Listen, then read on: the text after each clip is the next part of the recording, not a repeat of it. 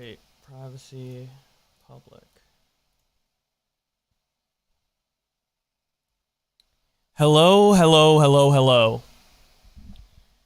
I'm sorry for people who are watching the VOD. I mean, this is obviously a stream, so I'm waiting for people to pile in. So if you want to skip ahead to the meaty part of the video, you know, the part that actually matters, just feel free to skip ahead. I have all these screenshots at the top. We're going to do a bit of a live Twitter versus, and it's going to conclude with reviewing a 6-hour DefNoodles Twitter space. 6 hours. Now you guys know why this is a live stream. 6 hours. Obviously, we're not going to watch the whole thing. We're going to skip through it a little bit. There's some tweets leading up to it. There's probably some tweets after. I would have done a typical video on this, but 6 hours. 6 hours to sift through. I don't want to do that more than 3 times. I already did it once last night, watching it live. Don't want to do it again for editing, and then, you know, I'm just going to do it live here with you guys, if that's okay. 6 hours of coping. And by the way, he's still coping, I think, on his live stream currently. People said he was on his Twitch coping. Oh, it was live an hour ago. So he's done with that. Good. All right. I will be waiting a couple minutes, maybe until we get 500 or 1,000 people in here, and then we can start reading the tweets. For now, I just want to know how you guys' day's going. You know, the weekend just ended. A nice Monday. Oh, we'll definitely mod Smaggle because he's actually part of this as well. We'll take a look. Yeah, so DefNoodles did a Twitter space, which is kind of like a live stream where other people can hop in. I guess the graphic's not working. Oh, there we go. So a bunch of people came in. Rich Lux came in. Nicholas Diorio came in. There's a lot to go over. But for now, let's take a look at the tweets leading up to this. So I'm going to continue off based on my last video. If you guys haven't watched my last video, Twitter versus DefNoodles Part 2, highly recommend you watch that. Thank you, Mikey, for the $1. But for now, let's continue on where we left off. So Shelby responded to DefNoodles by saying, "You were literally suing Keemstar for the exact thing you just did to Papa Gut." By the way, he insinuated Papa Gut was a pedophile. "Why is it defamation when it happens to you, but a joke when it happens to others? This is a valid question, man. Do not attack." DefNoodles responds by saying, "You are suing someone and doing the same thing. 1. My bio says comedian. 2. Since 2019, I've said I covered the news as a joke and wasn't meant to be taken seriously. New York Magazine interview. 3. Saying someone looks like a pedo isn't an accusation, especially when they objectively look like a pedo." And then he shows more pictures of DefNoodles or Papa Gut. He follows this up by saying, "But don't worry, I'm doing a man on the street next week on Hollywood Boulevard to get to the bottom of this. Does this motherfucker look like a pedophile? Wonder what the results will be. For anyone interested, I speak about my work long before any of this bullshit and the satirical and parody aspects of it on this comedy podcast. One of the best comedy podcasts in the country." Now, you're going to want to remember this because later, Nicholas Diorio in a Twitter space actually owns him on this point. And he brings it up multiple times, which makes it even more great. Ashley responds, "Comedian! I was a fan and I had no idea." Def responds, "If you've never listened to this interview, then you're clearly not a fan." What? Just a random interview on a different website? You're not a fan? Jeez, man. Skylar responds to him doing the man on the street thing. He says, "You obviously missed the point where Keemstar at least used the word allegedly in his tweet. You were so wrong in this instance, and I hope he sues the fuck out of you. You're not winning your Keemstar lawsuit, by the way. Laughing my ass off. My fucking ass off, excuse me. Or I could say Lamafau. I used to say Lamau in my videos in 2019, but people hated that, so I changed it to be a dick. I changed it to laughing my fucking ass off to be, like, extremely accurate, and people still get annoyed at that, but that's the history behind laughing your fucking ass off. Regardless, he quote tweets Skylar and says, oh, by the way, this is kind of small. I don't want to have to zoom in every time. Probably should have zoomed in before starting this, but whatever. Allegedly doesn't protect you when you knowingly and maliciously make false criminal accusations and then confess to knowingly and maliciously making it, moron. Shelby responds, bro, you tagged the FBI. DefNoodles says, here, I tagged the FBI again. Let's see if they do something this time. Wendy responds to DefNoodles by saying, pedos have lots of looks. No one looks like a pedo or not. This isn't funny. Let it go, my dude. There's so many tabs. Yeah. This is honestly, this is like, if I put this in my editor for Twitter Versus, this would be a short one. Usually I have hundreds of tweets. But obviously I don't usually put it in tabs. I just put it in my editor. He quote tweets her and says, let's see what the good people in Hollywood think about it next week. You'll be the judge. Like most people, don't know him and won't be biased. We got some Nicholas wait, did I order this correctly? Oh yeah, okay. So this is a bit of a offshoot from the main discussion. Thank you so much for the $2, Donnie. Nick says, new video this week, pick related. Who do you like less, Jeffrey Epstein, Christian, Hitler, or DefNoodles? If he lost the poll, I would have exposed Hitler. DefNoodles quote tweets him and says, since you are making a video about me, how about you pull up to my roast on August 19th? I'll pay for your tickets and stay. I'll buy a whole row of seats and book a whole floor on the hotel to make sure you are comfortable. You talk a lot of shit. Wonder if you can back it up. Jackson says, would love to see someone tell you to your face you care more about virtue signaling than actually protecting kids. DefNoodles responds, let's hope they can make it funny. Because it's gonna sound mad weird when they talk and no one in the audience laughs. Yeah, you would know about that, bro. This one was in my last video, but I added it last second. And he did some follow-ups. ABC123. Will they get mad at this? Let's see. No crying aloud in the replies. And someone says, Daddy Belly merch, please. And he says, in the works. And then after that, he makes merchandise of Papa Gut crying. Introducing the Cry About It shirt. Now you can celebrate all crybabies in your life with this one-of-a-kind piece. For a limited time only, link in thread. Buy it here. DefNoodlesSucks.com. Okay, buddy. So Papa Gut starts responding. He's like, I'm actually happy I'm losing views and subscribers. Obviously quoting DefNoodles, making a little meme on his own expense. But then he gets really mad. DefNoodles kind of Papa Gut kind of pops off. And I don't like this tweet for the record. He says, hello team YouTube, Twitch support, Twitter support. I have been the target of a harassment campaign by another content creator who was openly calling me a pedophile and is now threatening to make videos of him walking the streets asking people if I look like a pedophile. This creator is also the friend of H3H3. And I'd like to know if you condone this type of behavior. There's also another screenshot that I forgot to add that I will add right now. So Team YouTube responds and says, I'm so sorry this happened, Papa Gut.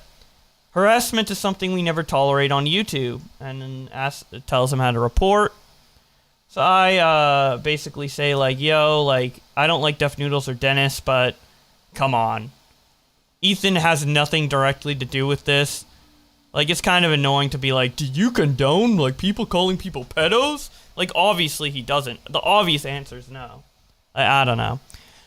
So, not just because of me, but because of other people, and a lot of people had this backlash. So, Papa Gut said, I'm sorry for my last tweet suggesting Dennis should be punished in any capacity for slandering me. I was actually joking, but it wasn't made clear because I'm not funny at all. I will do better by adding comedian to his profile.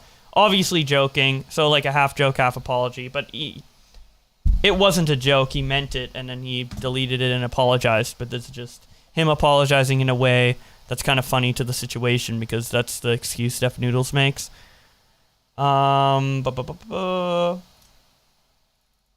Lindsay responds to Papa Gut by saying, also a man he disagrees with supposedly came onto his podcast, and none of them could construct a valid counter-argument against him. He isn't funny, and at this point, H3 needs to speak on this and part ways with him. Someone responds, this is the real reason I'm starting to not like him. They let CW come on and spew his BS while he smiled and nodded. There was a couple opposing questions asked, but no actual statement of his opinion. It's disappointing because he knows better, but maybe it's different in the moment arguing. And then DefNoodles response, false. Actually watch the video instead of someone trying to spin the narrative. So I haven't watched this, and I don't think this is like super relevant to the entire conversation, but I figured I'd add this because, you know, it's DefNoodles' defense. So let's hear this like clip from his podcast, right?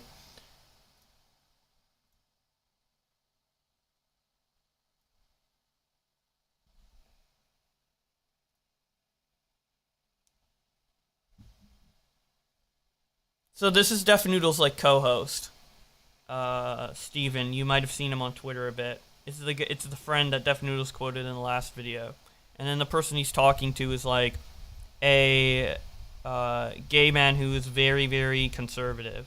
So he's like well known online for being gay, yet very, very conservative. Oh, no sound? Oh, my bad. Sorry. So sorry about that. I'll ask you a separate question, a different question. Do you believe in this? Do you think that we have justice? Do you think justice exists? 100%. And is that justice not one-sided, or does everyone have equal opportunity to justice? No, I think everybody's pretty equal. I mean, you might have, for example, like when a rich family commits a crime or whatever, and they pay I mean, there's things like that. But as far as like racially, yeah, we're pretty equal. I think there's a lot of injustice going on, particularly. I mean, we can just pick any shooting that happens that deals with an unarmed black man and a police officer, or even someone acting as police who is not even an officer who shoots somebody. That's injustice. What do you mean? If you're attacking I mean, we can go down this route, but most of the time, I believe the person pretty much was in the wrong to be shot. Yeah, pretty much. Even the man who was in this apartment building eating ice cream when I don't know every individual case. I don't know every individual case, but it seems as though every time when we wait for this stuff to come out, oh, looks like they were trying to steal the taser from the cop. Looks like they had a gun in the car. Oh, looks like they attacked. It's like, what about the people who have, white people who have blatantly done things on camera, caught in 4K, and there's no harm done to them at all? Happens to black people too. This idea does. I think it's less likely. And actually, more white people are killed by cops than blacks. You said that more whites were shot by police than black people, and this is rate of fatal police shootings in the United States from 2015 to June 2022 by ethnicity. So this is per million of the population. So black people are really far ahead, almost like more than twice than white. So it's like mostly black people, then Hispanic, then white people come in third. So the point DefNoodles is making there basically is that there was some pushback in his like multi-hour long podcast against this conservative.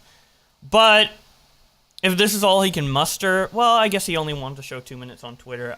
To be honest, I haven't seen the podcast, but a lot of people, and I tend to take their word on it, but I can't make a final judgment myself, but a lot of people were saying that he wasn't doing a lot of pushback, and there's been like a lot of complaints about that. Also, his co-host who was talking to his guest, that will come back up in the Twitter space. So that will be relevant later. Anyways, he posts this again and quote tweets Lindsay and says, "People like this buy into whatever narrative being spun without actually watching the video. Not only did we push back, but we pulled stats after he made claims. What else do you want? Me to jump across the table and knock out my guest on the show? Hell nah."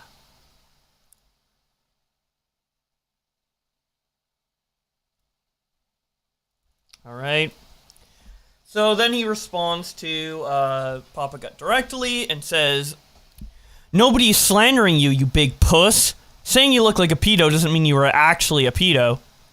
I can say you look like a fire extinguisher, and it doesn't mean you're actually a fire extinguisher.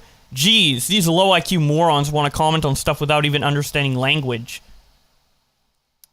Now don't cry to mommy YouTube, you pedo-looking motherfucker."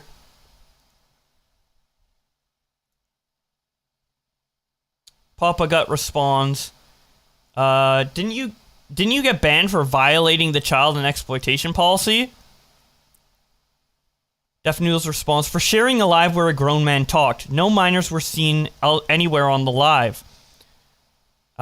Interesting you would try to spin a narrative to imply I get banned for molesting a child. Then go cry when someone makes a joke about that you look like a pedo, which you do.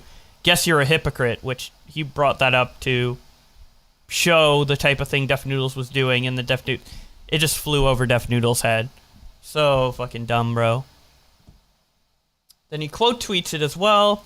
He says, "Imagine being married and sitting next to your wife in bed at 2:20 in the morning on Sunday and tweeting a reply to me 2 minutes after I tweet something. This motherfucker is the definition of an incel, a married incel." He then continues, "Who could have seen this coming? Crybaby in chief actively seeking to get me deplatformed. Unfortunately for him, he still looks like a pedophile." And then he says, because this is part of like a video response that Papa Gut made to DefNoodles after he made like the t-shirts and stuff, which we might take a little bit of a look at. It's a bit long, but there is like one relevant part in it. I don't have it like particularly timestamped, but maybe we can try and find it. Anyways, he says, "Who could have seen this coming? Papa Gut says he's suing DefNoodles because I made a joke saying he looks like a pedophile, which he does. In fact, he looks like an alcoholic Santa Claus who touches children at the mall. Anyways, please go ahead. Would love to discuss this in court. Dude says he's unbothered, then says he's suing me because that's the most unbothered thing you can do." So let me play that clip. I know it's just meant to like provoke me and rile me up. At this point, I'm probably better off just like suing him and not really giving this any more weight because it's just kind of pathetic. So yeah, he said he's going to sue him. Yo, thank you for 1,000 viewers. That's crazy. That is crazy. Thank you so much, guys. I'm trying my best here to do it live. Normally I'm like recording, so I'm not really in my comfort zone, but I appreciate the support regardless. Okay. So it's in this video, the full reason DefNoodles is slandering me. So he kind of explains why he cries, because you saw that in my last video, and I really wasn't sure, exactly why he was crying because it was muted, and he explained it. I don't know where in the timestamp he explains it.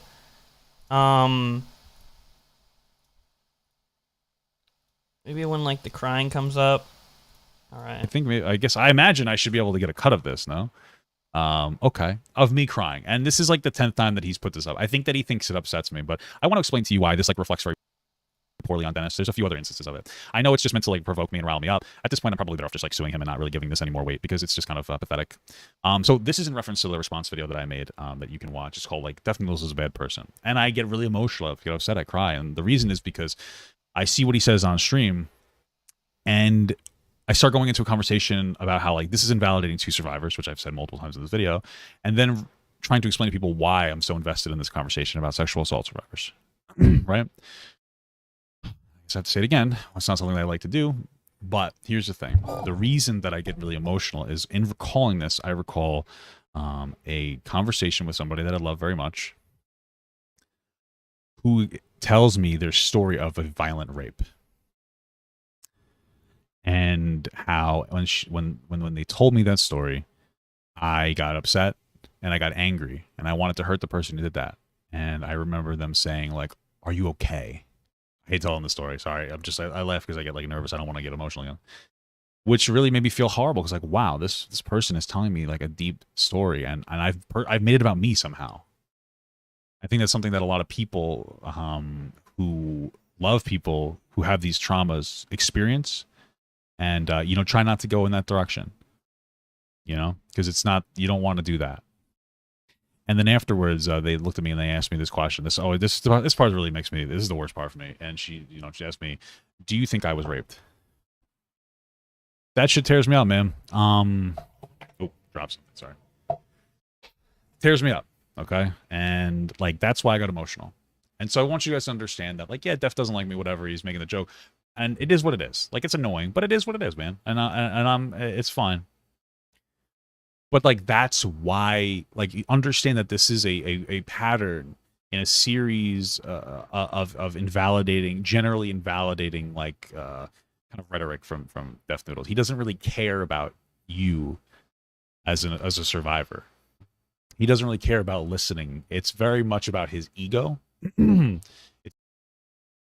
So yeah, essentially, DefNoodles made a T-shirt of a man crying about his loved one, of rethinking about his loved one getting SA'd. So, yeah, pretty crazy, pretty insane. Although him saying he'll sue DefNoodles, I personally think that's cringe. But yeah, I mean, that doesn't excuse what DefNoodles is doing is really fucked up. DefNoodles then says, had to remove a bunch of tweets. The tweets I already read. Ya boys already screenshotted them, so don't worry about missing out on removed tweets. After Cryberry encourages his fans to brigade my account and plead with Twitter and YouTube to have me deplatformed, which was a mistake, admittedly, on his part that he removed. I mean, to be fair to Def, though, he still did do it. So that's criticizable. This motherfucker has been posting videos and tweets about me for months. I start responding, and boom, he runs to mommy. Seems familiar. But DefNoodles was also talking about him over those months as well. Maybe even more so than Papa Gut, as I showed in the beginning of my last video. Mr. Unknown responds by saying, "You quite literally harassing him, Dennis. Get over yourself. Are you genuinely not that self-aware?" DefNoodles responds, "No one is harassing anyone. I'm directly responding to all of his statements, many of which he's making for months without a response from me. It's not because you don't like my response that it's all of a sudden harassment. Grow a pair." I appreciate the support in the chat. Thank you, guys. Now, going on to a little bit of a side beef that happened prior to the Twitter space. A bit of a continuation from the last video where he was talking about the roast battle with Optimus. Nicholas Diorio responds to him by saying, "Nobody wanted to fly across the country to go on a date with DefNoodles, so he dropped the 250k followers requirement within 2 days of announcing the challenge. You ran from me in 2021 and debated Augie. You hid from me and all my followers wouldn't even speak my name." I hit you up on Monday and you didn't respond, by the way. So you are not in any position to be requesting my presence anywhere. When I'm out in LA for VidCon, which is next year, I expect we'll have a meetup. See you then.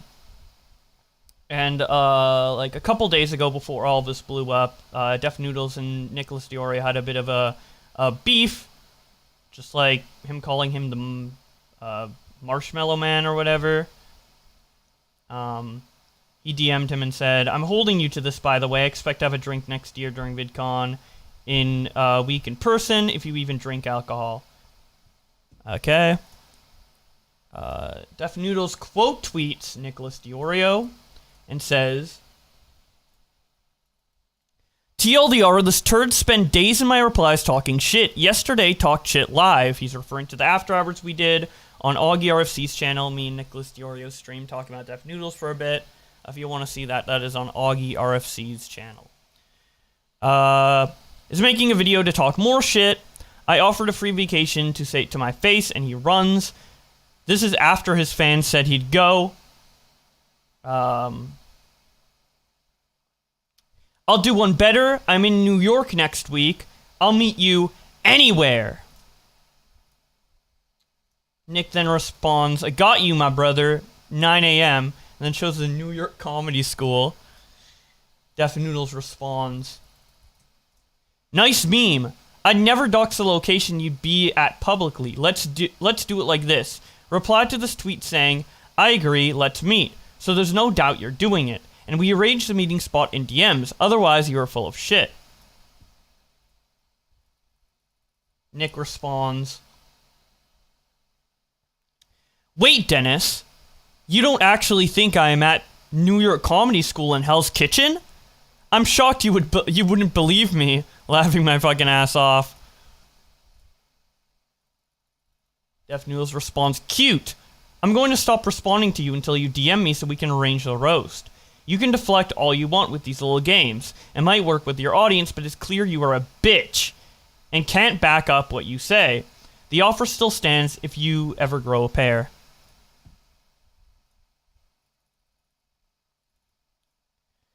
Nicholas Diorio responds, I reached out to you first, and you literally ignored me for a week, laughing my fucking ass off. It's so obvious you were frantically changing plans after the Jake Paul fight was canceled, because that's why DefNoodles is going to be in New York. Was going to be in New York. I think he's still flying there, but it's canceled. I'll see you in a few months when I'm in LA on site, on my own dime, at your new set. And that's the end of their discussion. There might be more, but I don't want to go back and screenshot. I don't think there's any more. Should have double checked, but whatever. Papa Gut just posted his new chat with DefNoodles. Yeah, that chat was part of the Twitter space, and we will react to that very soon. This is just the beginning of the roast battles. Too many losers get away with being tough guys on the internet with Twitter fingers, saying shit they can't back up. We are building a platform where cowards will be weeded out, and hopefully you will all get some entertaining content along the way. Yo, what's up, Adam McIntyre? Adam McIntyre also tuned into the Twitter space. I didn't actually hear what he said live, so we're going to hear that for the first time later. I don't know how much of the Twitter space I'm going to cover, but I assume a lot of it. Probably going to skip around at 6 hours. There's a lot of, irrelevant stuff in there. Comedy has been muddled by amateurs and weirdos on social media who use it with no understanding of it. Ironic comment there. We're bringing back to the old age tradition of insult comedy. We're talking about Joan Rivers, Gilbert Gottfried, Don Rickles. Done by comedians for the digital age. Cringiest tweet I've ever seen, honestly. Then he also makes this tweet, which his fans convince him to delete in the Twitter space. Live in the Twitter space. Here for the 6-hour stream breakdown. Thank you so much for the $20, Rich Lux. Rich Lux was also in the Twitter space. I'm sorry that DefNoodles called you alt-right. But I'm also glad you've recovered from it. Because I heard him in the Twitter space say that, like, his sponsors kind of got affected by that comment from DefNoodles, but he then ended up recovering. So I'm glad for that. And thank you for the $20. I do appreciate that, Rich. All right. So this is a deleted tweet that his fans told him to delete. Because, again, it isn't just, like, people who dislike DefNoodles from the beginning, like, you know, me and a lot of you guys that are criticizing him. It's his fans. And DefNoodles listens to his fans. So, anyways, he says, actual photo of Papa Gut's car. Free candy story behind suspicious van. This was sent in. I did not take this. Now, obviously, this is a low blow, but I would say this is probably the closest thing that DefNoodles has been to funny. I don't know. I thought this was a little funny. Anyways. Now we have this, 6-hour Twitter space to look at. And I imagine this is going to be majority of the stream here. is reviewing the 6-hour Twitter space, so buckle in. It's gonna be a bit of a long one. I'm gonna kind of zoom it in here. Damn, it kind of looks weird with like the black on the right-hand side. But whatever. Okay, let's listen to this. I actually haven't listened to the beginning of this. Oh, luckily, oh my god, there's a speed button. We can go 2 times speed. Oh my god. Now it's 3 hours. Thank you so much, Twitter. Holy shit, man. That was kind of I think I had it open for too long. Let me reopen this. Close. Play recording. 2 times. Here we go. Oh, hi. Figured it out. Let's tweet this out. Just doing this for the first time? I don't know. Oh, and I can skip ahead 15 seconds. Whoa, bro, look up. I'm curious. Just looking at my dogs. Beautiful.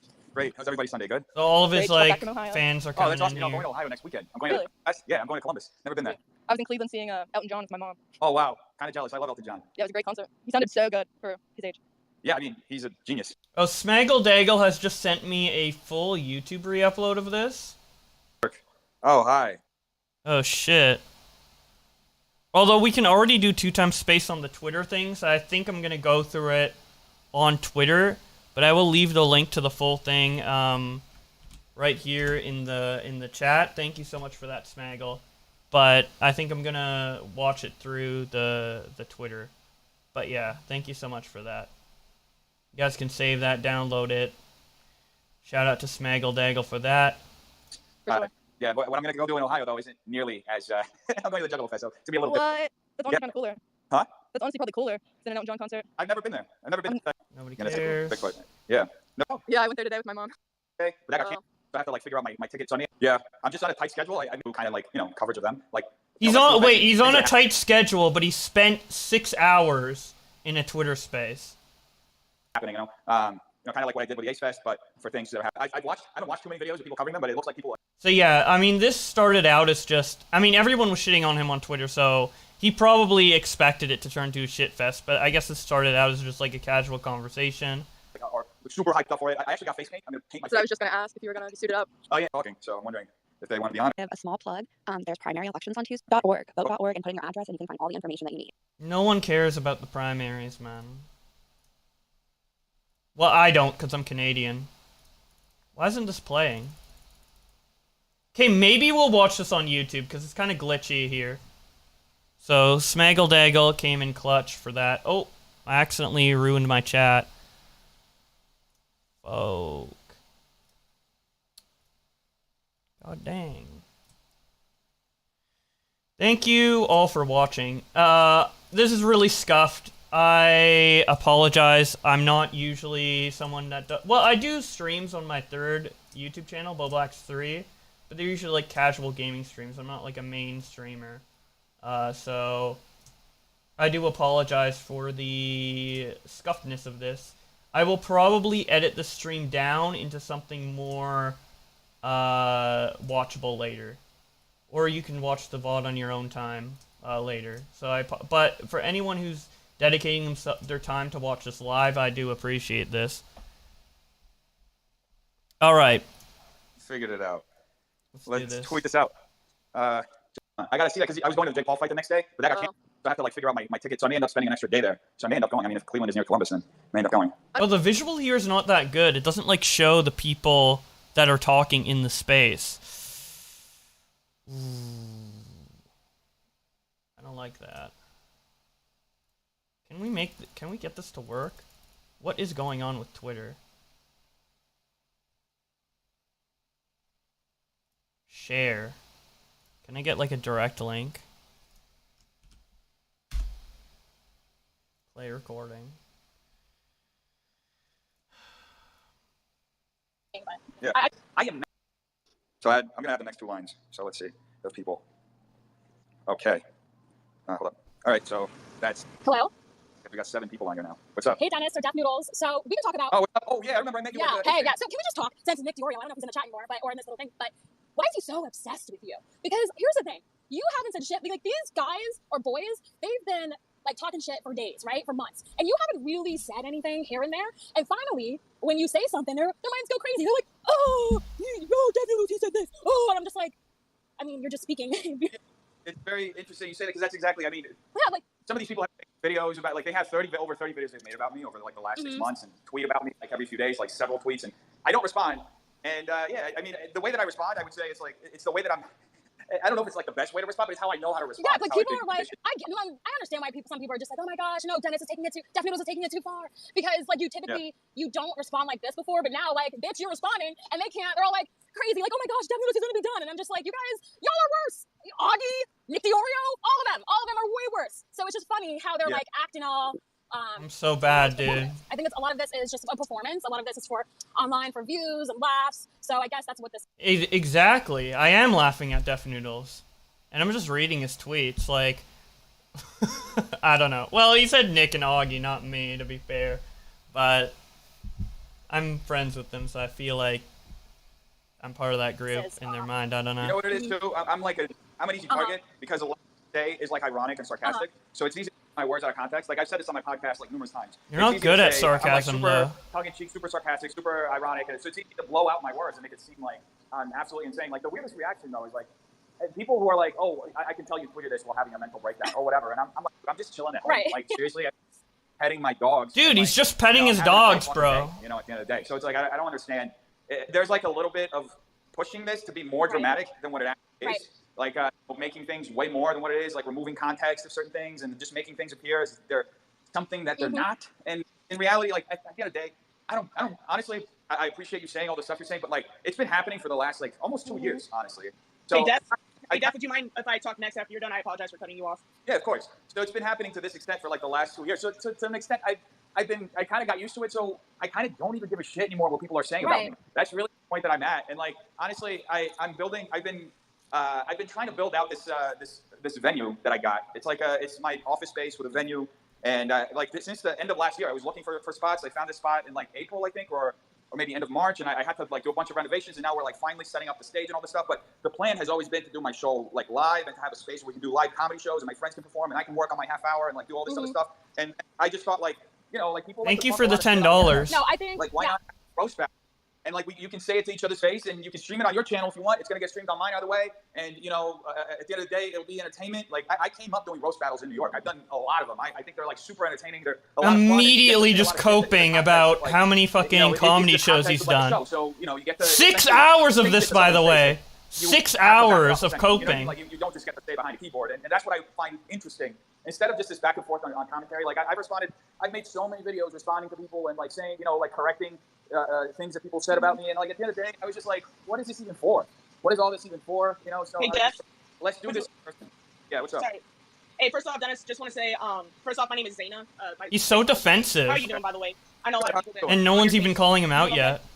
Yeah, I'm doing great. How are you doing? That's good. I'm good, actually. I'm chilling right now, but I just want to ask you a few questions if you don't mind me asking, just for clarification. So, I've been following you, I think, since last year. And what I loved about your commentary. This is was, like, 1.5 you were kind of, times like, speed. making fun of the commentary community in a way, like that Minecraft room and the cat headphones. And what I appreciated was like the humor of how much we take things too serious when it comes to internet drama. Yeah. So that's like what made me follow you. And I thought that shit was fucking funny. And I actually defended you because it seems to me like the bigger you get, the more people try to throw rocks your way. You know what I mean? So when you were blowing up, I defended serious thing. I don't know why but yeah. I genuinely, I would go back and watch it, Dennis, because completely frank with everybody right now, however many people are listening to this, I am not a debater. I have no aspirations to be a debater whatsoever. I'm going to explain my thought process going into that. Which is why you debated for 6 hours in a Twitter space. If you don't want to do something, then just don't do it. Because there's a lot that I've never said about it, that I just made my video, like, you know, like there was the apology video afterwards, and then I moved on. Oh, wait. But there were certain things. Wait, hold on. Yeah. Wait, Def, I'm almost done, I promise. Okay. Papa Gut, have you watched his videos before that debate?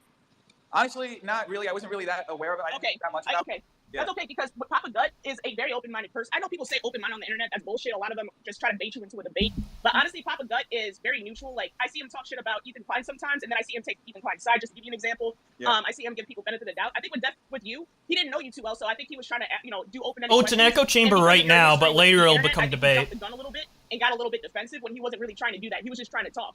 And now with all this going down, I feel like this could have been avoided had you just like gave him the benefit of the doubt. I know 1.5 might be too fast for some of you guys, but we can't go on normal speed. Look at how long this is. Sexism, all those things that you personally stand for, and I think that you're just better than that. You understand what I'm saying? Okay, no one cares. I think it's pretty disrespectful. It's kind of get to the good part. When have people demean your emotions. I think that shit was kind of whack. And I respect you for going up there and putting yourself on the spotlight because that's hard. I don't Eat shit, Keemstar. Yes. For real, I'm sick. Yo, that's funny. So, Deb, I just want to know why that went south. Like, what was going through your head during that talk? if I explain my headspace going into it, because I'm going to be 100% frank with you right now. I knew very little about him, as I said, but going into that conversation, I had a very negative impression of him because he had made, I think, 2 Are you actually going to watch the whole thing? Yeah, but we're going to skip a lot. So it'll probably only take like an hour or 2 hours. But yeah, I want to kind of like comb through this, if you guys don't mind. I mean, a lot of you guys haven't listened to this, so... videos about me. And I'll skip the boring parts, though, if there is boring parts. The first video he ever made about me, which somebody sent me, and I watched it, and it was just, he was commenting on the Sniper Wolf situation. So for those of you who don't remember, end of last year, Keemstar... Okay, so right now he's explaining the debate, like leading up to the debate with Papa Gut. I think we can like skip through this. Sniper Wolf situation, actually targeting of her right now, right? Because I was like, I don't want to make money off of this. I added a fundraiser up there if the GoFundMe still up. That I was just... He was extremely negative. He took Keemstar's side, extremely negative about my commentary on the situation. Didn't give Sniper Wolf even the benefit of the doubt, and me knowing that she was trying to do what was right, and she ended up doing what was right, and contacting the girl. So like, it just felt a little disingenuous in his coverage. Also, interestingly enough, he said it was virtual. So he was mad at Papa Gut because he agreed with Keemstar. Signaling by demanding me, and it shows my donation at the top. And he doesn't even acknowledge it. You know who you are. No, anybody on the stage, anybody in your real life, nobody's gonna know who you are but you. You are the person that will know yourself the best. Afterwards, there was, I guess, like a month later, there was the EB family situation. In the EB situation, I was even saying, "Oh, you don't have to apologize so much. It's not that big," because he wanted to make you feel comfortable. That video. Okay, let's get to like confrontation. Honestly, like I said before, that wasn't my best moment. I'll recognize it. I'm not really a good debater. I'm why you're angry because this is the most context we've gotten, right? Like, hey, you know what? I went in there. I thought it was a debate. You know what? We're gonna skip him talking about the debate because we kind of already get the gist of it. I don't mean to like skip over DefNoodles' explanations or kind of like give my own commentary to paint him in a light that he isn't painting himself in. But with the debate with Papa Gut, like he admitted that he fucked up. He apologized to Papa Gut. We kind of already know the gist of it. So because if you know, I'm gonna just try and skip. I completely disagree with that. No, man, you gotta let that. I'm just saying because I'm a big fan of you because I love your satire. I got your satire. If that makes you feel better, like I did, like the Minecraft house and the cat years, and even when you stop doing that, I can tell it was satire. But when you do this shit, it's not good. It's just not funny. Like because it's actually emotionally hurting somebody. Mm-hmm. And I'll be honest, like just keep it real with yourself. It's vindictive. Like you honestly have beef with Papa Gut. Shit went south. It happens. We all take L's. It happens. Like we're human beings. We make mistakes. But the problem is that like you're saying you're gonna do on the street interviews to see if he looks like a pedophile. Like I hate to sound like a 5th grade teacher, but how would you like it if somebody's on the street doing that shit to you? You know what I'm saying? You got to think about stuff on a different perspective. Like you got to be I hate to tell you, the bigger person, because you're an entertainer, right? So if he's they're gonna make videos of you. They're gonna do it because you're a bigger content creator. You just got to be like, all right, I see it. It's what it is. Yo, huge $100 donation from Rich Lux. That's insane. I don't think I've ever gotten a donation that big. Did he ever apologize to Papa Gut for the insensitive joke? I don't think he did, but he does talk to Papa Gut later in this, so maybe he did. But yo, Rich Lux, that is really, really generous of you. I appreciate that a lot. I've never gotten a donation that big. I feel like I don't deserve it, but thank you so much for that, man. But yeah, I don't know if he directly apologizes to him. I mean, DefNoodles did me wrong like 9 months ago. I have a video about it up on my channel. It's called like DefNoodles slandered me or whatever, and he never apologized to me. So I don't know. He apologized to Papa Gut for the initial debate he had, but later in this debate, I don't know. I don't think he apologizes, but we'll see. We'll see, because I haven't listened to everything in full. What was the goal of this Twitter space? I don't know. But it was definitely... It becomes more interesting later. Right now, it's just his fans talking with him. And I do want to play like a little bit of it, because it's kind of responding to like the stuff we just read on Twitter. But later, there's like... Papa Gut comes in, Adam McIntyre comes in, Rich Lux comes in at one point. There's a really funny moment with Spangled Eggle I want to mention, so stay tuned. It's going to get better. and then I'm just gonna move on with my content. Thank you again for the donation. Yeah, though, I Rich. agree with you. Honestly, it's been what I've been trying to do is just take the high road. I guess it got to a point where I was just like, I'm gonna start responding, and I started responding, and to an extent, I did take it a bit too far. That's usually what happens.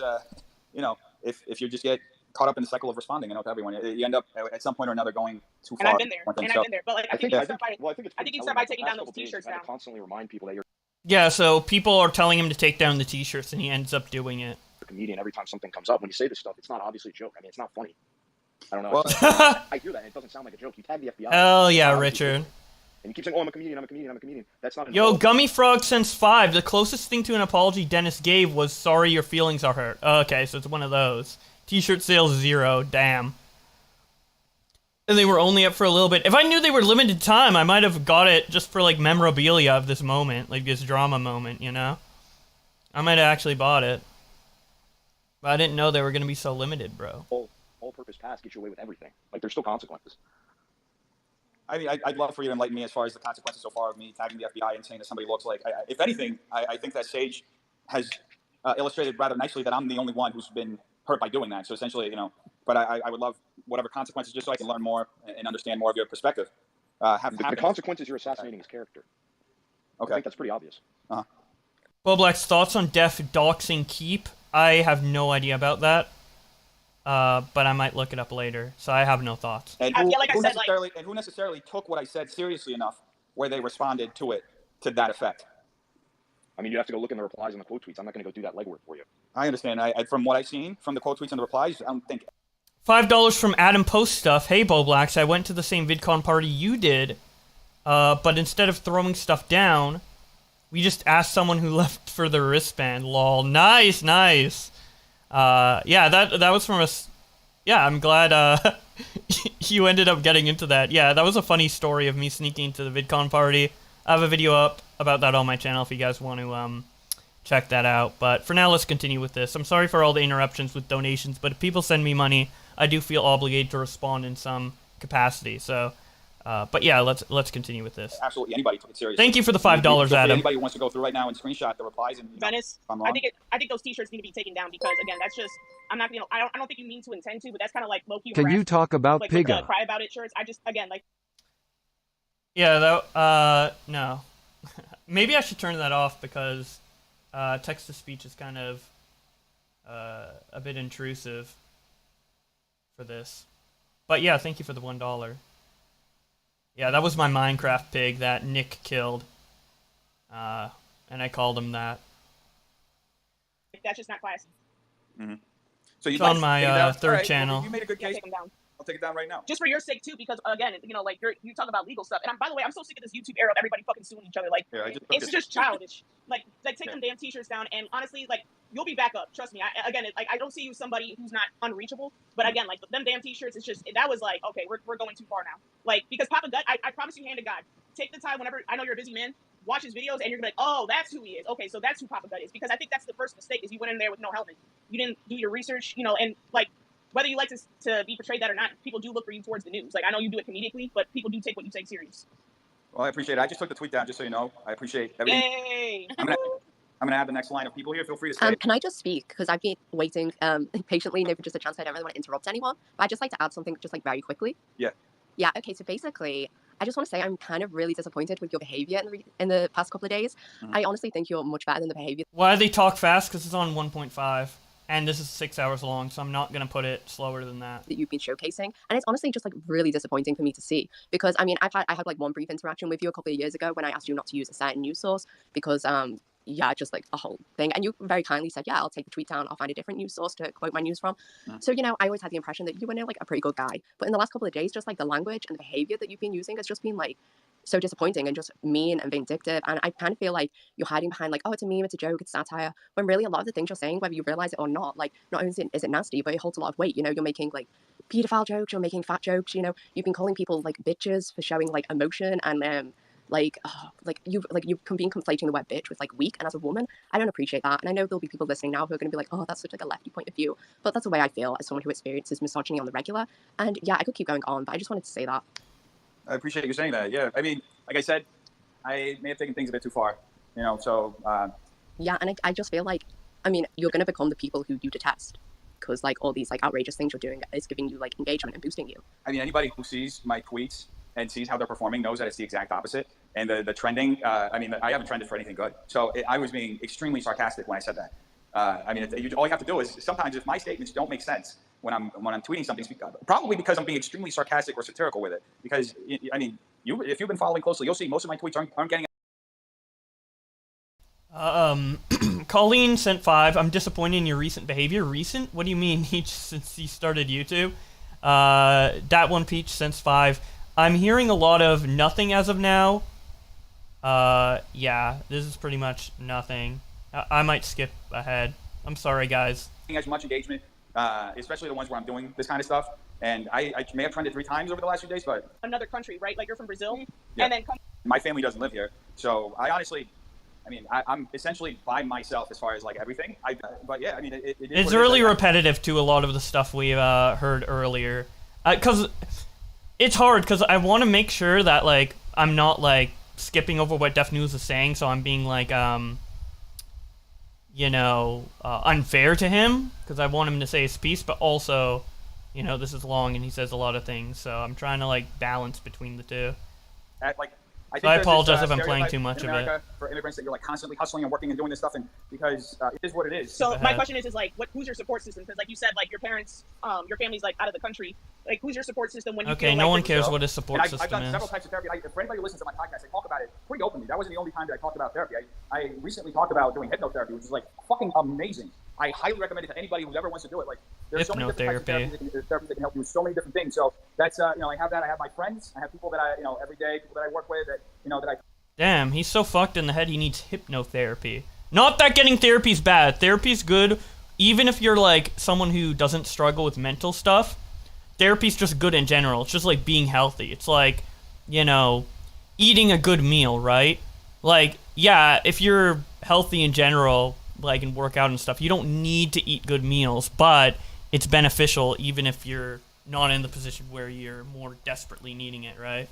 So I don't mean to like shit on therapy, but like hypnotherapy, like, I don't know, that seems kind of extreme. Collaborate with off camera, I don't know anything about that though.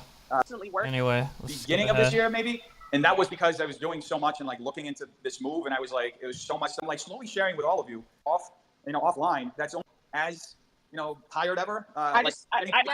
Yeah, we're here for the conflict, and this is more general discussion. So I don't feel like I'm, My fear is that screwing Def over by skipping some of this. I watched your podcast with Christian Walker. I want to be a better person. I don't care a little bit. First, it's more like bounce things off of her, and she gives me great ideas. You got what you're saying. I think you said earlier you're not a debater. I just don't think that interview looked too good. And again, I know you're just getting your. Christian Walker is a fucking douchebag, and I do think that he was kind of like not necessarily controlling the conversation, but just very like I felt like there needed to be more voices, more spoken, like Yeah, so they're saying DefNoodles got steamrolled, lol. Which is funny because he criticized Rich Lux for contributing to the alt-right because Gavin McGinnis showed a clip of the H3 podcast where DefNoodles had his, Rich Lux had his watermark on it. Meanwhile, now DefNoodles is platforming someone who is saying these horrible things, and he's not, pushing back on it enough. So, kind of hypocritical, bro. Thank you for the $10, Dark Shadow. He was trying to shut up one of the girls, and I was just like, what the fuck? Like, it's your podcast, so she should be able to fucking talk. You know what I mean? And you know what's funfunny? So, I'll give you some background, because I don't think we mentioned any of this, but, Christian, I think I set it up maybe 3 days before, and he was like in DMs, super nice. He texted me afterwards, was super nice. But when he got there, he was so like confrontational in an unexpected way. I thought he was just gonna, we were gonna talk about his weird, absolutely outlandish. And but I was genuinely interested in confronting his ideas, but in a way that wasn't confrontational. I didn't want to. He doesn't want confrontation? Wait, does that mean? I feel like this is the equivalent of what he was saying earlier. Like, you talk all the shit online, but then in person you buckle. Like, I feel like he's the type of person who would, like, go really hard on Christian Walker in his videos, but then in real life, now he's buckling, which is kind of ironic. Before I had a he's like, whoa, I didn't expect it to be confrontational. Like, yeah, he's, like, completely politically opposite to you, and he's passionate about what he talks about, so yeah. It didn't go so well. It's going to be confrontational. So I think next time, but yeah, he was, All right. That's my main point, because it just seemed like it got out of control so fast when it didn't happen. No, I don't care. that she actually like said that or implied that. That was like basically you. Okay, this is when saying that, Smaggle and, comes in. Like, how is a young woman? Smaggle and a senator comes in. Which, by the way, fun fact. Wait, I'm blocked by him now. And you'll see why very soon. Basically, like, Sorry. I'm 27. Am I like a geriatric or something? No. Or am I a young woman? It wasn't specifically to the article. The tweet was specific to the tweet that she posted promoting the article. And Okay, so what did the tweet say? See, he's talking about the like 10 you said, bar she said young stuff. woman. And to me, that, you know, often in the media they'll use words like that to infantilize a woman. She's 25 years old. She's a woman, right? No one cares. There's, As far as I know, this gal was like 25, wasn't she? read, you know, and I highlighted the parts that I thought with a minor, they'll often use young woman, like to say woman. Like, you know, the fact Some people do look at you as like a legit news source. Like some people don't understand or realize that, you know, your channel is an attempt at comedy. Understood. So, you know, as I said, I just think like the behavior and stuff, like just maybe, and I mean this like in the kindest way possible, maybe just like think a bit more, because it's not coming across good, and I worry you're going to get yourself into trouble soon. This is literally like therapy for him. They're all like talking to him like because, a child. Like, it's a joke, isn't like a cop out. I'm technically in trouble now, right? That's what. This is like his viewers are his parents, and he's putting him on timeout and like talking down to him. This yeah, is true. embarrassing. So like, I'm sure you'd rather not spend your day. Like, I would never let my audience treat me like this, man. With like randoms on the internet. Yeah. Well, you can give criticism, but I don't know, man. Honestly, I have somebody else who takes care of my Twitter during the day. But yeah, a lot of like the posts are coming from someone else. But it's like when I'm online, I'm looking at everything. From someone else. Yeah. You don't need to do that sometimes. Like, that's not good for you. You're a bigger creator. So like I said before, like they're gonna sling arrows regardless, even if you do something 100% correct. But I hope you don't mind. There's a speaker that wants to come up. Irish Badass. Where is it? Irish Badass. Let me go through. Can I just say something adding on to what she was just saying?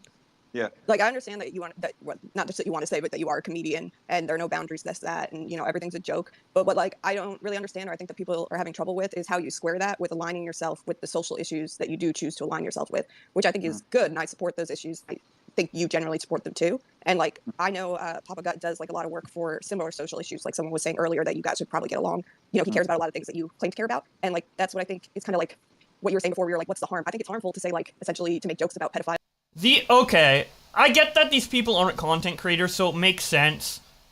But my pet peeve, especially with like, you know, reviewing all these live streams and cutting them down for videos or whatever, is that people say stuff in like the most long-winded way possible. Like, you can make that point in one sentence, and then they just use like 5 sentences for it. It's just kind of annoying. Not to say like other things I don't blame these people though, because they're not content creators, but you can't joke about, but just in the sense, you can joke about whatever you want. It's a free country, but like words have consequences, right? And if you want to say like, screw the left, they're too sensitive, who cares? Like, that's perfectly fine. You can take that position. But if you're also going to take the position that you care about these things, it's kind of contradictory. Like, what if Papa Gut, who does use his platform to help save kids and to, you know, take down predators, maybe someone sees your tweet.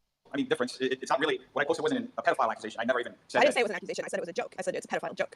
But it's still the matter. And again, you can joke about whatever you want. You can say screw people, they're too sensitive. I can say whatever I want, and that's perfectly fine. But at the same time, if you're also going to say I care about these issues, you have to draw your own lines. And if like pedophilia and kids getting hurt and are these things that you care about, then you know what I mean. Like, if you're truly funny, and I can't do it faster. It's at 2 times speed. You know what I mean? Like, why do you have to joke about something that could potentially hurt an issue that you claim to care about? Hey Dennis, real quick. Sorry to cut you off, Smarty. I got a DM from one of Keemstar's goons. They want to know if Keemstar can come up there. I think he wants to talk to you. Keemstar wants to talk. Yeah, that's fine. Can I It's just gonna. Oh, the sender wants to speak. can I jump in for just a few seconds? So hold on 1 second. I know as soon as I bring him on, it's gonna derail the conversation. So let's wrap this up in like 4 minutes, and then I'll bring him on. Okay. All right. That was just my point. Is I think that's what people are having trouble squaring. Is that like those things don't really match. Can I make a couple of quick points before you pivot to the next thing? I want to kind of just say something because it's often said that politics is a form of theater, but it is often said that comedy and being funny is perhaps the most elusive form of theater. And I would say that numbers don't really lie. When you look at 147,000 people following. Okay, so for context, this is a senator who is jumping in a bunch of random Twitter spaces with like with people with a bunch of followers like DefNoodles, not knowing what's going on, and is just trying to like get attention for his you know, primary that's coming up actually tomorrow for people to vote for him. So he's like talking about numbers and stuff, and he's talking in a very generic way. And Smaggle's in here, and he's about to own him. So we're gonna go on normal speed for this. This is a senator candidate, not an actual senator. Oh yeah, also, Code Boblack's meta PCs. I have that little graphic come up every once in a while. I'm gonna place it here. Alright. Some someone, they're doing something right. When you're looking at, and I'm going to pick on you. Kim, by the way, Kim is Keemstar. He thinks Keem is pronounced Kim. So that's how out of the loop he is. And Keem's listening, so he's referring to him. 2.7 million people following somebody, they're doing something right. I just want to put that out there. And the other thing I want to say about material, and I know I'm going to get a lot of pushback on this immediately, is that it doesn't make a difference where you are in terms of being out in front of the public. You can be doing something like me. You can be doing something like So he's just talking about like viewership and shit. He doesn't even know what's going on. You have to try material. You have to try. Thank you, Dark Shadow, for the donut. You have to see what kind of response you get back. Anyway, back to you, Def. Yeah, hold on. I just want to say something. Yeah. Michael. This is the best part of the entire space, by the way. You guys should check out Blue Squid Comms on Twitter after, because just listen to this, dude. The primaries in August 2nd. What the fuck are you doing here? What are you doing here? The primaries, the Kansas primaries is August 2nd. Why aren't you campaigning? Why are you in a fucking Twitter group chat with DefNoodles and Keemstar? What kind of fucking dumbass bullshit is that? And may I respond? Or may I respond? Yeah. Dude, even DefNoodles fans are laughing at this one, dude. Yeah, you can respond. Or do you just want to make your point and just be abusive and insulting? Oh, abusive and insulting. Are you gonna cry like a bitch? Are you gonna cry like a bitch? I don't even live in Texas. Why are you gonna cry like a bitch? Dennis, can you pick them up, please? I just removed them. Okay, so So you just removed Smaggle? That was a fair response, though. Why are you being abusive and harassing? Bitch, you're a politician. You should fucking take it, dude. Oh, and I joked, so... Okay, we gotta go to, like, Twitter for a second. We gotta go, like, back to Twitter. Just for this. We're only gonna do this once. Because I do want to get through it. But Michael blocked me. So if we go to, like, Smaggle's Twitter... He, quote tweeted a tweet that Michael made. He's like, I'm the reason you use the primary, or you're gonna lose the primaries. Then I respond, it's been 6 hours and the tweet literally has 0 likes. Wow, this had 100, by the way. He needs to give you his check mark.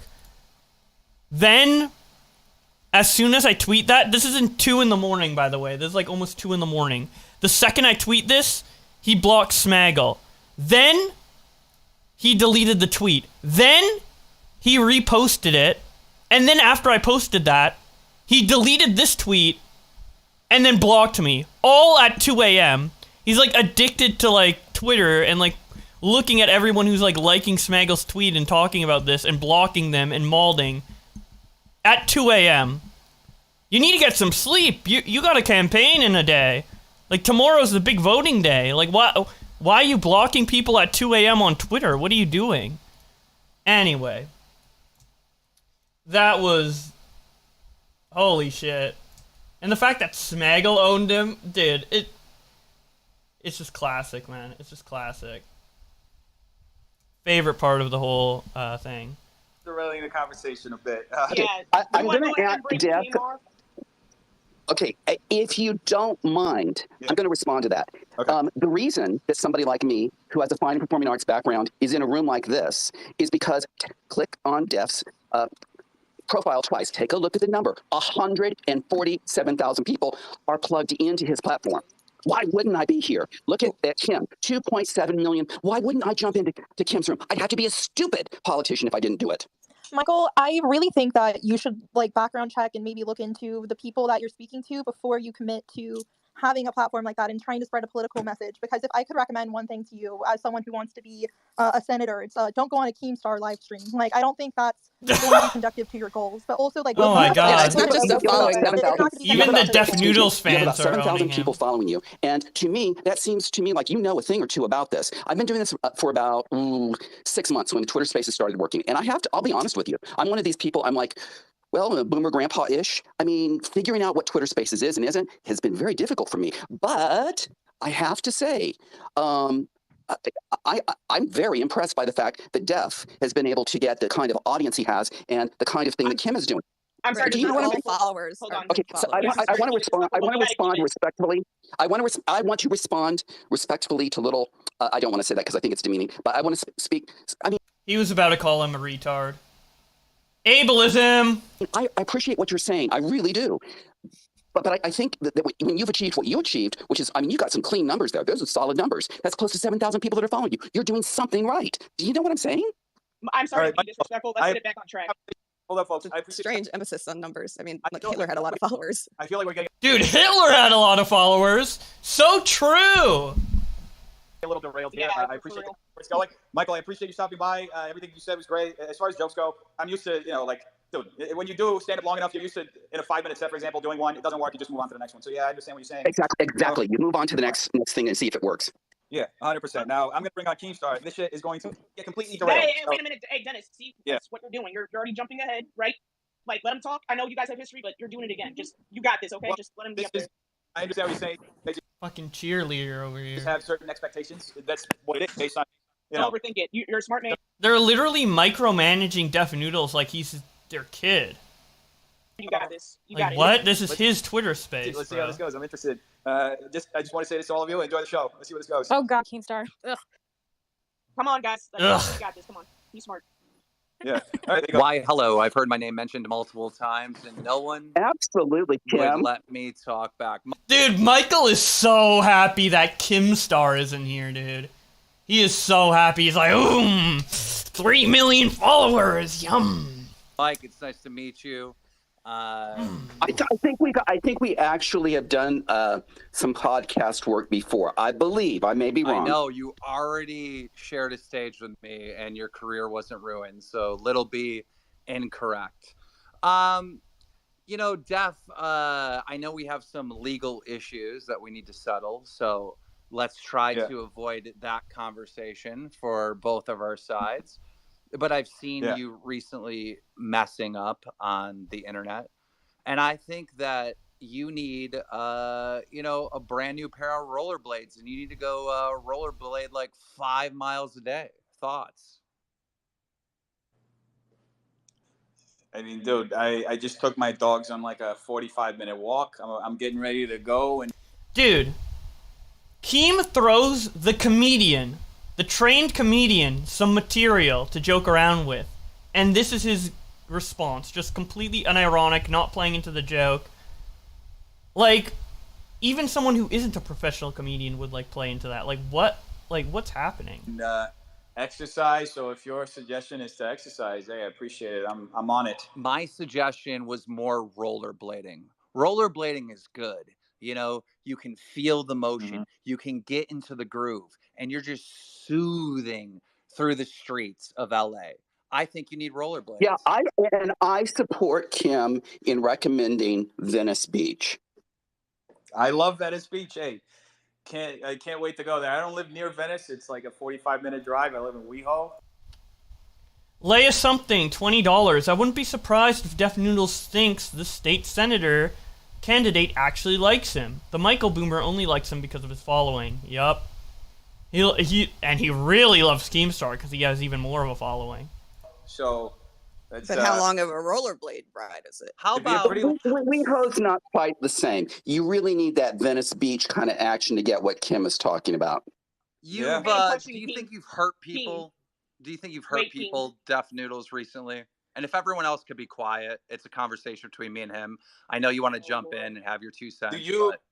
Let me ask you, do you think you've hurt people? Oh, dude, with my 15 years in the internet, like, you're going to hurt people. You're just, that's part of the nature of the business. I mean, look at Jenna Marbles. She literally didn't do anything wrong. The nicest content creator on the planet. But some people claimed online that she hurt them. So, I mean, that's going to happen. But recently, with the controversy that you're in, do you feel like you've hurt people?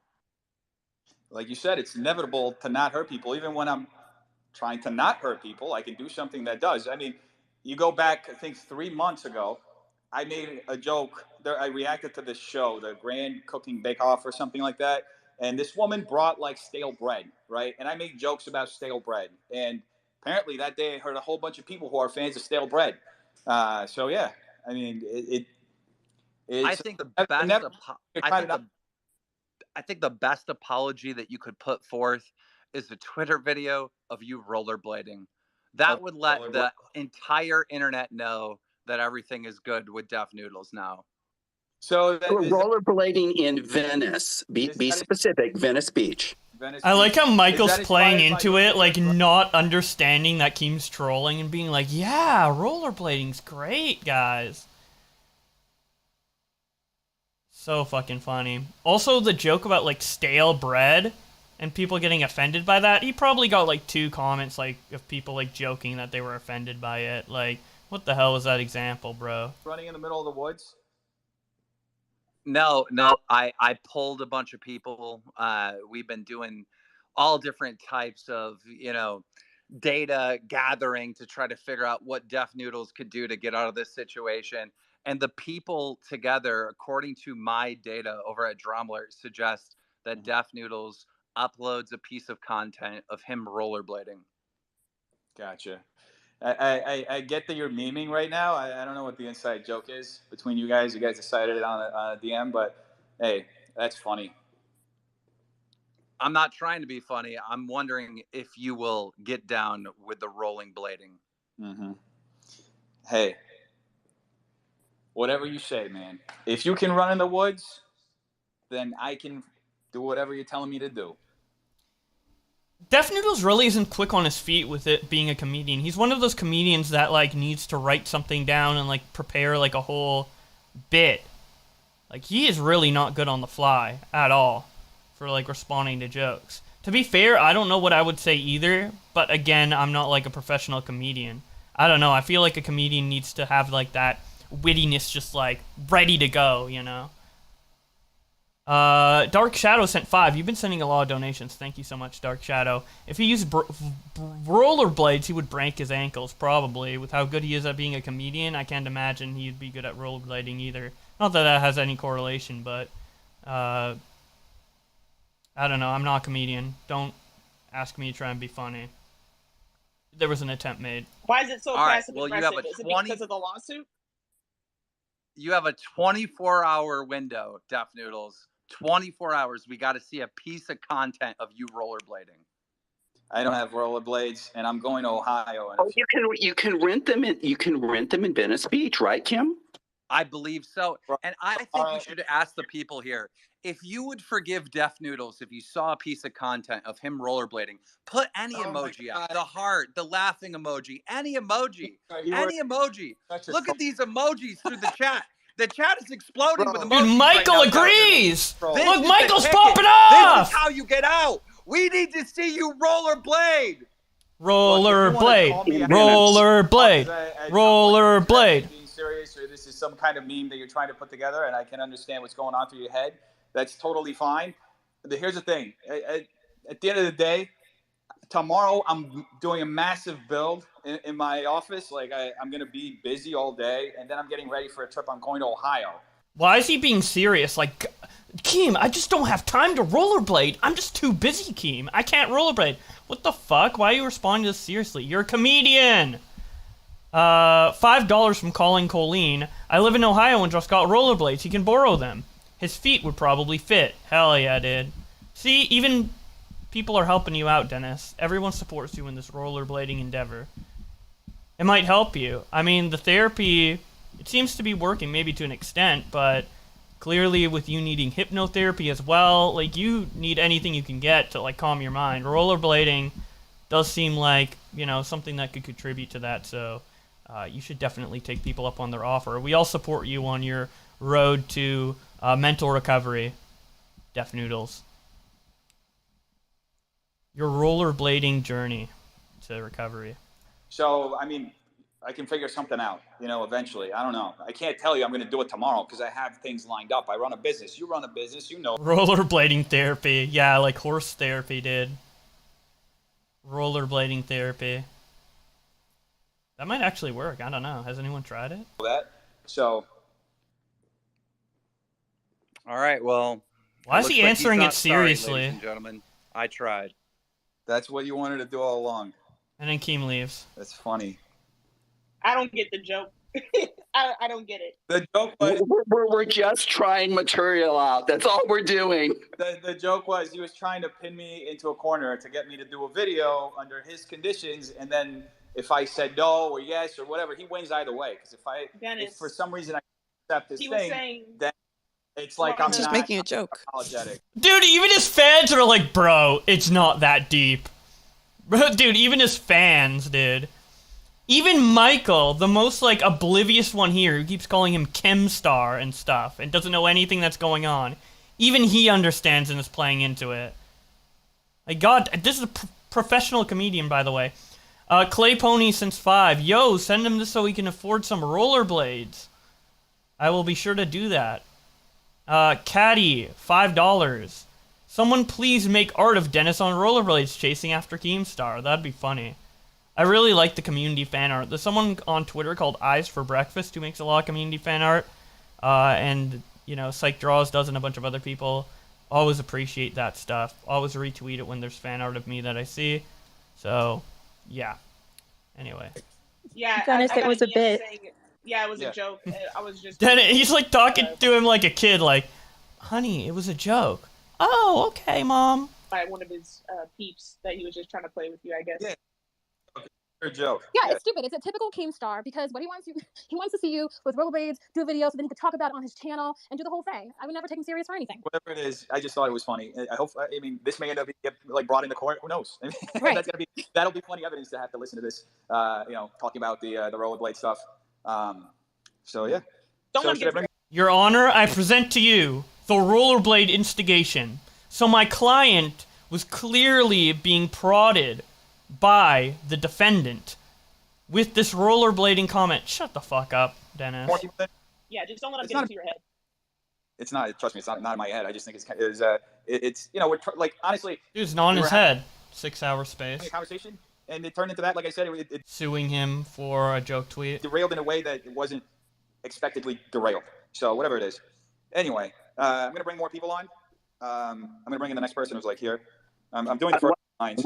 While you're doing that, can we ask where you're going in Ohio? Okay, so this is another great part. This is part 2 of owning Michael. Is when Drew is sharing, who's in the chat right now, in this stream as well. Weed YouTuber, great guy. He completely owns the senator. So I'm gonna go back to normal speed for this one. Are you gonna do anything fun in Ohio? I'm going to the Juggalo Fest. I'm going to Columbus, Ohio, to the Juggalo Fest to cover it. Oh, so you're actually going to be working it? I'm not going to be working it, but I'm going to be there, like, filming content for my channel, yeah. Awesome. Yeah, it's going to be good. Yo, why the fuck is this Michael guy here, man? Like, this is so odd. Like, just listening to this the whole time, yeah? The one thing I don't understand is just like, bruh, this guy just cares about numbers, man. Like, literally sees somebody's numbers and he goes, oh, shit, they must be doing really well, man. Like, that's not how it works. Like, you've got to be doing good stuff to get the numbers in the first place. They don't just exist.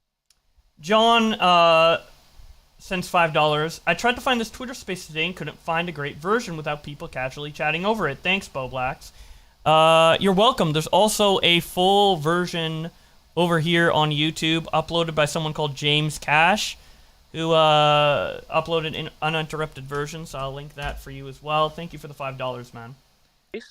You have to actually make content for a long time and have people like it, and then there you go. Sometimes people don't like your content and they follow you to hate you. Like, that makes no sense, bro. Like, this Michael guy is actually brain dead. Your numbers are pretty good, Drew. I don't know what you're talking about. You know. Dude, he says he's brain dead, and then Michael's like, you have pretty good numbers, like, completely disregarding the insult. Like, it doesn't matter if, like, you completely shit on Michael. If you have the followers to back it up, he's gonna be slurping, dude. You know exactly what we're talking about. You've got about 23,000 people following you. Bro, I have a YouTube account, yeah, where I make YouTube videos about weed. Yeah, my videos get like 100,000 to 1 million views a video. Like, I know what the fuck I'm talking about, bro. Like, you don't just like. Well, I mean, you know very well the numbers mean something. Like, numbers, they don't mean anything, bro. Anything. Doesn't mean you're a good person, they do. Doesn't mean you're a bad person. It doesn't. Oh yes, they do. Yeah, to you, if you get like literally 0 likes a tweet, yeah, the numbers matter to you. He literally gets 0 likes a tweet. Nobody cares about him. Like, any amount of attention does matter to him because it's a vote to him. So fucking desperate, bro. I mean, anything. They don't mean anything if you don't do something meaningful with them. What? No, you I don't have love to do that. anything meaningful. I with your love that. numbers. You don't have to do Smarty, anything. was that Smarty? That line was terrific. Are you that line? Oh my god, that line was so good. You should be a politician. Is it that easy to be a politician? That Smarty Pants can be a politician? No offense to her. I think she was talking with DefNoodles later in the space, and I actually thought she brought up a lot of good points. But, like, is that, like, the bar to become, like, a senator or a politician? Like, Jesus, man. Line was great. What? That you don't have to do Classic. anything with your followers? You don't. If you make videos or you make any content and No, people no, follow no. you, they follow you because of the Smarty. content you make, and that's it. They don't care who you are as a person. They don't care what you do. They just watch what you do, and they think what you create is cool. That's it. That's literally it. There's no extra thing about it. You don't have to be doing anything good with anything. You could be doing bad stuff. Who cares? If the people watching like it, then who cares? If it's not hurting anyone else, who gives a fuck? So Yeah. Smarty. Yeah, I love what you said, Smarty. Michael, I appreciate you stopping by. I feel like the conversation is becoming about you. Maybe you should start your own Twitter space, just so we can finish talking about like the other stuff that we've been discussing. Dude, But the one thing that Michael Guy needs to do is actually look into people on Twitter who are about what he does, and he needs to get into a space about things that like actually revolving around politics or something. Because being in a Twitter space with 400 people trying to clown on you, Def, I don't really think that's going to do anything. So I'm a dip. Def, I actually agree with Keemstar. I think you should get into rollerblading. I think that'd be sick. I'd love to see you do a sick 360. Maybe smoke a big joint at the same time. I rate it. Safe for man. appreciate it.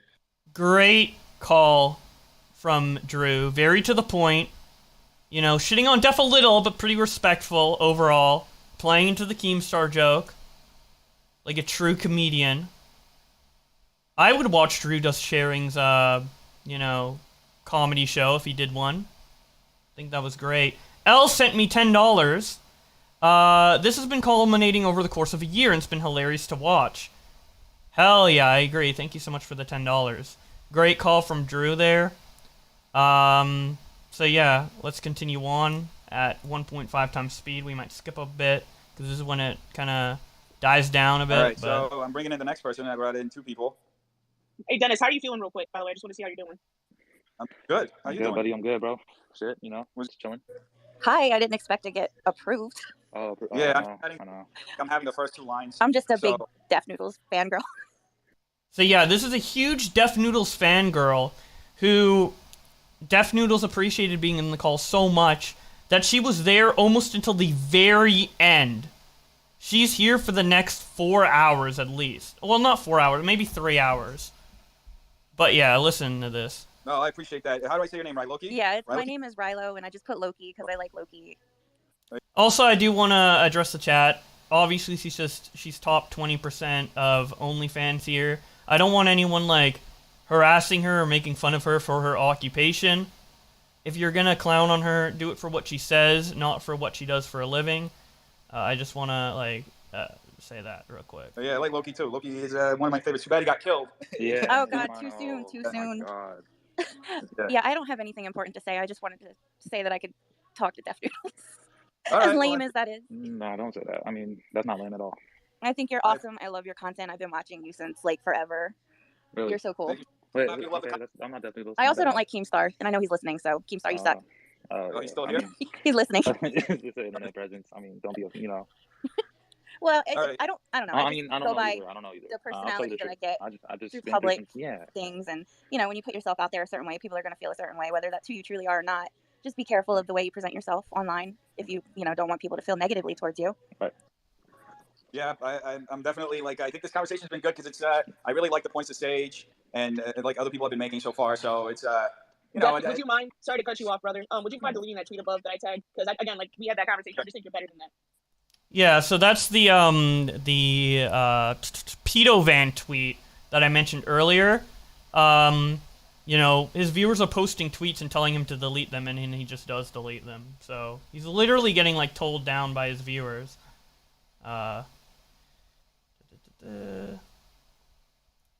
Okay, Boblex, we're just gonna mock her for being dumb.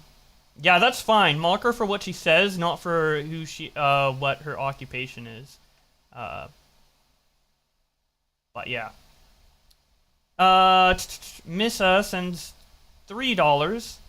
I'm sick in bed. Thank you for making my day fun. I appreciate you enjoying the stream. Thank you so much. I don't usually do these in this capacity, so I appreciate it. I also do streams semi-frequently on Boblex 3, so if you want more casual streams where I talk with the chat more instead of like reviewing content, you can check me out over there. But yeah, let's continue.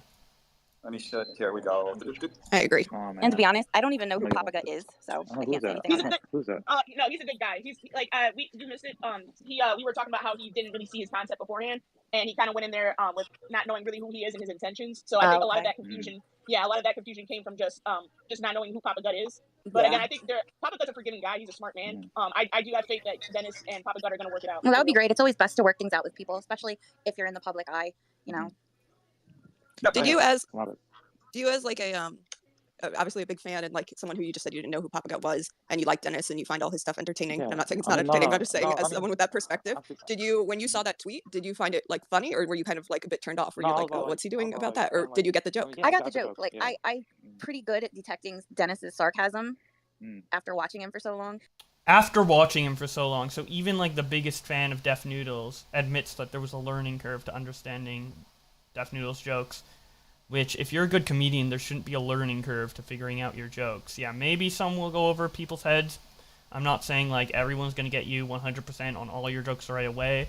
But with a good comedian, like, 90% of your jokes will land off the get-go, I feel. And I have watched comedy shows, by the way. I don't study it, like, in-depth, like fucking DefNoodles. But, like, I know what traditional comedy looks like, as well as internet lols, you know.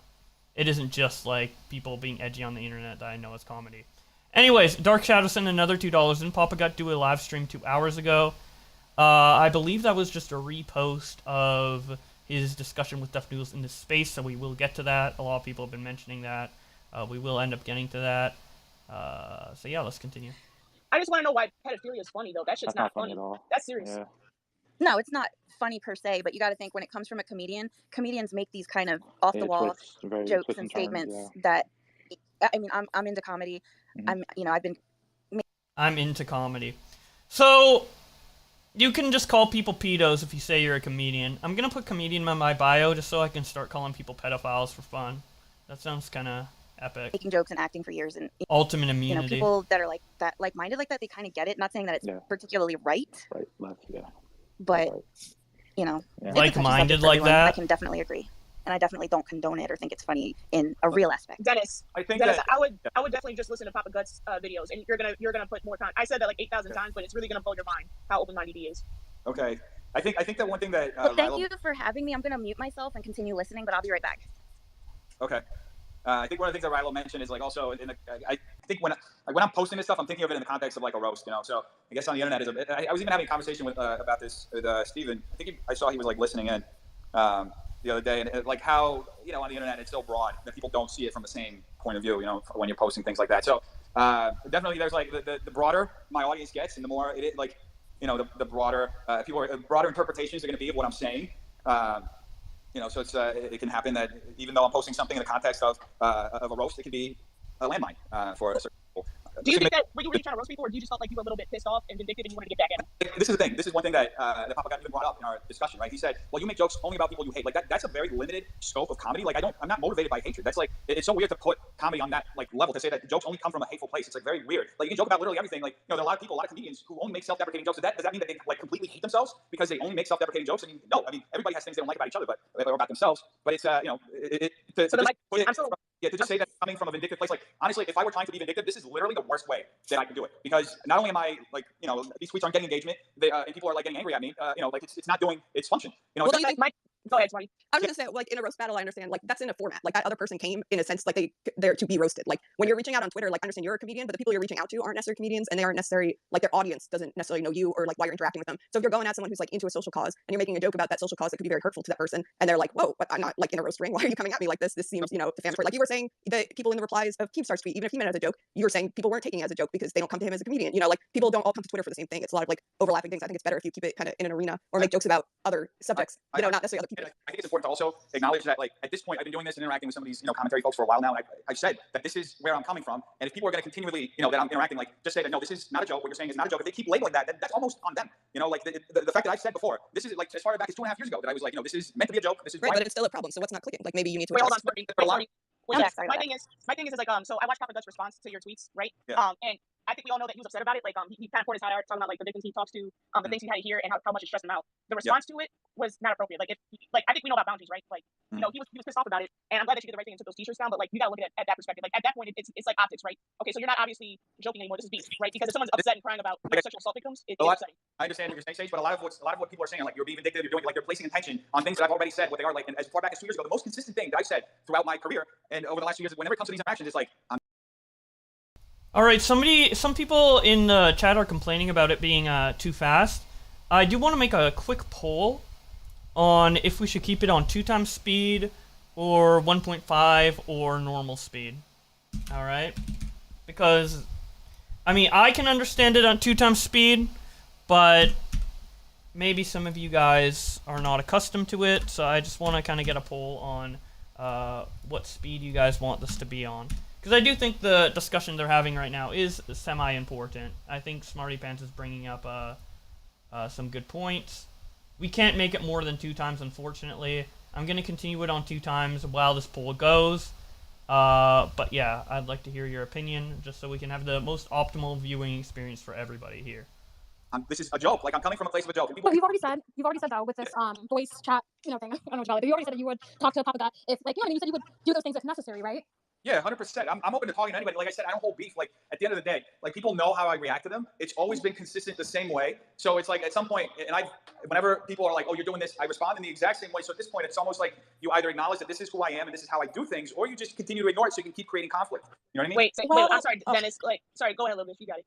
Yeah, one thing I'm thinking is what about like just people that just come across your tweets, right? Like you say, like, everybody knows this, like everyone understands, everyone I interact with, but there's so many people who are going to read your tweets and see these things that say, like, this guy looks like a pedophile. And again, I understand, like, you're not directly accusing him of being a pedophile, et cetera, but at the same time, you're spreading this message to such a wide audience that may not have the context and the understanding that you're joking, you're making a joke, especially when it's like on your Twitter account. Like, some of them are obviously jokes, but at the same time, you have tweets like, oh, serious, Bill Russell just passed away, or clapback, Chris Rock responds to Will Smith. And it's like, where's the joke in that? Like, people are looking at you as an authority on the subject, whether you intend that or not. This is a very interesting point that you brought up, and I've been talking about this too for the last 2.5 years, and it goes back to the when I talked about my influences being Stephen Colbert, and like even in this interview that I plugged a couple of days ago that I said that that I did back in 2019, I talk about this, about how people would watch The Daily Show or even Colbert back when he did the satirical show on Comedy Central, thinking that was actual news, and Colbert was actually a Republican. He was actually that person. So it's common with news parody. It's not an unusual phenomenon. It's common with news parody for people to take the information at face value without understanding that there's satire or something behind it, because it has two uses, right? There's the informative aspect, and then there's also the ironic, satirical, sarcastic, comedic aspect behind it, right? So this is, I understand what you're saying, and at the same, with that said, what happened to me, because we also talk about a very specific moment, that there was a tweet from Colbert when Okay, I don't care about DefNoodles' explanation. I just wanted to show what Smarty Pants was saying, because I feel like she gave DefNoodles, like, the most factual criticism in the nicest way. And I just want to, like, highlight that the way she was conducting conversation with DefNoodles, while it was long-winded, I think was probably, like, the most productive, even though it didn't really process with DefNoodles. Drita's sharing says the next funny bit is when the chick comes in screaming. Yeah, that's a little funny. Let's skip ahead a little bit. I apologize if I'm boring you guys, but I just want to make sure, like, all the context is here. So... And he was doing a show that went viral for very similar reasons that a lot of my satirical. So for you, so like I just want to let you know, like, I'm on your side. I'm not somebody who's trying to bring you down. And let's just say you really meant it as a joke, and then insinuation. Even put it to my perspective. They've always been jokes. In fact, I was watching yesterday the Whitney Cummings interview with Joan Rivers. It was terrific. Of him, like, it looked like he was crying. You say I didn't watch, or I'm not familiar with X, Y, and Z. Yeah. And I think that's causing you issues, right? Like because he was dead serious about that video. That I cover. It's just not viable to me. All of a sudden. On the A3 podcast, like, if you're going to be speaking on someone, I do think there is a value in hearing them out. And I think there's so many videos. Like, this guy has a video, I think a couple days ago, that he published about, like, my Christian Walker reaction. It's like, too sleep. I don't have time. I don't. I'm being very honest right now. Like, the guys, like, you go back just this past week, it may have been like 4 videos that he did on it. So, like, I think that comment. Okay, so now he's talking about Papa Gut you have a video and pops the up videos that's he saying, made on I'm it. not saying this, but Papa Gut has a video title said, DefNoodles is a bad person, right? And you're watching that video. He's upset about it. He's upset about the insinuation, even as a joke, that he's painted as somebody who looks like I don't know what a pedophile. Pedophiles come in all shapes and sizes. Drew says, yeah, meaningful context. Yeah, I know the context can be boring, but like for my channel, the goal of my channel, if you guys have been watching my videos for a long time, is to try and give like as much context as possible, but in the most concise, like easy way to view it, right? And it's not, you know, easy for people to watch like a 6-hour Twitter space. Nobody has time for that. So I kind of want to show the reason why it's going fast. I'm skipping around and I'm commenting, but I'm also showing some of the boring bits, is to show as much context as possible, give as much benefit of the doubt to DefNoodles as possible, to Papa Gut as possible, you know, hear everyone out, while also, you know, respecting the time of the viewers as much as possible. You know, a live stream is kind of counter to that, but again, this is 6 hours. If I were to make a video on this, I'd literally be working on it all week. I have other videos to make, I have other stuff to cover, so I figured doing this as a live stream is the best option, and then later I can cut it down. But I won't be in a rush to, because there is a live stream version. So that's the way I'm approaching this. So yeah. Races, etc. Right? And you know, you got Papa Gut, who's very upset about the experience that he has. I mean, put it to my perspective on why it's funny. Right after that video where he's upset that you continue to make not only that, but make a T-shirt of him crying about the experience.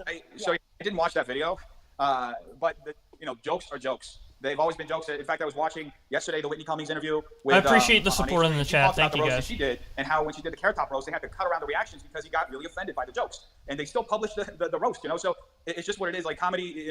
It's so weird. Okay, so this constantly happens. It's like someone brings up, one of DefNoodles like viewers brings up a good point, like, hey, making a T-shirt of a man crying about like his significant other, you know's SA experience or whatever. That's pretty fucked up. And then DefNoodles just responds by saying, oh, well, this other comedian made a joke.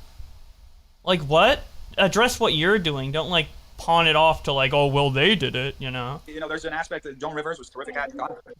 Like, all these random-ass comedian names, there's insult comedy. There's such a thing as that. And you know, so... We know what insult comedy is. Talk about, like, the specific, you know...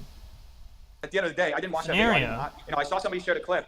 We don't need a fucking comedian, like, history lesson every time, like, you're called out on a shitty joke. It was, like, of him, like, it looked like he was crying, like, you know, Steven could attest to this. We watched, like, maybe 20, 30 seconds of it, and then we got back to work, and that was it. I got a screenshot, and that was it. I didn't, like, sit through and watch. Like, I don't really have...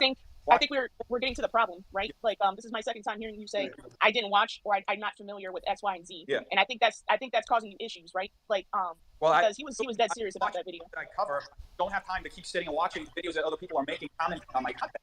I honestly don't, because like just today, there are like 15 videos that people made. Like I just don't have time in the day to sit there and like watch every single one. You know, like it's just not viable to me. How am I gonna, you know, like? So then if you don't have time, like I'm not trying to be disrespectful, but then why talk about it, right? Like, all right, maybe I don't know what's going on. I'm gonna chill and do my work. And instead, you kind of went on the defense. Flooded all of a sudden, flooded with comments about stuff. And then I see a clip somebody shared or tagged me on, and I'm like, that's it. You know, like I don't have time to sit through. Like I don't know how long it was. I don't even know, like 20, 30 minutes. Like I have my bills to pay. Like I'm not gonna sit there and watch someone else talk about my content. I have my bills to pay, dude. He can't watch a 30-minute response even on 2x speed because he has his bills to pay. His bills, you know, paying his bills, it just takes the whole day, man. All day. You're giving the same energy as Jeff Wittick not reading the article about the David Dobrik thing on the... Ooh, that's a pretty big insult to him, considering how he criticized both Jeff Wittick and David Dobrik in the past. Clay Pony sends 10. Will be my last super chat, but I wanted to say that's why I love your content. You look at both sides of the story, literally reading and listening to everything being said. Very pog, love you, dude. Yeah. Thank you so much for that. Yeah, I'm just trying to, like... I feel like that's what any fair viewer would do. So I'm just trying to, like, be a kind of buffer or translator between all this, like, crazy drama all over the place on Twitter, and then just give it to you in a concise way, just to save on time. Like, I'm a time saver. That's mainly, and an archiver. I like to make sure that everything's archived, because people delete stuff all the time, and sometimes people need to refer to older dramas to talk about newer dramas. So, yeah, I'm just... trying my best. And also, I like making YouTube videos. I try to be entertaining as well, although I more focus on that type of stuff on My other channels like Boblax3, where I do my streams and stuff like that. Sometimes I make commentary videos here. Regardless of my rambling, let's continue. A3 podcast. Like, if you're going to be speaking on someone, I do think there is a value in hearing Thank you for them the out and $10. seeing what they have to say. I absolutely understand. This guy, though, you gotta understand, he's published like 50 or 30 videos in the last 6 months. Like, It's definitely not 50 videos on you. There's definitely not that how many. many he's done a lot. I think no, wait a minute. I watch Prophet all the time. He gives you actually a lot of benefit of doubt. He goes like he's getting jumped, right? I think even at one point he took your side because a lot of commentators were at your neck. I think like Cabos and Optimus and all them. So many videos. Like this guy has a video, I think a couple days ago, that he published about like my Christian Walker reaction. It's like 2 hours long. Like I'm gonna sit through and watch a 2 hour. Like I lived that. I did what I could in the moment. Like I'm gonna react to every single part. Like there's no way that at the time, like people were just talking about you look burned out. Like, I'm trying to get 6 to 7 hours of sleep a day. I'm gonna. I think we're taking. No, we understand that, but I mean, look at it as somebody who's a viewer, right? Not at the point of view as a content creator, but as a viewer. You watch Papa Gut and you watch your, DefNoodles, right? Yeah. And you're watching the whole video of Papa Gut breaking down why what you were doing was wrong. You watch all of it, right? If he could have very easily like DM'd me and said, "Hey, this is XYZ, blah blah blah blah blah." He put it in like a 3 hour. I don't have time. I don't. I'm being very honest right now. Like the guy, like you go back just this past week, it may have been like 4 videos that he did on it. So like I think that comedy is very diverse. And there's a lot of people that aren't going to get each little nuance of what kind of comedy is coming off. And I don't believe there's any maliciousness or vindictiveness to anything you've said or tweeted. Really? No maliciousness and no vindictiveness to anything he said or tweeted. Also, DefNoodles comedy doesn't have nuance. It's super blunt. All of his jokes are really blunt. It's like, pickle ice cream's cringe, you know? It's very blunt comedy, which is fine. Not all comedy is nuanced. Nuanced comedy doesn't mean better comedy. But I just don't know what this girl's saying, man. Dark Shadow sent 2. Boblex is truly the Jesus of online drama info. Thank you. I wouldn't compare myself to Jesus, but thank you. And you're doing your job, and I personally don't think you owe anybody an apology just because they don't get the joke. I disagree with that because I mean the back-to-back of you and Papa Gut, especially with that interview. I mean, can you see how people put that puzzle together? You do an interview with Papa Gut, it doesn't go right. It happens. We take L's. We move on. Capri Sun Poppy says, I don't have time to watch content. I'm a comedian. I'm busy writing jokes. Yeah, and paying his bills. Suddenly. Go ahead. And meditating and going to therapy and petting his dog. And going to hypnotherapy and now rollerblading. Hopefully. Honestly, it's been literally months since I did that video with him. If people think that I'm holding on to a grudge, like I have so much stuff that happened in my life. You can even ask Steven is here. He can attest to this. We literally talk about him zero throughout the day. Like we saw that clip and we immediately moved on with our days. That was like literally it. And then it was like. So then how did it get back up then? Dude, he's so busy with real life that he did a 6-hour Twitter space and is tweeting about this constantly. Cool. How did the two of you start beefing again on Twitter? How did that happen? I would see people like comment things or send things. And I was like, oh, I could do a joke off of this. Oh, I can respond. Oh, people are reacting like this, so I can make this kind of joke. That's literally what my thinking is going into all that. Okay, so you respond to everything to make a joke, but you're making the same joke over and over. He looks like a pedo. He looks like a pedo. He looks like a pedo. Just make it once, you know? Even when I'm on Twitter a lot. I could tweet a lot more than I do. In the past, I actually tweeted a lot more than I do now. But I've realized, like, you can concisely say, like, your big thought-out point in, like, 1 or 2 tweets. You don't need to keep responding and responding and responding to everything, right? It's just too repetitive. Shadow Humor sent 2. Boblax is a liberal. Yes, I am. I can meme it like this. I can do it like this. Or, oh, this is like... Contrary to popular belief, I know some people online are like, oh, you're like on the... people see it as like the Keemstar side of commentary and the H3 side of commentary and Keemstar's conservative side and H3's liberal side. And because I'm on the Keemstar side, quote unquote, I'm conservative. No, I'm pretty liberal. And I don't even see myself as on the Keemstar side. Yes, I talk to Keemstar in live streams and stuff like that. We are on speaking terms, but I would be willing to be on speaking terms with H3 as well. I have been in the past as well. I'm just trying to be fair and just be true to myself and say my true opinion, right? But, you know, people are going to categorize you as one thing or another. But that's fine. I'm just going to keep saying what I believe in, right? Like a funny screenshot or whatever, you know? So I think the point though is that like self-admittedly, and again, I'm just trying to push you back so you can see the viewer's point of view, right? Politics really doesn't have anything to do with Keem versus H3, but they make it about that. Said that you didn't know much about Papa people Gut, make it about that. That shot you in the foot because if you knew Papa Gut's content, and I understand that you don't have time, you don't have to respond to these people. You really don't. Yeah, you're 100% right. I did it because I was getting flooded no helmet. DMs for days to do it. That's why I Fuck thought, them.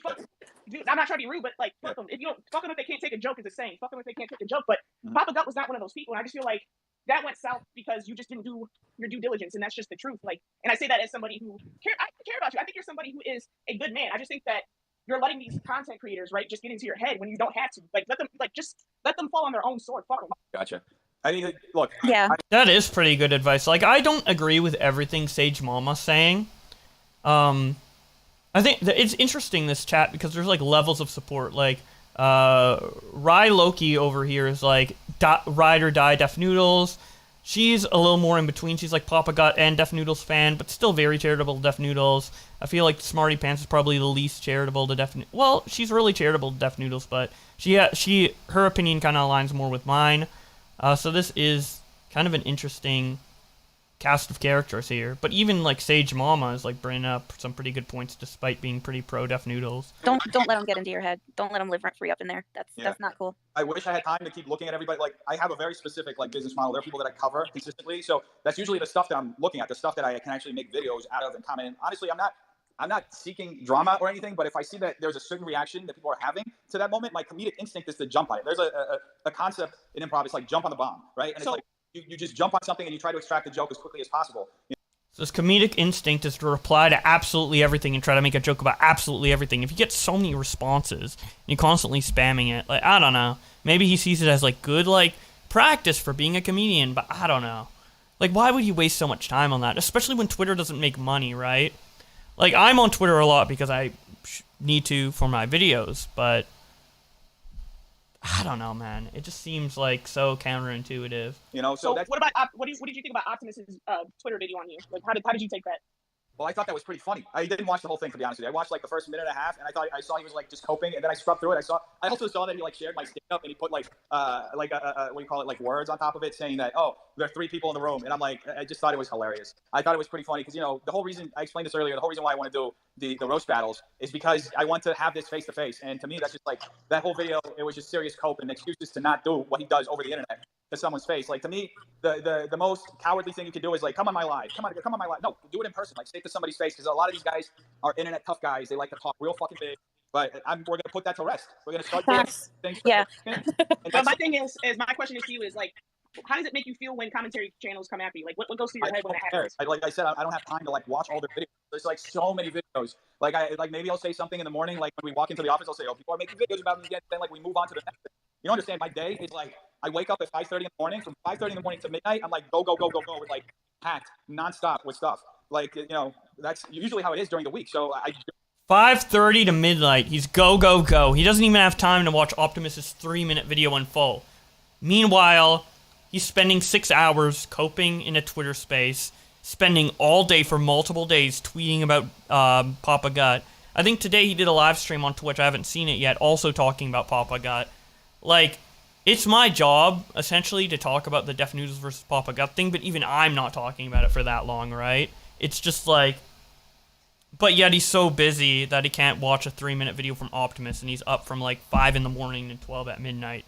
I do not work on my channel for that long. I work on my channel probably like 5 hours minimum per day, maybe more or less. Like, some of my work kind of mixes in with like casually doing something, because I'll casually watch a YouTube video, but then that information I watch in a commentary video would be useful to my work later, but I am watching it as a viewer, so it kind of mixes and matches. But like 5 in the morning to 12 at midnight there's no way, bro. I don't know. That's an over-exaggeration in my opinion. I have time to even like think about this stuff. So when it comes across, like somebody tags me on it or DMs it to me, then I look at it as much as I can physically do, because I'm not going to sit and watch a 2-hour video of something that I lived through. You know, like so. So then my question is why do you think you maybe should take time to now, like, do you think that people are trying to antagonize you by tagging shit to you, and then it's kind of fucking you up? There was one guy on that I had on Instagram who followed me on Instagram. He would literally DM me every screenshot of anything anybody said about me on Twitter. And at one point I was like, all right, I can't see this anymore. So stop like looking at it. There are people who do that. They're just like seeking out to get a reaction from me. And from time to time, honestly, if I feel like there's something interesting that can be done from it, and then I do it. But I think a lot of people get confused. Like, honestly, I don't think of even the views. To me, it's like the comedic value. Thank you so much, Ian Titty, for the kind words. I appreciate it. 99.9% of the time when I'm putting something out. Like I don't think of like, how am I gonna get the most views out of this? If I was thinking But about that, you know what I say to that? You know what I say to that is then you got to show it online too, because I hate to tell you this, but like with great power comes great responsibility. And it sucks for you because I know you want to joke around and dick around, but the thing is that unfortunately with the platform that you have now, it's kind of like you got to move differently, right? Like I don't know. I don't necessarily agree with that. I feel like if you're a creator, you don't have a responsibility. You're just doing your job. Responsibility is your personal problem, not the creators. I disagree with that. Yeah. I also disagree. At least that's how I feel with my personal self. I don't hold anybody accountable for my feelings other than myself. I think we're talking Amen. about I just don't think I think you missed some of it. But what I'm saying to you, Dennis, is that like we got a lot of I don't want you to bow down to your enemies. I don't want you to ever think that. But I'm saying that you got to move differently. Can I just say one thing? That term, like, I don't even understand it because that's a binary. We've been talking about this on the podcast.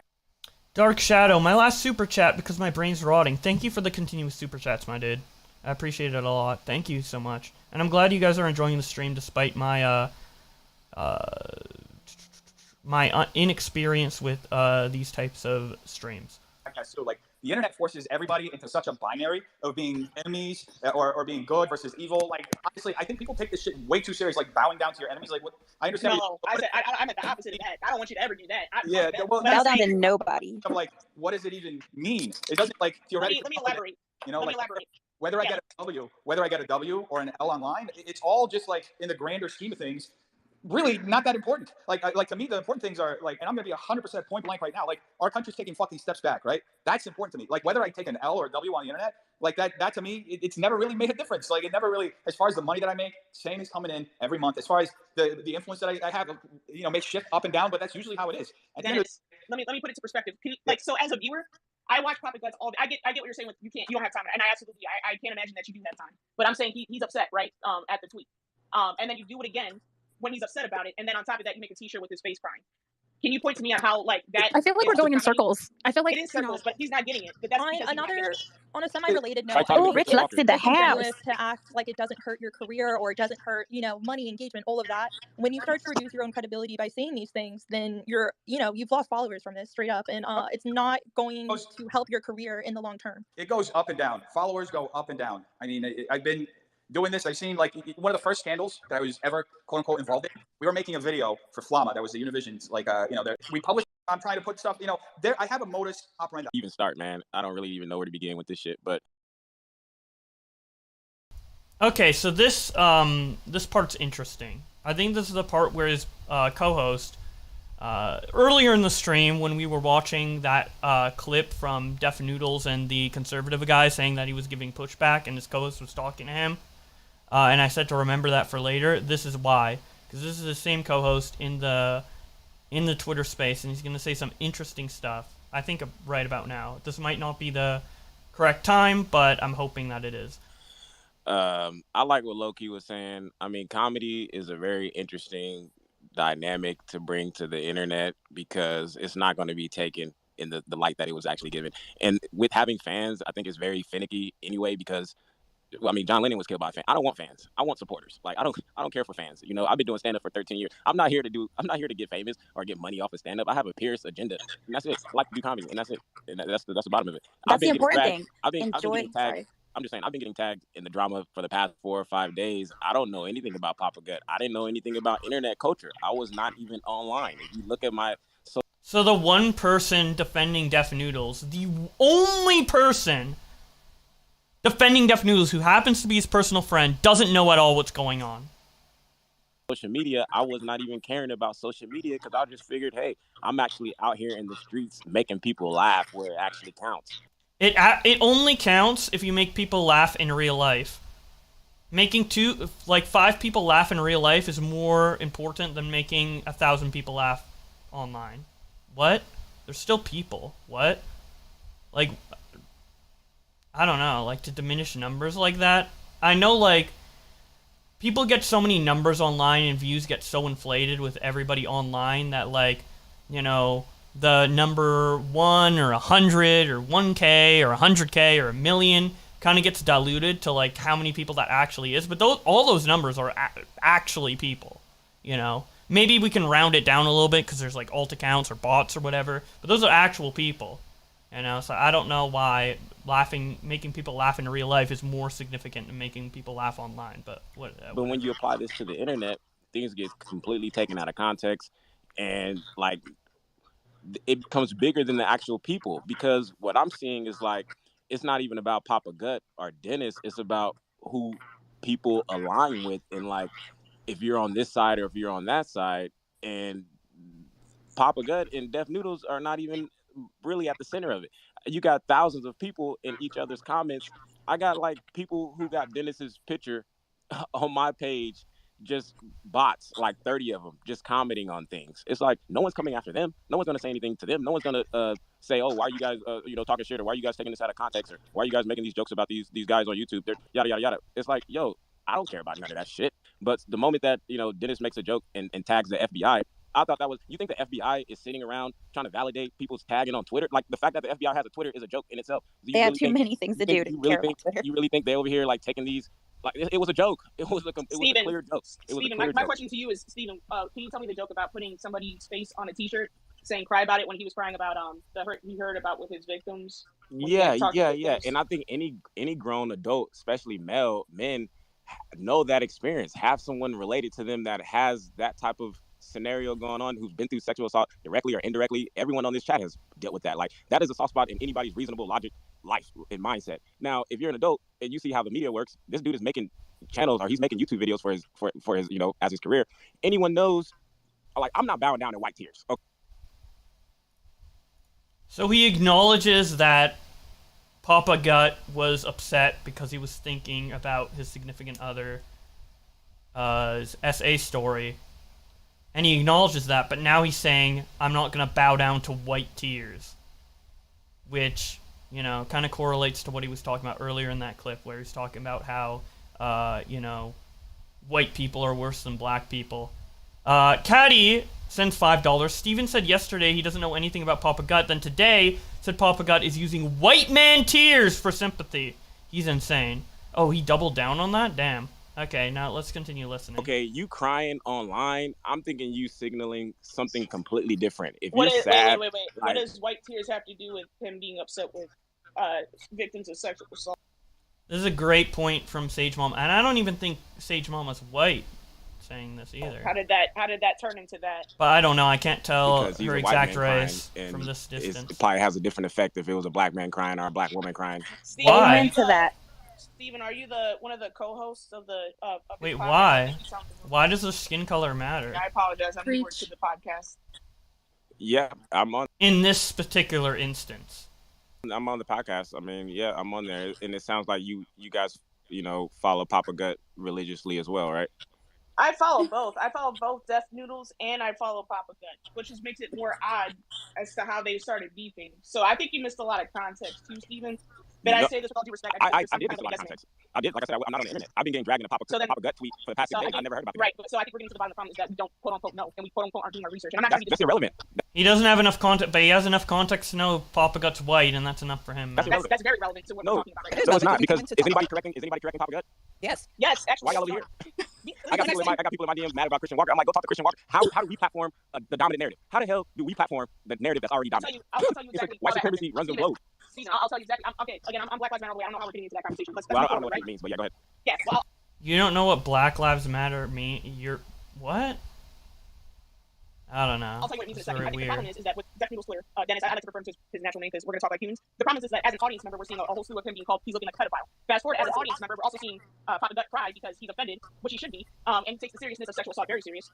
Earlier, Dennis said he didn't watch the whole video and he wasn't too familiar with Papa Gut, which destroyed a lot of context to what Dennis should have needed before getting into anything with Papa Gut. So when you say that you don't know anything about the internet, no disrespect, it shows, right? Because we're missing context. I'm fine with that. That's his prerogative. Listen, I have no problems going toe to toe with fans or people who work with him because Dennis, I want Dennis to win. Like, I'm not trying to go toe to toe with anybody. That's the thing. Like what Dennis said about. You remember when he said jump on the bomb? You remember when he said that in the improv? Like that's exactly what it is. Like I had nothing about Papa Gut. So Dennis jumped on the bomb that came through whatever this Papa jumped on the bomb. So basically he's,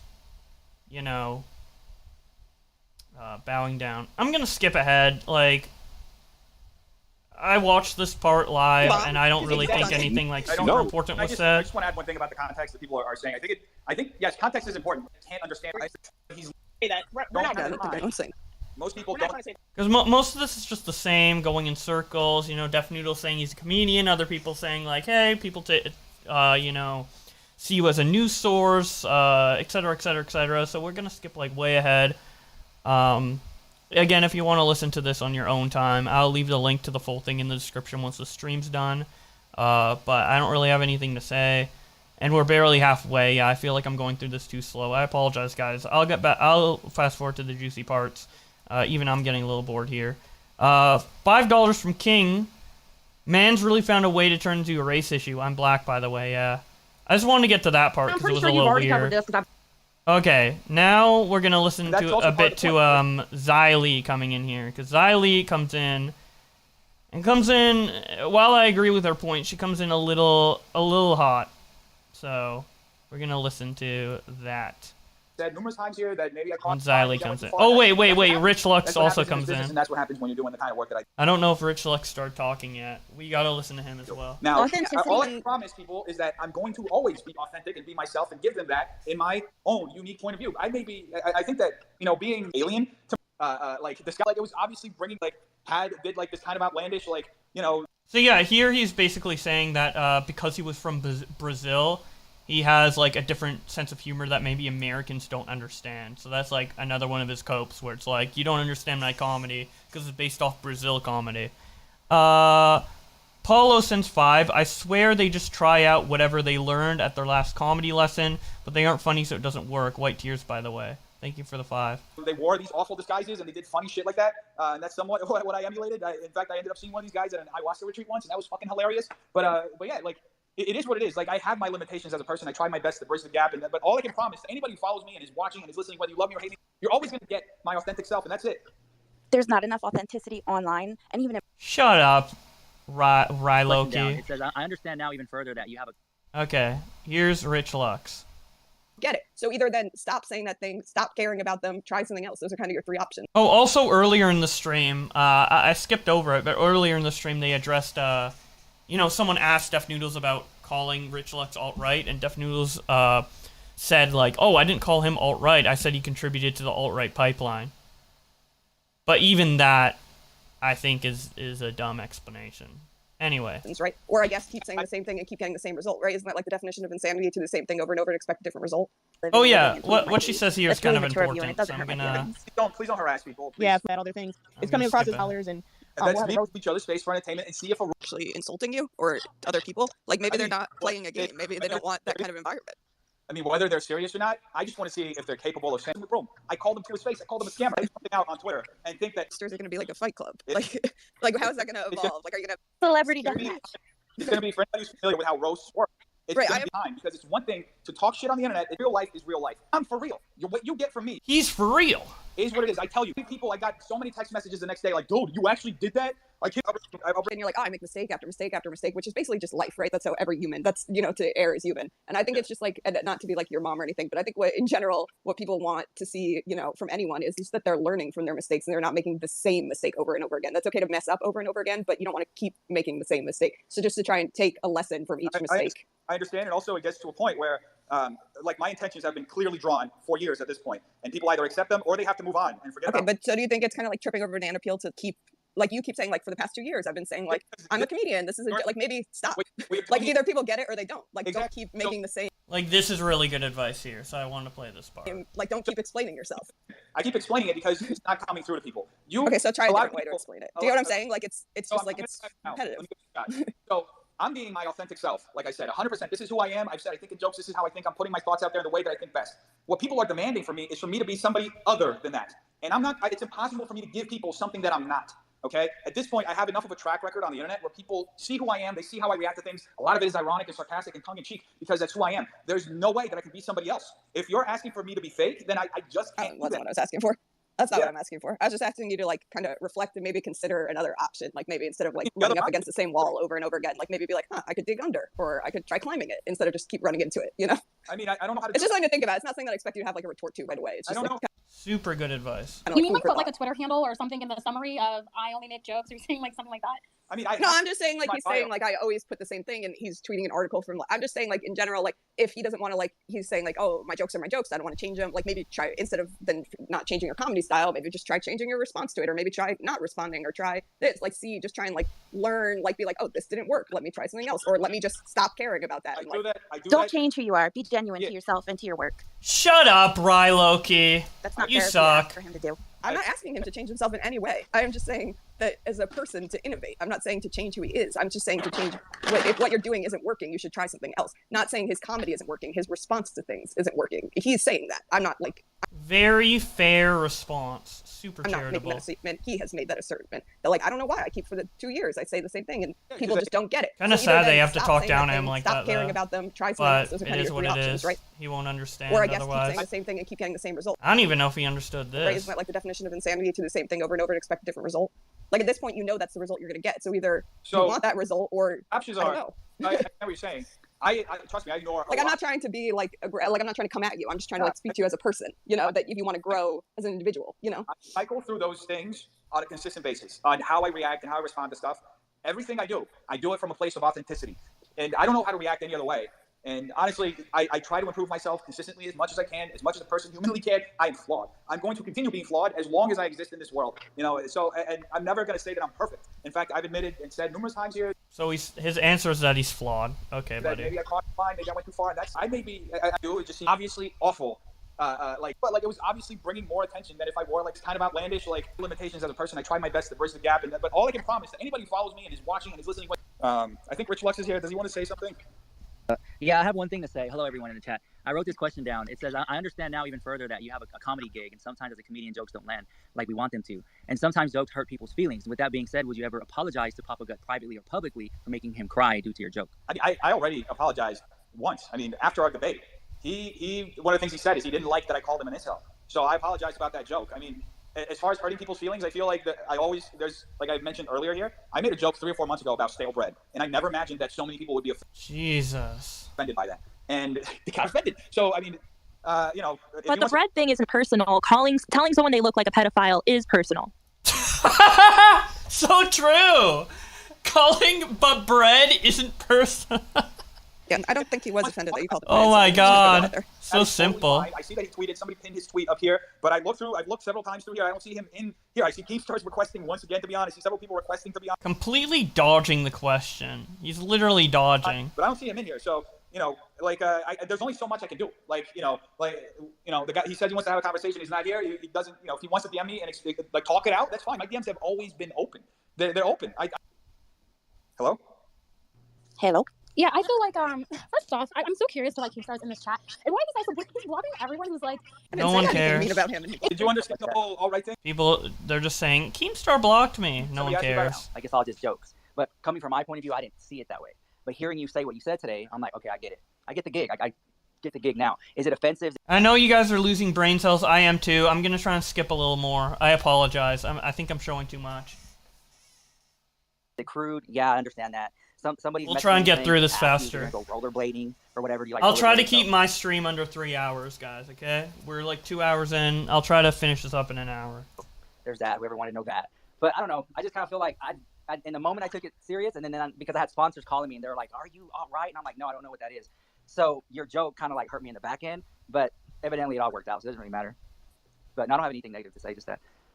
Oh, good. How you doing? You got kicked out of that event. How did that happen? You want to talk about that? I think I got kicked out of. Okay, so that's easy to be another discussion. Okay, let's hear what Xylee has to say. So this is kind of like the next big point. Sage asked if she could be added back. I guess. Good night. Hi, Rich.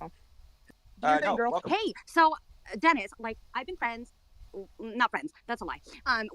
Okay, so this part isn't super relevant. She just talks, asks Dennis to talk about a story of her horrible experience. So, it's just like nonsense. Like I don't. You know, it's kind of important to ask Def, but not important for this video. What we're covering. You said that she said that somebody is a pedophile because then gets offended someone.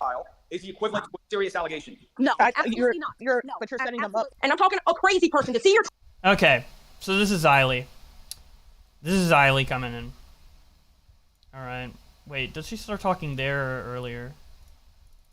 Oh, now it's glitching out. Okay, we were at 2:30. I got a lot of shit. All right, so I'm trying to get Papa. Okay. I've been listening to you for like a really long time. It's huge. You know, he has So I like have a the guy with the revenge porn. Ridiculous. Like you could just documentary. I haven't watched it. I just. She's on other. Like what? I don't understand why there's all this beef. I said he fell down the. Oh, okay. I misunderstood. Okay, so I'm glad that I had this little opportunity. And I'm doing good. I have a couple questions though. Okay, here we go. Here's the Xylee call. Okay, one. You said, okay, so I came in late to this party. I came in when you were talking about what you were doing with Papa Gut wasn't vindictive, right? And now I'm pretty sure you've already covered this because I believe Keemstar came up here at one point or whatever. Aren't you doing the same thing Keemstar did with you? So let me explain the difference about this again. Shouldn't the biggest difference is you tagged the FBI, my dude. So let me explain this once, because we already talked about this in fragments.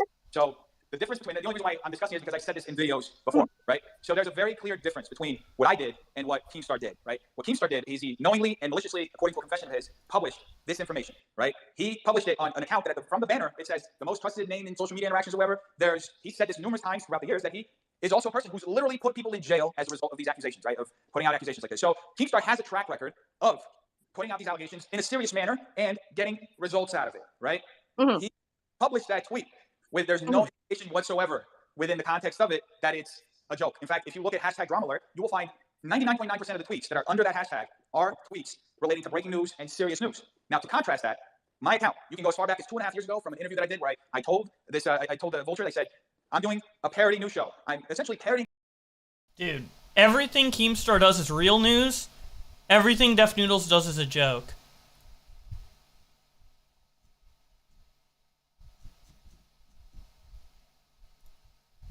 Joke tweet, by the way. Everything DefNoodles posts is a joke. Like, what? Shut the fuck up, bro. Keemstar, Perez Hilton, other independent news personalities on the internet. So go to my banner. It says a comedian. Comedian. A track record of He's a comedian. The context of it being my show being a joke. Guys, he's also, a comedian. Somebody looks like a pedophile isn't an accusation. Somebody can look like a fire extinguisher and they're not a fire extinguisher. You literally called someone they look like a pedophile against someone who actively works against assholes like that. And mind you, listen, I started off defending you back in like probably a year and a half ago. I defended you until we got to the point where I got tired of hearing Keemstar in your videos. It was like you were obsessed. You were obsessed with Keemstar. And now, let me tell you something. Some people didn't take that as comedy. Some people actually took that tweet and go, oh my God, he tagged the FBI. Is he really trying to get Papa Gut in trouble? Because I know people who don't understand this whole drama shit. And they looked at that tweet and was like, oh my God, what is he doing? Your jokes are not landing, dude. They're fucking malicious as shit. Here's the thing. Yeah, some jokes are malicious. I mean, the hamburger looked like he steals hamburgers. You know what? Okay, no, with all disrespect, Steven, I'm not talking to you. I'm talking. Stupid ass fucking DefNoodles co-host being like, yeah, the Hamburglar steals hamburgers. That's pretty insulting, bro. There's a difference between calling someone a pedophile and getting mad that a fictional character is stealing hamburgers, bro. Like, are you retarded? He said he's been a comedian for 13 years. Bro, what a waste of 13 years. Talking to Dennis, okay, please? If you want to talk about being disrespectful, what about you and your friends making fun of me for having an OnlyFans? I don't know. I don't make fun of people. I have the tweets with you co-signing. Y'all are harassing me. I hope you're enjoying it. But honey, I'm not harassing you. I thought it was funny you're up here standing and sucking somebody's virtual dick, but I mean, I haven't been harassing you. I didn't know who you were until this Facebook. So you want to go toe-to-toe with me? Let's go. Why are you so miserable? You got to say, you got to say. I'm talking to Dennis. Why are you so angry? Because I'm angry, that's why. Smoke some weed and chill. Who's angry? That's his wife. That's his wife. Who's whose wife? Who's whose wife, Steven? That's Papa Gut's wife, man. Y'all don't notice her voice, man. Come on, man. So Steven says that Xylee is Papa Gut's wife. Not true, by the way. Not true at all. By the way, Papa Gut has said many times that Papa Gut's wife doesn't want to be involved in internet shit at all. So this is the antithesis of what she would do. So definitely not his wife. Don't want anyone mistaking Xylee for his wife. You stupid man, shut up. Anyway, Dennis. Hold on. Let's calm down for a second. Let's not derail this.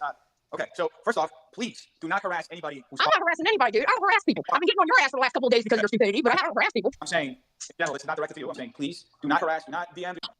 So next thing, sorry, FBI. I mean, how is it? What do you think logically? Tell me, what do you think the FBI is going to do if they were to see that tweet among? Okay. Let me finish. Among the thousands of notifications that they get in a day, if they go and look at my tweet, you're an FBI agent. Tell me how you react to a tweet where somebody who's like, you think of my profile, nobody takes me seriously, as several people have said here. Tell me, how do you think an FBI agent going through that, seeing that I said somebody looks like a pedophile, they're mad, sus. Why does he... All he has to say is, do you think the FBI will seriously look at my tweet? Why does he have to use like 50 sentences to say the same thing? That's what all these people do. That's why this is so long. It's like so annoying. And it's like, I want to be concise with watching this recording, but it's hard when all of their points are just strung out in the most like long way possible. I don't know, man. It's difficult. But yeah, I am losing brain cells too. I will try to skip through this a little bit more. Do something about it. How, as an FBI agent, do you react to it? Hey, I get exactly what you're saying with that. I do. I don't think they're going to do anything, but I'm talking about the optics of it. Okay. The optics of it is you're trying to start up. The optics of it is that you are trying to start some major shit with somebody, and now all of a sudden you're on a fucking Twitter Spaces trying to explain your jokes when you have been malicious. What about the T-shirt? Come on, dude. Come on, dude. You didn't see the reason why he was crying? He was crying. Why are you so angry? He was crying because one of his good friends had gotten maliciously raped, and it hit him like a ton of bricks talking about that shit. I mean, That's why he was crying. legit, but like, as from a standpoint, I am an advocate because I'm a survivor. Me too, honey. Yeah, and everything you're saying, legit. Like, and the thing is, Dennis, when you're asking what is the FBI going to do, there is somebody who has to respond to any allegation as if it is serious. So you are wasting government time. I mean, not that the government is great. Okay. Okay. I think DefNoodles is right with like the FBI thing. Like, I think when he tags the FBI, like, yeah, it's just like a meme or whatever. I don't know. I kind of agree with Def on that point. Like, it's in bad taste, but like, it's not really wasting the FBI's time. I don't know. Okay. You know, so if somebody like one of your followers, for example, or one of his followers, I don't understand. It's like, it's cool. But you're setting him up for her. You're right. You're setting him up for her. Your post. Get serious. And before you know Okay, but DefNoodles said that he would be willing to talk to I am not finished. I did not finish my sentence. It only takes one crazy person to see your tweet, take it serious, and before you know it, while Papa Gut is live, he can get swatted. Because Okay. they got to So, that. here's my follow-up to that. Where was this energy when Keystar made the false allegation against me? Motherfucker, I was defending you back then. Don't tell me to calm down. Yeah, Xylie's kind of going a little too ham in terms of her tone. Like, how is DefNoodles supposed to know that she defended him? Like, he doesn't even know her. Like, You need to chill. I know, this is your Don't like your own tweets, I'm talking to you. Anyway, okay? Well, it only takes one. she's speaking facts, but she also needs to take a chill pill, you know? To fuck somebody's life up. One crazy person, and you set that crazy person up. Is what I'm saying. I said nothing has happened as far as everybody knows.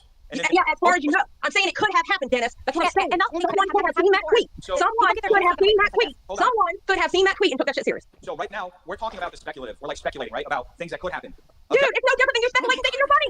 It's no different than you speculating that you're funny. There's no Okay, difference. that's kind of funny. That's kind of a funny you comment. would, you would be considered, you would, Papa, whatever his name is. Didn't you say that you would talk to him, right? Yeah, look, can we get him in? Is he here? He was here. She's just naturally loud, I suppose. Maybe change some mic settings or something. It's just hard to have I'm just saying, like, when you're screaming, it's hard to have a legit discussion. But if the point is to like just go in, scream at Def, and leave, she was successful in that regard. But I'm just saying, if you want to have a legitimate back and forth, like, I can sympathize with DefNoodles like being screamed at, in a sense, you know. No hate to Xylie, of course. I think that maybe just let him, speak. Like this can be damaging, and people get their kids taken away for things like this. Because of a false allegation, it's so silly. I'm I mean, scrolling you, through it like Dennis, I think you and me know it's so silly. Like what you said, it's so outlandish.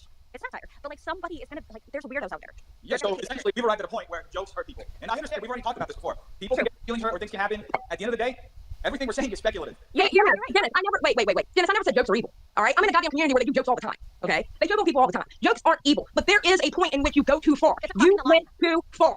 Yes, is what I'm saying. The lines, because like there's real people that you can be, like I said before, and I'm gonna bow out. But like there's real people that you can be. I'm looking him up. Trust me, I'm gonna make a video. Good, I'm glad. I don't think people understand comedy. I don't want this to seem like I'm just like hating on you. That's not it at all. It's just that like some of these allegations like they can be super serious, and it is wasting time. It's wasting time because some. This is pedophile part. I have another question. Can we get past the pedophile part? I have another question. Can we get past the pedophile part? I have another question. I just looked through again. I don't see him on here. I know his tweet has been pinned. How come you're limiting your come see me to people to people with 250K or more? That's the people that are gonna pay for their tickets to come over. I mean, that is. I actually extended it to Nicholas Diorio yesterday. He said he didn't want to come because of XYZ and a bunch of excuses. Whoever wants to come, this is going to be open. I'm actually in the process. Once I finish renovating the space next week, my address, my business address, is going to be public. So the location, anybody can stop by anytime they want, whether we're having shows or whether we're not having it. That's why I got a business location. Kind of like Jumper used to have a shop on. No, I know. So Yeah. it's going to be the same thing, except the front end of my shop is going to be a stand-up venue. So But I think it's funny that you're paying for people who have 250K more or more subscribers. But like for me, example, you can fly me out there, and I promise you, everything I said about you in a video, I will say straight to your face. Okay, you want to fly out? All right, I'll fly you out for one of these. So DM me, I'll arrange it. I'll fly you I'll out. say everything I have said straight to your face. All right, I would love to come out. So I can't. I obviously, folks, I can't pay for everyone. Okay, I can pay for some people. I can't pay for everyone. All right. So, well, like I'm not like rich, Like I can pay for some people. We'll like arrange it. You lost your Twitter. I even voiced over a video that was defending you, and you literally have changed so much. I regret ever voicing over that video because you have changed for the worst, and it's sad to fucking see. So Xylie's an ex-DefNoodles fan. I'm surprised with how much heat she was coming in with. I first thought she was a DefNoodles hater from the start, but she's an angry ex-DefNoodles fan, and I don't blame the ex-DefNoodles fans for being mad. If you're supporting him, seeing like him slipping through the cracks a little bit, but you're like, I'll forgive him. He'll improve.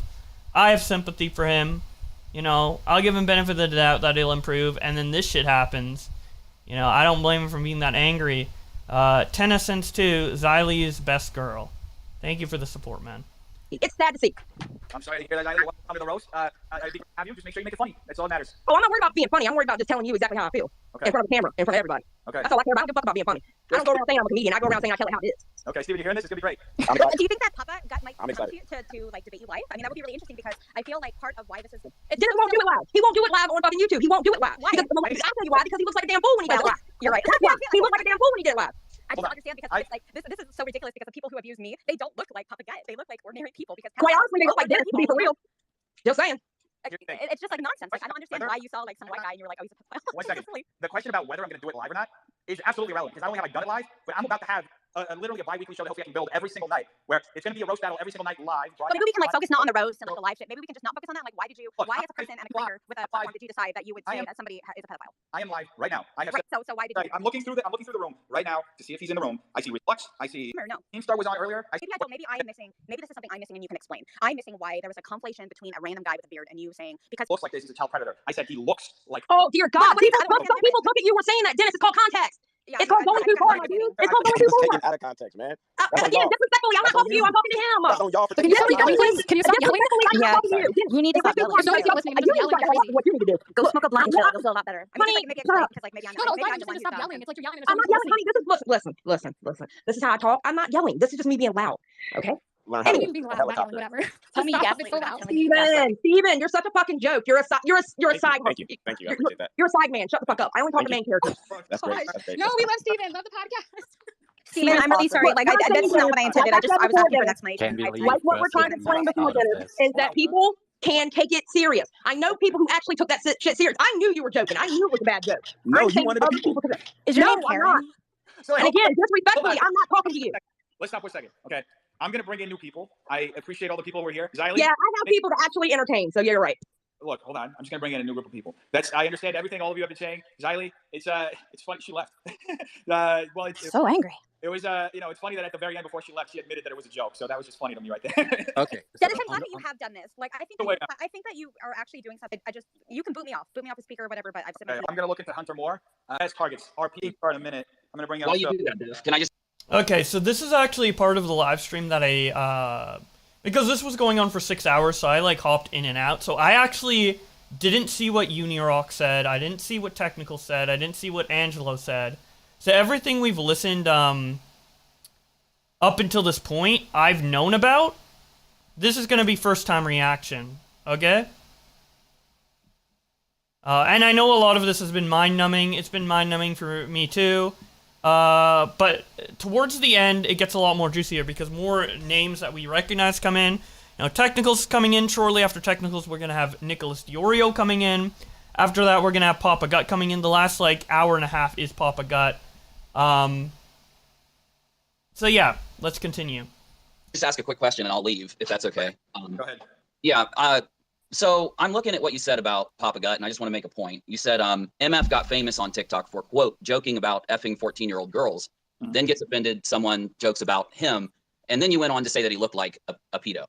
Now, my issue is that I think there's a conflation because that's not what Papa Gut did, though. When he said, he said something about, if it bleeds, then it breeds, and then there was a comma, and he said, okay, and he addressed someone else. So, I think that even inside the joke, it carries a different connotation than reality because it makes the assumption that Papa Gut was making that joke himself when in reality he was addressing someone else. So the whole joke is if it's a 14-year-old, I don't remember all of it. The part he's addressing is Andreas Lopez, right? He says that if she breeds, it's essentially talking about a 14-year-old girl fucking a 14-year-old girl, and he's like, "Thank you, Andreas Lopez, for the lesson," or something like that. Yeah, exactly. And look, here's the thing: do you think that a man fucking a child is funny? Not at all. And I just also don't think that Papa Gut was making a joke. We've established that if you're talking from the point of view of a man who's talking about fucking a child, that's not funny. To me, that's not a joke. That's I think that's not a joke, yet he called said Papa Gut looked like a pedophile as a joke. Huh? I don't get this. You say a statement, even if it is, in that sense, it's not a joke. I'm not going to joke about fucking a child. Pedophilia is not a joke, but then he said Papa Gut looked like a pedophile as a joke. That's fucked up. You see, even great You comedian were. he has a bunch of pedophile jokes. His most famous pedophile joke is about him getting molested by a guy in his neighborhood. And then he keeps using this like example where a comedian made a pedophile joke. He brings this up a lot. All of his defenses are literally, this comedian did this comedian did that, blah blah blah blah blah. The difference is they did it well, and you fucking suck, DefNoodles. You're not funny. We took him to McDonald's so we could molest him. So it's different. Most comedians, when they make jokes He about says this like a million times, by the way. It's so people frustrating. who actually know how to joke, they joke from the point of view of the victim because you don't want to sound like the person who's doing the thing. So Yeah, that's why I but think that's pedophile jokes objectively are wrong because they are affecting actual victims. So I think this narrative of being like funny or a comedian just because you throw out a joke to make fun of pedophiles is not landing. And this goes further into the point that yes, comedy is subjective and you're trying to be a comedian and I support you on that. But at some point you need to listen to your audience that you are trying to reach because at this point in time, your comedy is not landing with them. I understand what you're saying. My intentions have been the same since I started the channel. Like I mentioned here earlier, there's an interview we can go back all the way to 2019 that I did where I outlined all Yeah, he already talked about this. Yeah. So the comedic aspect on all of this, and I understand that you're trying to be something, but the actuality is that you are not for most people. Most people don't look for you, your feed as something to have comedic relief. They are trying to look at your feed to find information they then can use in their articles or in their videos or wherever else. Yeah, I understand. And people also used Colbert as a primary source. They would cite him and stuff, and it's kind of ludicrous. Someone says, Boblack says, people that joke about 9/11, however, a bunch of people don't think it's a joke and get offended. Just because you don't think it's funny doesn't mean it's not a joke. I agree. Yeah, people are like saying because it's not funny, it's not a joke. Something can be a joke and fall flat. It's still a joke, just means it's a bad one because it's not like funny, right? When you think about it. But this is what it is. I built this business like this, and it's been the same. It's been the same for years. So the expectation for me to now be like a legitimate news source, like an NBC, is just like it doesn't. It's not only now. Especially People haven't looked. Is already the format, the base of the pyramid was established years ago. It was set up years ago. It was set up in a certain way to be a certain thing, and there is a secondary use to it. Yes, I'm informing. Serious news source is a joke in and of itself, and I said this 2.5 years ago. This is like not something new. So it's a commentary on the independent news like coverage. So he's basically saying that his entire thing online, specifically on Twitter, but also on his YouTube, is that the fact that anyone would take him seriously as a news source is in itself a joke. Yet, he, he makes tweets on serious subjects. Like, is this supposed to be a joke? Like, if everything you're trying to do is a joke, like, why are you reporting on serious stuff? It just doesn't make sense to me, man. And I think he attempts to explain it, but I don't think his explanation makes that much sense. Tenna sends $5. I need to know who this man is, being the most logical and calm person to Dennis. His name is allegedly Angelo. Like thing, that's But it's not, because when you covered like James, hi, my name's Monica, by the way. But when you like covered James Charles or like the TikTok, I think Griffin maybe, the brothers that were creeps, like, yeah, like when you're covering that, you're not joking. So you're expecting your audience to know when you're joking, or like expecting us to understand your satire. So Colbert also covered Epstein. Like serious topics get discussed in comedy all the time. And he got shit for that too. Yeah, so it is what it is. You can discuss serious topics in comedy. Gleck sends $2. DefNoodles, the Wikipedia of comedy. So true. The thing is that the joke is the brand thing of it just being Wikipedia for comedy. I'm not trying to dictate what you are trying to do. I'm not out to be one. Yeah, I'm not trying to dictate what you are doing with your comedy. Comedy is subjective, but at some point, like I said before, you have to listen to your audience, and your comedy is not landing with your audience. Your audience is taking stuff like pedophilic jokes, who are like abhorrent to begin with. They are taking these things. Yeah, so if you talk about like real pedophile allegations, right, like James Charles or whatever, in a non-joking context, and then you call someone a pedophile, or say they look like a pedophile and their joke wasn't actually a joke, implying that like they actually do want to fuck 14-year-olds on the same page where you report serious pedophile accusations, obviously like no one's going to know when you're joking and when you're not. It's just he's just not doing a good job. And that is also what happened with Papa Gut. I understand that you tagging the FBI was a joke to you because you thought, okay, nobody is going to take this seriously, but you cannot know that beforehand. I mean, you go through the replies and you see how many people are actually taking it seriously. That doesn't matter. That doesn't matter. You don't know that beforehand. You don't know if somebody is taking you, tagging the FBI, or saying that somebody is a pedophile or not. Seriously, you cannot know that beforehand. There's a difference for me saying he's a pedophile. I didn't actually say he's a pedophile. I said he looks like a pedophile. The implication is still there. Yeah. So, but it's not the same thing. I'm not saying he is one. It's different. It's different. There's a difference for you, but like I said, your audience does not know that. Your audience is reading into that, and that is the same thing. No, please, I'm going to get off because it's 2 a.m. and I need to get my beauty rest. But what I'm trying to say is, you don't know that beforehand, and it is the same thing that you are doing right now that you did to Kat Tambosh, because you are criticizing her for saying something that she didn't say. You said that she said that somebody is a pedophile because, or like she implied that somebody is a pedophile, and you implying that somebody looks like a pedophile is basically the same thing here. So let me take 1 second and address one major difference between a journalist and myself. Do you put me on the same level as a Kat Tambosh as far as journalistic coverage is? Do you think that we're on the same level as far as like who's a journalist, who is it? Yeah, because you're a comedian. Blah blah blah. We get it. You're a comedian. You're not a serious news source. No one should take you seriously. Honestly, I'm gonna start just replying to all of DefNoodles' tweets by just saying "lol," funny joke.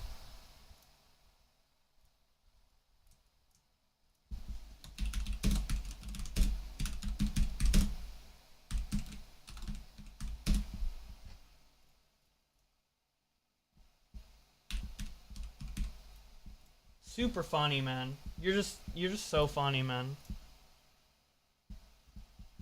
Okay. People won't get people won't have the context of the stream, so I'm gonna like undo it, but yeah, like what the fuck, bro?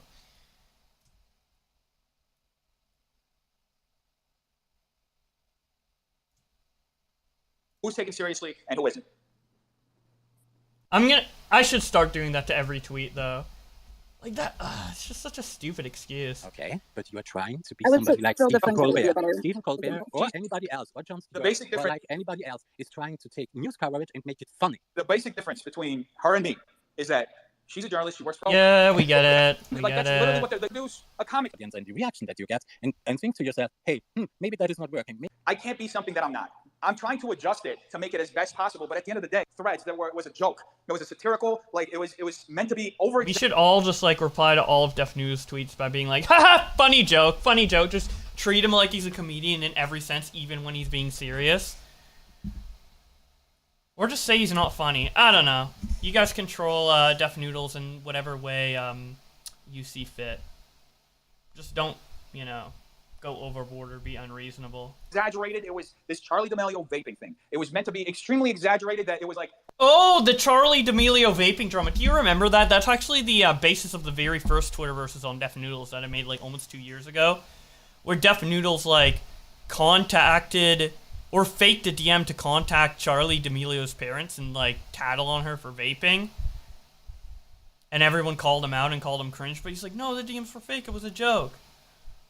Almost insane the level of detail. And he's still talking about this years later. He's so upset. And all this shit just because he was vaping. And that shit got like fucking 150,000 quote retweets. People were like fucking mad at me and all this shit. And like context was completely lost. And I don't control context. Like I'm going to go through and explain to every single person. 150,000 people quote tweeted him not understanding his humor. No one understands DefNoodles' humor. And when Nick comes in, he's going to explain that in a much more eloquent way than I can. And we'll get to that soon. I think Nick's coming up in the next hour of this recording, but obviously we're going to skip through faster.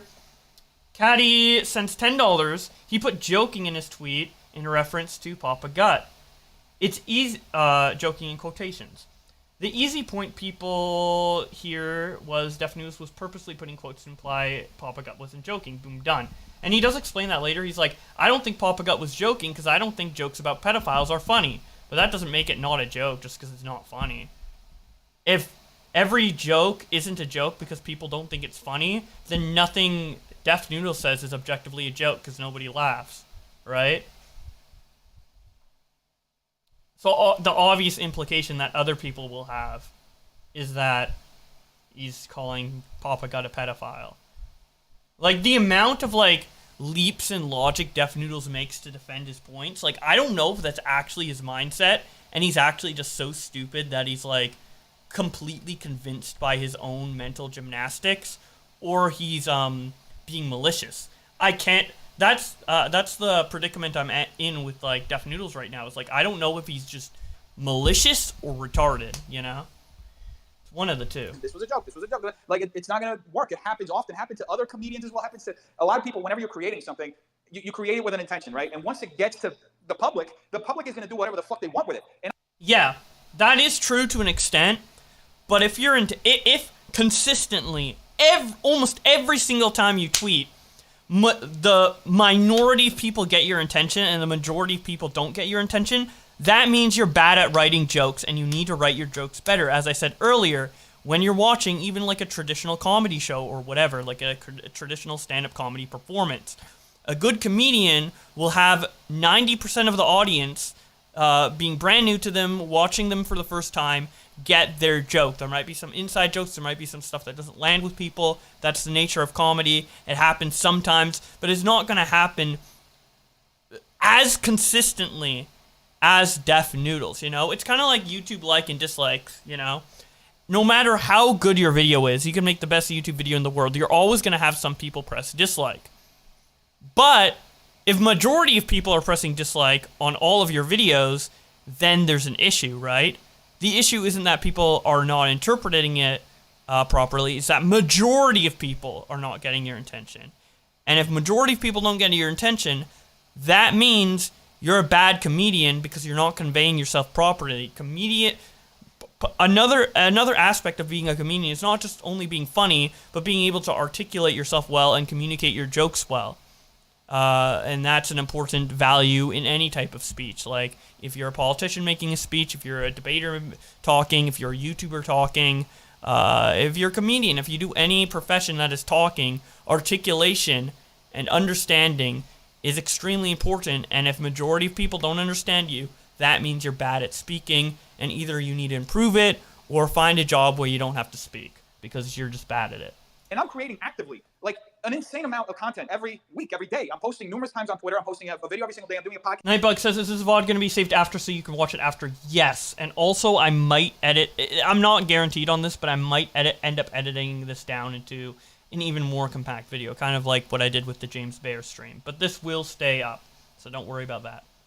If you have to go and you want to come back later, it's all good. Podcast 3 times a week. I'm like diversifying what I'm doing, posting in other platforms. I have a narrative piece that we're working on. That's like we're gonna start doing movies and all this shit. So it's like there's so many layers to what I do. DefNoodles is gonna make movies. Oh my god.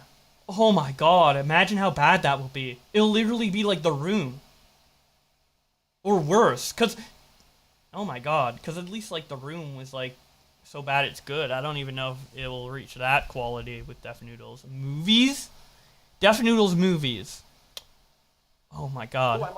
Yeah, but the audience doesn't get to see that all at the same time. People don't see what you're doing behind the scenes, and that is all fair and well. Build your empire, be all of that.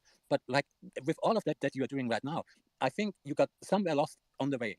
Your message that you are trying to be this comedic relief, that you're trying to be some kind of a Stephen Colbert or a John Oliver or something, that has been lost along the way, and people don't see that. Hopefully, bring it back and have this conversation and help people understand where I'm coming from. That I'm not a badly intentioned person. My goal. I know that, but at some point. Yeah, he keeps clarifying his intention. But no one gets your intention. If you have to keep clarifying your intention and explaining your joke, a lot of people say this, if you need to explain your joke, you're not a good comedian. Now, every comedian ends up having to probably explain their joke or correct intentions, especially with tweets. Even with tweets that I make, sometimes people take it the wrong way. Recently, it happened with like a Greek God X tweet where people thought I was calling Greek God X racist, when instead I was saying that people were denying that he was making, dialect that is usually racist towards Asian people. So, sometimes you word things in ways where people don't get your intentions. It happens to me, it happens to everyone. But if it's a majority of the time, then you suck. Every single time. So much so that you have to explain for 6 hours your jokes. You have to go on interviews to explain yourself. You have to explain yourself constantly, because no one fucking understands you're a bad comedian. Improve or quit. I want to your optics became something of that. Yeah. People look at you and they see now, okay, this is a person on the internet who... Oh, Dark Shadow sent 5. DefNoodles is like you're not built different, you're weird meme. So true. Who is being mean, who is making vile comments, who is making fatphobic comments, and who is accusing or implying that people look like pedophiles. And that shit is not like funny. Comedy is subjective, yeah, but that's not funny. Mm-hmm. Yeah, I mean, I'm on a roast mindset. That's where that. No, on a roast mindset constantly. Your brain is so simple, so binary that you're always in a roast mindset. Do you have any like dynamic thought going on in your brain? Like Jesus Christ, I think like DefNoodles needs to do a lot of self-reflection. He needs to go therapy more. He needs to like take, I don't know, like a month or two to just like meditate. Just go into the woods, go into the mountains and just think with your own brain. Because you need to train your brain to just be more dynamic. You're just too, you just need to be smarter, man. Like, I don't know, like play Brain Age on Nintendo DS or something. Like you need more grooves in your brain, bro. My responses have been, those roast battles in Rollerblade too. Good idea in theory, but I think there's also a huge security risk that you have to look into, because if people come to you or your place, that you need to look into security, because not everybody. point. So it's not like out of the blue. Okay, good. So I'm logging off. Thank you for having me. To fly people down to roast you? I'm not flying them down to roast me. It's a roast battle. So it's a back and forth. So essentially, I have a place already. I renovated. I spent the last month or so renovating it. I have to do one final like build, which I have to build a wall to partition part of the office. And essentially, we're gonna have an event space in the front part where we're gonna do screenings and like have shows at night, have comedy shows. Steven hosts a bunch of shows throughout LA. He's gonna host shows there. I'm gonna have other comics that I know host shows there every night too. And part of that whole thing is that we're gonna do roast battles. And I was gonna do them regardless if YouTubers showed up or not. I'm not and fly people out. I came up doing roast battles in New York. Some of my good friends in New York like host battles at the Stand and at the New York Comedy Club. So that's how I come up, and I'm sure those guys will fly out and do them here too when I'm doing them. But the idea was to start. Sorry, I need to show this tweet again. I need to show this tweet from Young Crip again. I showed it in my last video, but I need to show this again, dude. DefNoodles in his roast battle be like. So have you guys been hearing about this DefNoodles character? Yeah, he fucks kids. Literally DefNoodles at the roast battles, bro. I've done roast battles in New York. That's literally what his performance was. Start integrating the beef that people talk a lot on the internet. I'm sure you know this. That done to you. People talk a lot on the internet, but they don't back it up when you see them in person. So that's the idea of seeing like who actually backs their shit up and can talk shit and actually be entertaining as they do it, and actually entertain, get people to laugh. Because to me, that's ultimately the most important thing. Are you funny? Do people you can say some great shit, but do you make people? That's ultimately the most important thing. Are you funny? Do you make people laugh? No. So stop doing the same thing over and over again and fix it. If you're not making people laugh, and that's ultimately the most important thing, as you're saying, let's take everything aside. Let's take the Papa Gut stuff aside, the false accusations, everything aside. DefNoodles, if you're not making people laugh, and that's the ultimate goal, you need to work on yourself, dude. You need to just work on your craft. You've been a comedian for how long, and you're still not making people laugh on the internet? Like, I understand your comedy's not going to appeal to everyone, but, like, there is a huge discrepancy online with people who think you're funny versus people who think you're not funny. You need to just buckle down and improve your craft from, like, the ground up, man. You need to, like, rethink some stuff, man, because you're not making people laugh. Your ultimate goal is not being reached, bro. Laugh, because I look up to great comedians who had a message and would say some and still say some amazing shit and make people laugh as they're saying some really insightful shit. And that's, to me, you can talk a lot of shit, but are you funny? So that's what we're gonna see. Can you entertain a room full of people? You're gonna live stream that, right? We're gonna live stream it. Yep. I can't wait. Unironically, I cannot wait for the DefNoodles roast battle, because I want to see how many people laugh at him versus the other guys. I want to see how many people laugh at DefNoodles in a live studio audience. I'm actually curious about that. Hey, if everybody in the room laughs at DefNoodles jokes and he actually makes some funny jokes, I'll commend him, Earlier with that tweet he deleted because his fans told him to, with DefNoodles saying that Papa Gut looks like a pedo and this is his van and it's like free candy or whatever. I thought that was kind of humorous. I thought that was kind of funny. It was the first thing DefNoodles posted. That was kind of funny. So, if he's funny, I'm gonna call it out. I'm gonna commend him. He's improving as a comedian. But until then, 99% of his jokes haven't been funny to me. I've been following this guy for 2 years, and he made one thing that I kind of thought was funny yesterday for the first time. So, we'll see. I can't wait for that live stream, man. we'll see what happens. It doesn't have to be just YouTubers. I mean, the idea just happened in this past week. Like I said, we've been developing it like for 6 months. And this past week, I was like, hey, wouldn't it be funny if some of these people who talk shit about me actually flew out and did it like to my face, and I responded to them? Because it's not like I'm just paying them to come here, grab a mic and say, hey, you suck, you're a piece of shit. No, they're going to say something, and I'm going to say something, and they're going to say something, I'm going to say something. There's going to be an audience laughing to see who's the funniest. And at the end, somebody's going to win the roast battle. So that's ultimately what it is. All right, yeah, that sounds interesting. Yeah. I don't know about all this other shit. I'm just bored. I just wanted to follow up on that. I'll fucking leave. But stop letting these women talk for that long. That was annoying as shit. Next time, kick them immediately. Refresh the group. More men. That's all I gotta say. So true, Technical. So true. About Technicals. Yo, what's good? Let me let Keith start because he's been waiting for a minute. Let's see what he wants to do now. All right. What's up?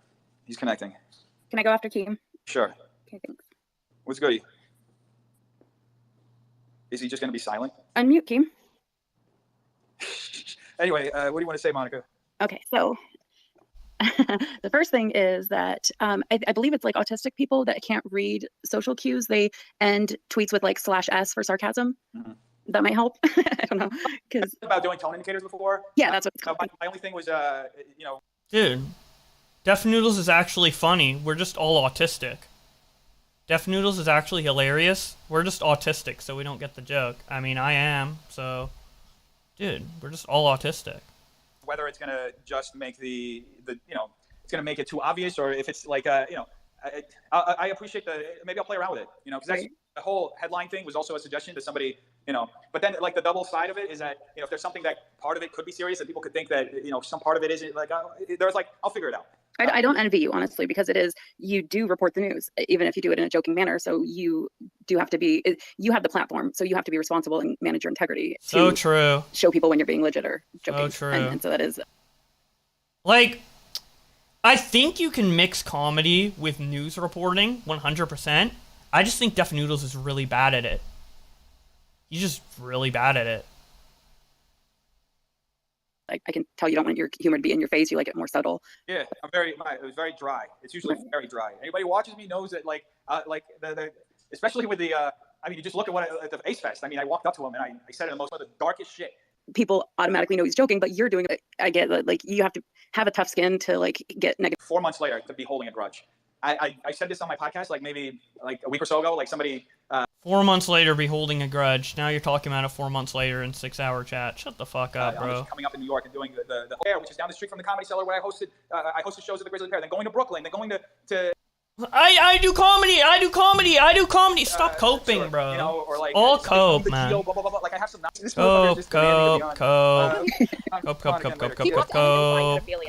said that Addison Rae's dad had been accused of pursuing. Wait, I'm sorry to cut you off. I just want to say, Dennis, I love you, bro. I support you. Keep doing what you're doing. You're a hard worker. I know you personally. You're awesome. And keep. Still one of the nicest guys I know. Still very, very nice guy. In my original tweet, I said that Monty Lopez had been accused of pursuing young women, which by definition, young women are over the age of 18, which you said was implying pedophilia. So I'm curious if you can explain how pursuing young women implies someone is a pedophile.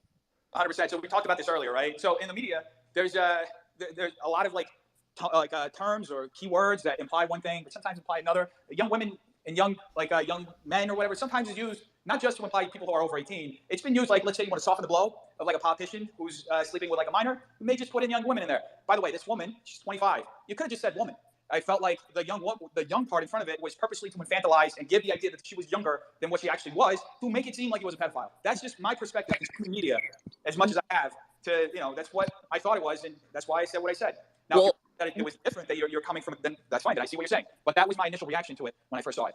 Typically, people in media don't soften their accusations. They just state them outright. Like if someone is accused of sleeping with somebody under the age of 18, someone will say they're accused of having sex with a blank, whatever their age is. But in addition to the 25-year-old, the article also went into the allegations that he had pursued a 19-year-old. Okay, I just don't care about this. This is not relevant to what we're talking about. I'm sorry, Cat 10 Barge. I'm sure you're right. I'm sure DefNoodles is shitty. Yep, I don't care, bro. 99% of them, and keeps 3 of them, and then he's this guy that's going up and trying to. What the hell? And we need to get through this. So no offense to you, Cat 10 Barge, but we just need to get through this faster. I didn't really previously address your beef with DefNoodles too much, so yeah. You're there to serve the audience, then why are you telling them that you're glad to get rid of them, which you tweeted yesterday?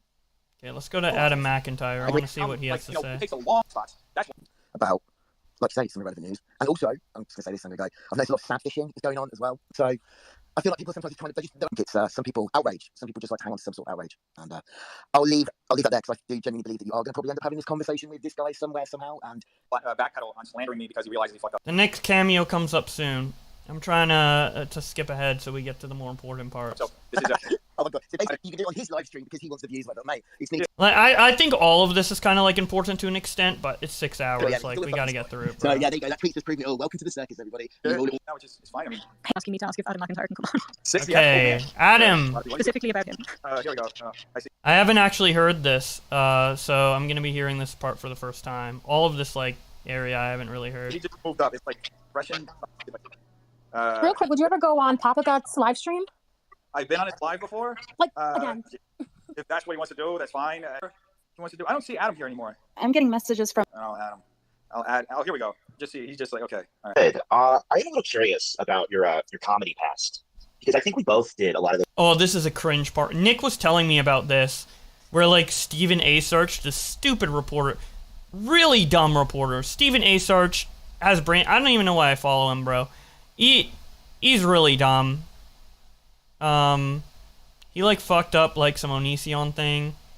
Basically there was like Onision was like grooming people, and the victims came out to speak on Disney Plus, but some of them didn't want their stories to be told. But Stephen A. Search took their stories and said it anyways because he cares more about views than victims. He's just really dumb. But let's hear what he has to say here. Nick told me it was stupid. Those same open mics in New York, and it feels a little bit like you're trying to romanticize that experience. Sure. So yeah, what's your point? Well, I'm just curious, like, why do you think that struggle is pertinent to, like, you know, being the comic YouTuber? Okay, so first off, which mics did you do in New York, just so I can know if we ran into each other or not? Because you're like making a bunch of assumptions already. Well, I mean, we could do Laugh Lounge, Stand Up New York, Eastville, right, I did a bunch of shows at Eastville. I used to host mics at the Grizzly Pear. I used to host mics at I guess it's called the Buddha Lounge. It used to be the Climate Lounge in the Village. I think I hosted Monday, Wednesdays, Fridays there. Like I did that maybe 2-3 years. I'm good friends, or haven't talked to him in a few years, but Jeff Lawrence. Doing those open mics in itself is a difficult experience. You're trying to make other comedians laugh, and it can often feel like you're just pulling teeth. You know, it's antagonistic. It can be angry. So if you're trying to take that same approach to like being a YouTuber, not the same approach, because even my own like open mics that I used to, he did a show that absolutely sucked in DC that I was awful, and it's what happens. You know, you get used to it just being what it is. Each room is a different room. You try to tap in. So people didn't laugh at his jokes in real life, and he's like, well, it is what it is. You just can't please some people. No, get better at comedy. Obviously, like, no, your comedy isn't going to appeal to 100% of people. But if you can, like, increase the amount of people your comedy appeals to, that's good. I don't know. Sometimes you suck. You start off bombing, and then you end up on a good note. Sometimes you start off doing amazing, and then you can't find a closer. headlining those rooms. No. You're doing your 5 to 15 or posting, which is fine and normal. I know comedians now who work on TV shows and aren't. Cope. I don't know what to tell you. So a lot of that was what was happening fucking years. But that's 99% of comics. Cope. They have freelance gigs that they do. They have acting. Like I said, I know guys who were on Last Comic Standing.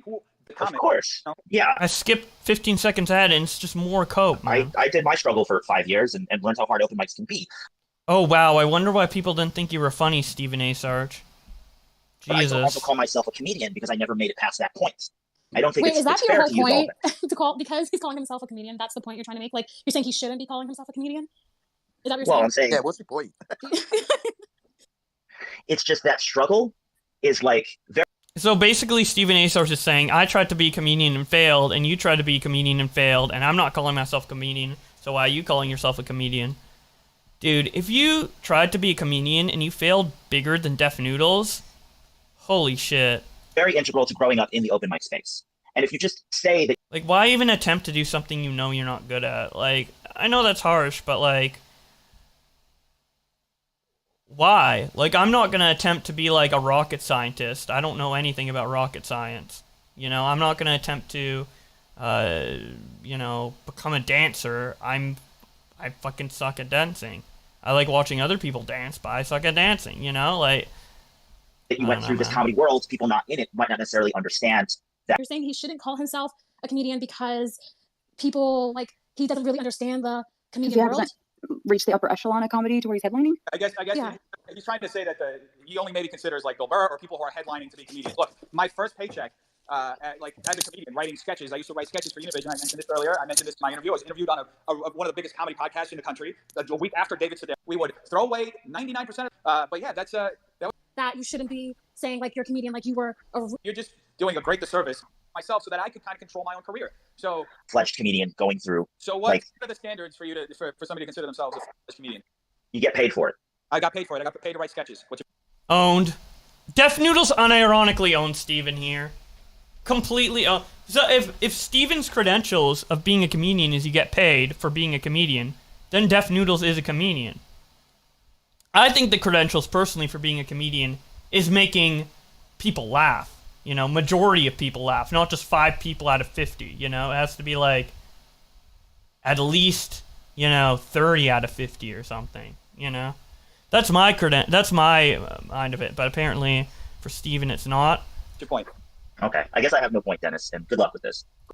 He literally bowed down. Steven's retarded, bro. Wait, Dennis, I want to ask you something. Okay, now we get to someone with an actual brain. Adam. And I want to completely take it away from the conversation of if people think this about comedian, and even going further, like if I'm not speaking about the Papa God, to give a different conversation here because it hasn't been kind of focused on, especially as a drama channel, kind of the pivot you've made in the past couple days on how you no longer identify as a drama channel, and I would love. Adam saved us from Steven's retardation. Thank you, Adam. Hear more about that. So dumb, bro. The question is, what's the sudden change? Because you tweeted out that you're not grateful because of this, because more of those kind of audience are leaving you, and you've spent. I've been trying to pivot to less YouTube drama-oriented content. I've been trying to pivot to more pop culture politics. You've been trying to pivot to more less drama-oriented content. Let's see, man.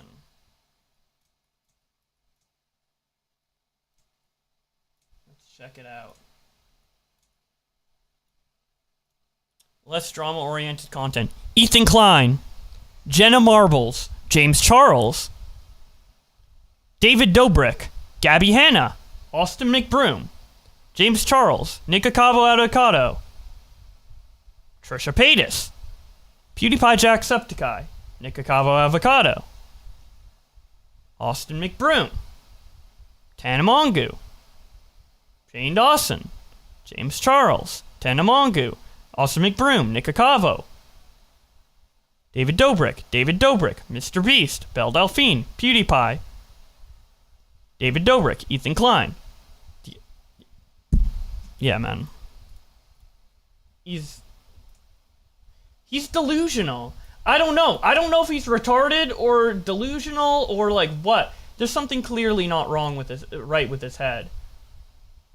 Like, sometimes I think, like, he's just, like, being a dumbass on purpose to rile people up or something, but then when I listen to him trying to explain himself for 6 hours, like, I don't know, man. I'm starting to feel bad for him. What does that mean? You've uploaded 4 videos about James Charles in the past 2 weeks. So here's the thing. A lot of the content that I've been posting that's pop culture politics oriented, you can go through. I've done reactions to Ben Shapiro and other thing. It just hasn't picked up yet on my channel. I haven't been able to bring in this new audience. It takes a while, so I have to... Bro, nothing's been picking up on your channel. Look at all these views. Even on the fucking drama shit, you're saying I'm still doing drama because it's the only thing that gets views. Like, what? You don't have any views on anything. 50k views for almost 600k subs? Like, what? Dude. You're, like, you're delusional. And now you're wasting all this money on, like, studios when your channel's dying? Like, maybe make sure your income's actually, like, coming in on a consistent basis and fix your channel. Fix your comedy. Start being funny before you start, like, creating all these studios and great ambitions. Like, it's great that you're, like, so ambitious or whatever. And your channel was popping off to enough to warrant that ambition months ago, but now you're dying. Fix it, man. I don't know what to say. And you know what? My channel was dying a little bit the last year, too. You know, before I averaged 100k, then I averaged 50k. And I'm just starting to come back. But I'm not the one fucking building up fucking studios and being in denial when my channel's bad or doing bad. I figure out what the issue is, and I try and fix it. I don't know, man. Cater to the interest of my audience who's there presently. You can cater towards them, but you're fully making content for that. So to say fuck you, like, oh, all those people are leaving anyway, that's what you built your channel off of. Agree or disagree? I completely understand what you're saying. That the same way you could say this. You know, when I first started doing this channel, I started doing it mostly I was reacting to music videos and things that were completely unrelated to drama. And then I started reacting and commenting on memes and other things like that. And it evolved around the end of 2019 into talking about YouTube drama and covering internet scandals and all this stuff. And then the character started being developed as well around that time. The character play the cat in the Minecraft house thing. So the channel has gone through a lot of different phases. Even phase of me talking about internet scandals and all this stuff, it's gone through a lot of different phases. But yes, channels go through a lot of different phases, especially when you're trying to find your groove. You know, I didn't start off by reading tweets. Far from it. I have an 8-year history of me trying different things. But once you get into that groove, it isn't as simple as just like, you know, changing it on a dime. Which is, I think DefNoodles knows that. That's why he's continuing making drama videos. But he's just in denial here. Like, I don't know what he's doing. Like, why is he in denial here? Like, it doesn't make any sense. I'm actually worried about his mental health. Like, I don't get what's going on Still in his circling head, back to man. you making videos about like James Charles. So we're back to square one. So in my understanding of how the algorithm works, I can either kill my channel by essentially just serving my audience with none of the content that they want to see, or I can do a slow pivot, which is what I did when I was moving away from the other content I did. You're right, but you're not doing a slow pivot. You're still covering the drama stuff even more consistently than other mainstream stuff. Like 6, 7, 8 months I don't know, for me to man. start getting picked up by the algorithm. So I had to try a lot of different videos, a lot of different titles and thumbnails and things. And so it's not easy to pivot to any. Try a lot of different all your titles are the same, bro. What? It's the same. There's no difference. I don't like what he's saying makes sense, but it just doesn't apply to him. Like I'm baffled by this ignorance. Anything, especially when you have like people who consume politics or pop culture, like general American pop culture, don't want to hear about YouTube drama necessarily. And people who consume YouTube drama don't want to necessarily hear about the Kardashian drama or the Kardashian situation or that, you know, Ted Cruz is a scumbag. So it's, you know, it takes a minute for me to be able to position the channel and have the algorithm distribute my content to this new audience. I have to have enough of a base to get you want to get technical, I have to have enough of a base that people are going to consume the content off the bat so I can get the view velocity I need so that the video can rank in the algorithm in a way that people find it. But you're losing subs every single day. It's not working. Like this is the same. I think we're finding a core theme with DefNoodles because it's the same thing with his comedy. He's like, my comedy's not working, blah blah blah, but he doesn't change anything. He doesn't do anything to fix that. He acknowledges the issue, but he just keeps doing the same thing over and over again. He's talking about getting view velocity. Like, if your channel is still dying this much, and you're worried, and you don't want to switch like completely off of drama because you're worried about your channel dying. It's already dying. You might as well do the complete switch right now. Like, what's the point if it's not working, right? Like, it's like he thinks he has a different channel. Like, is he logged into the wrong channel? Is he like looking at the H3 podcast like statistics instead of his? Like, I don't know, man. That it's discoverable, and it actually builds this new audience base that I'm trying to reach out to. So that's getting very technical. Yeah, Dennis, I'm doing the exact same thing, and that's a lot of words for something that's very easy to describe. So true. I mean, it's what I've learned throughout the years in my conversations, not only with people here in LA who, you know, are specialized in this, but also, you know, at one point, I have a really good friend who's very good friends with somebody like who's an engineer at YouTube in New York. I got to ask him a bunch of questions, you know, like years. Yeah, you know a bunch of comedians in real life. We get it, bro. We get it. Dennis, you step outside. You fucking do hypnotherapy. You pet your dog. We get I it, really bro. didn't mean to cut you off, but if you're there to serve the audience, then why are you telling them that you're glad to get rid of them, which you tweeted yesterday? So true. I'm moving outside of that. So by having Dude, answer the question. You tweeted yesterday that you're glad to get rid of them, so why are you still catering? Adam's the best caller so far, exactly man. what's happening. So except for maybe Smaggle with that politician. That was by having like... less of the people to serve who want the old content, I'm clearing up a runway for me to actually be able to place the content that I want with just the people who You're clearing out a runway. So that's his cope for losing subs. He's clearing out a runway. The people who are there solely because they want to watch my content. So if people are there solely for the drama content, and they're leaving because of the change, and there have been a lot of people who left because they. If you're sweeping out the runway, why are you still appealing to them? What? That makes no sense. They were like either apolitical or when I started talking. Just start a new channel. I don't know, man. It's like, it doesn't make any sense. He's like saying, like, his words don't align with his actions. Like, what he's saying makes sense, but in the context of his own channel, it just doesn't. Talking about politics, or more conservative. This has been happening since like March, right? It has been happening. And when I started like making fun of Ted Cruz or talking about other situations, there were a lot of people like the Kyle Rittenhouse thing. A lot of people were very angry with me because I had never really been that political on my channel. But then I started talking about politics and these things, and it pissed a lot of people off, understandably. And those people left. So that ends up opening up a runway to the people who are my core audience, who actually identify with me beyond just what I do, like talk about. That they stay, and from there I can build up this new audience base that actually aligns with the things that I'm trying to talk about now. I totally get that. Okay, my final thing I'll say to you, and then I'll leave, is I completely understand about garnering an audience. I completely understand about different subgenres and stuff. In terms of you now building up this new audience, and you have this runway of old audience, why would you still, especially this week, like clickbait, like YouTube drama, like Jenna Marbles coming back when she didn't? That's gaining a new audience of the old content. Which is true. Sorry, can you say that again? My dogs are like so my true. friends to pick up my dogs. So. Okay, don't worry, I can repeat. So whenever you said about that you're now making content that's catering towards we're not. You say that to everyone. Like Dennis, I've been listening for a while. You're saying that to everyone. Okay. So explain then to me. What is going on? What's your deal? I'm now repeating this for a third. A lot of people are very angry with me because I had never really been that political on my just what I do. I completely understand about different subgenres. That's gaining a new audience of the old content. So whenever you said about that you're now making content that's catering towards the new audience, and the old audience can watch videos when you put it out, why would you even this week clickbait like Jenna Marbles coming back, which is YouTube drama, which didn't happen, which is almost gaining the old audience a new version? We're kind of going around in circles a little bit. I explained this. We're not. You say that to everyone. Wait, he's not. Wait. You asked the question, he didn't hear because of his dogs. You asked it again, and then he says we're going in circles when he didn't hear it the first time. Dennis, I've been listening for a while. You're saying that to everyone. Okay. The fuck? Explain then to me. What is going on? What's your deal? I'm now repeating this for a third fucking Holy shit! A third time! You're telling me that you're annoyed that I'm posting the same content. The information just doesn't process through his brain. He needs more grooves in his brain. Again, it ties back. Yeah, he needs to just get off the internet for a month, go into a mountain, and like self-reflect, because he's like full-on retard I said that I'm moving away from. I explained why I'm doing it, and I'm trying to understand what your point is. You want me to stop posting the content that I post, and you want me to post just the other content? I think no. What the hell? I think he's trying to understand why you're clickbaiting drama if you don't want the drama viewers. Exactly. You said that you're trying to get new videos on the newer content, but you're not.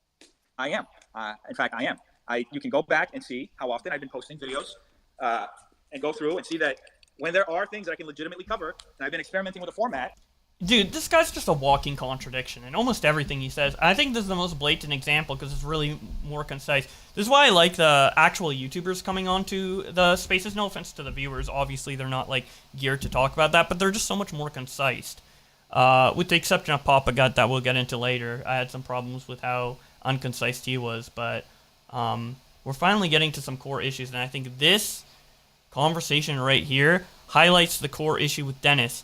He is a walking contradiction, and he's just dumb. He's stupid. He's ignorant, he's stupid, and he's a walking contradiction.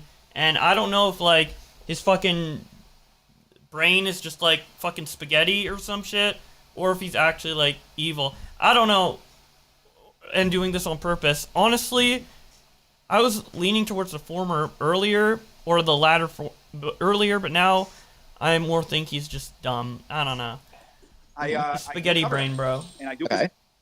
I don't understand specifically. Which, I mean, kind of makes sense with his name, DefNoodles. Like, his brain is definitely made out of noodles. Like, how do you want me to do it? So. Is your whole point basically? Is the whole point like if you made your statement of how you're moving on? Is the whole point like stop posting about YouTube drama? Is that it? No, the point is you just said that you like introducing new content to gain a new audience, and you had this runway of the previous audience with older stuff. So why would you continue clickbaiting drama, getting more of an audience of the older content that you no longer are making because that's the runway? So just to clarify, I'm not really gaining a new audience because I'm losing subscribers. So that's because of this. Yeah, that's fine. So he's pointing out his own contradiction because Adam relayed what he was saying earlier, and then he disagreed with himself. He's so stupid. The reason why is because there are people who are there.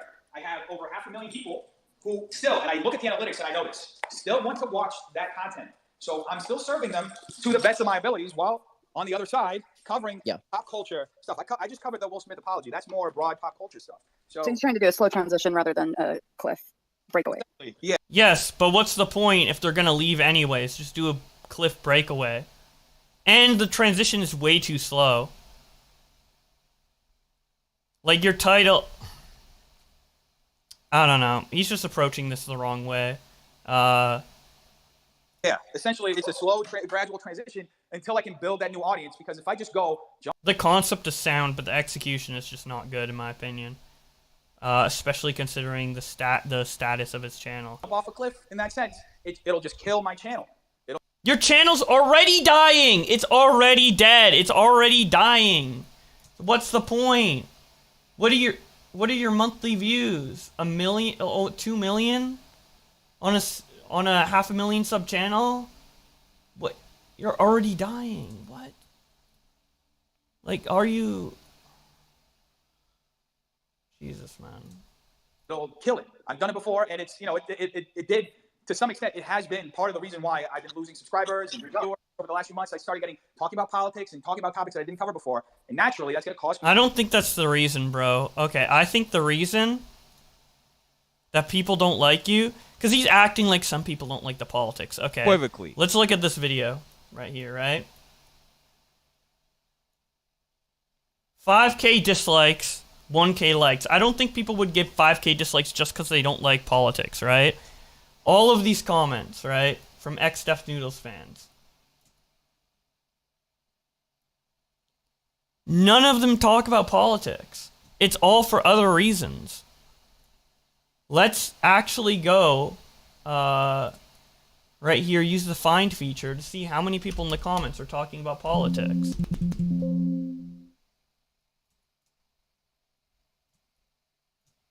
Zero. All right. 0 people are talking about politics in the comments. Now let's see if they're talking about Papa Gut. Oh wow, it looks like the comment section is talking about Papa Gut. Like, he's delusional. What is going on, man? He's delusional. He's literally delusional. People to go and look for something else. That also changing the setting. That was also something that, caused a lot of people to leave. Reading off of a teleprompter, which is, something that I've been wanting to do for a while, typing out my scripts and reading it off a prompter. DefNoodles is losing 3K subs a month because he reads off of a teleprompter. All of these people are upset. He's getting 5K dislikes to 1K likes because he's reading off of a teleprompter.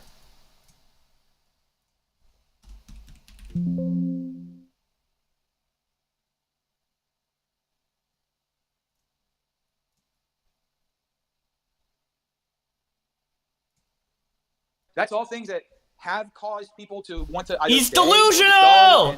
At the end of the day, look, I'm doing my best with the knowledge that I have. If you know something better than I do, feel free to recommend and I'll try it out.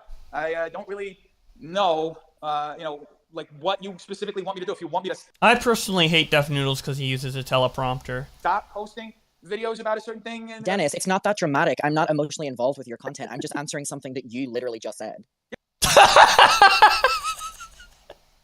DefNoodles is not that deep.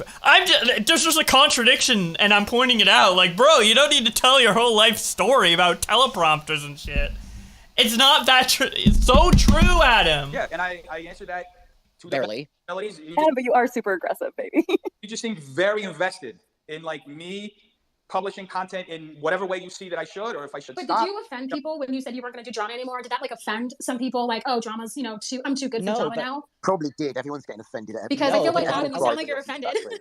I'm not offended, but it's ironic for a lot of you to be. No, let me speak. It's ironic for a lot of you to be on here being like, we're talking about the same thing over. We're going in circles.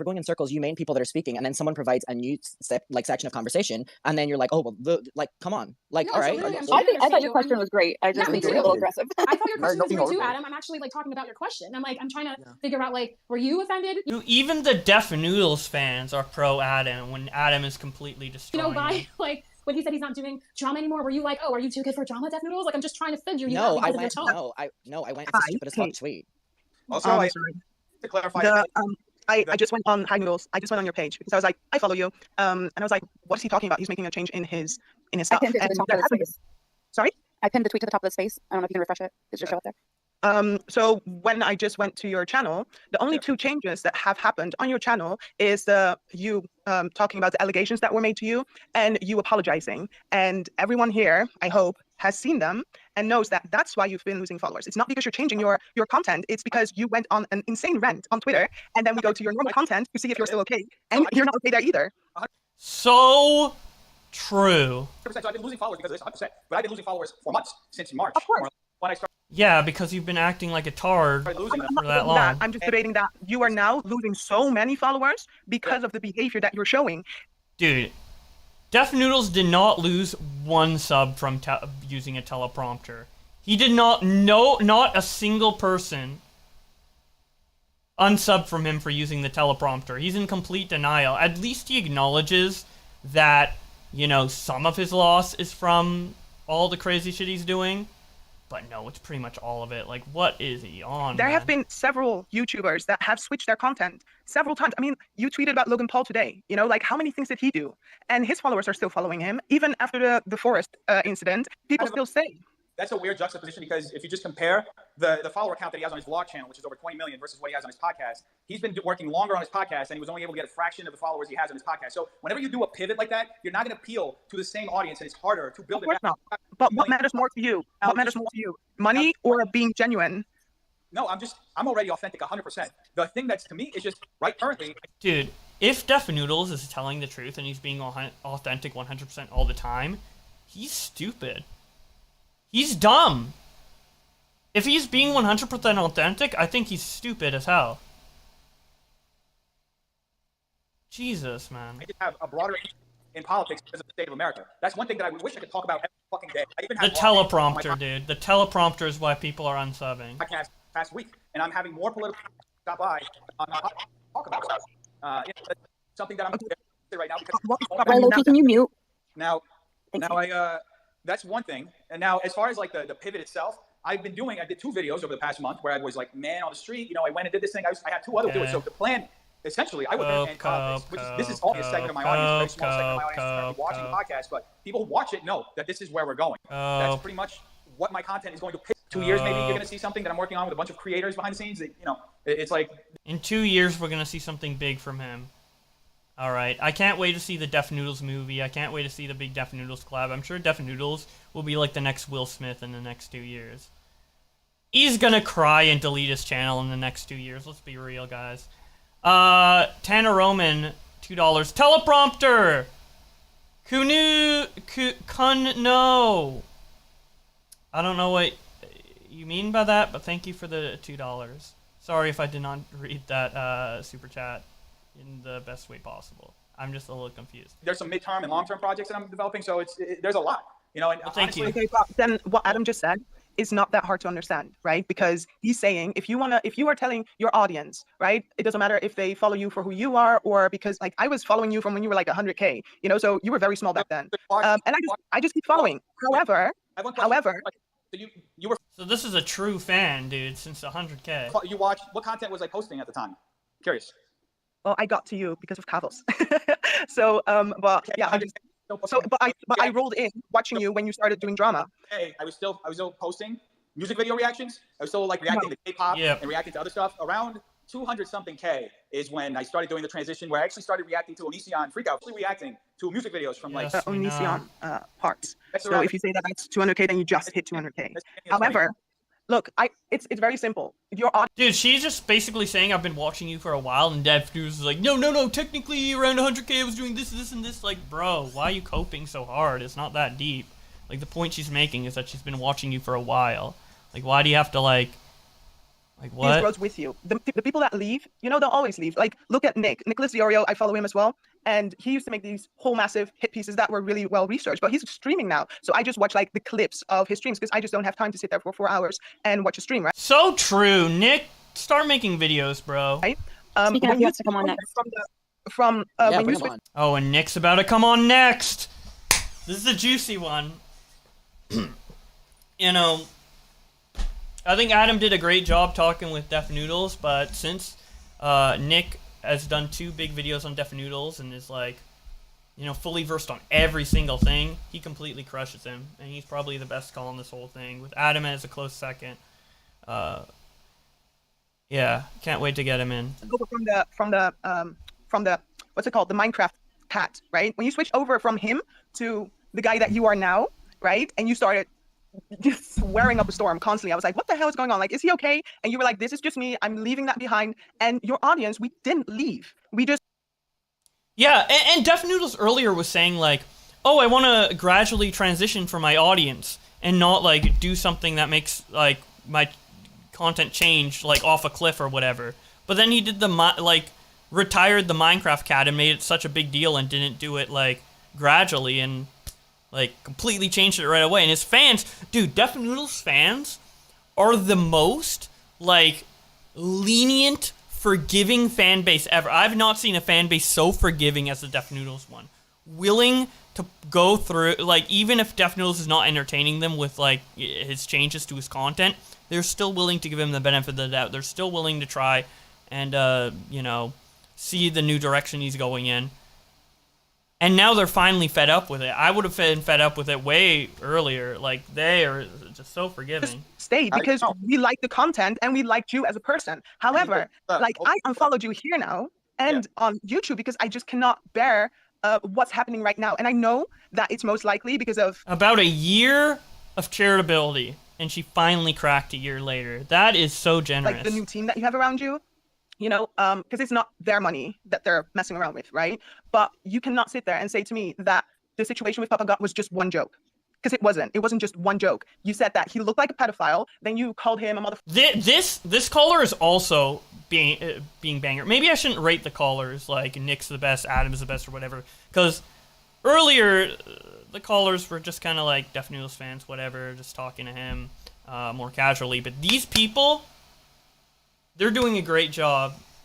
Shout out to, who's this person? Shout out to Admiral Nix. Oh, I probably didn't say that right. But regardless, shout out to her. She's doing a great job on this, man.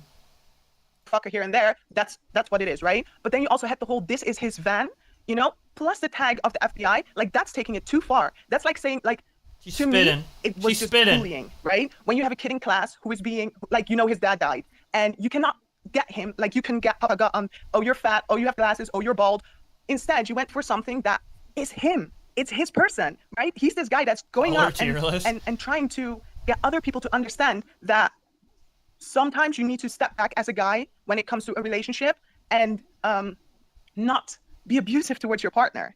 And then here you are calling him out, saying that he looks like a pedophile. You didn't just say he looked like a pedophile.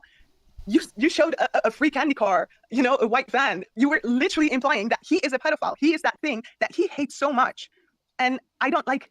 And by the way, DefNoodles earlier said, pedophile jokes aren't funny. You think pedophile jokes are funny? What? Joking about fucking kids isn't funny. Yet he's doing this shit, bro. Previously, I don't think you would have gone this far. I don't think you would have He's doubled down a walking, talking, hypocritical entity that is just... He's hypocritical and unself-aware and just so...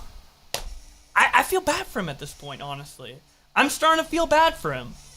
He's just mentally ill.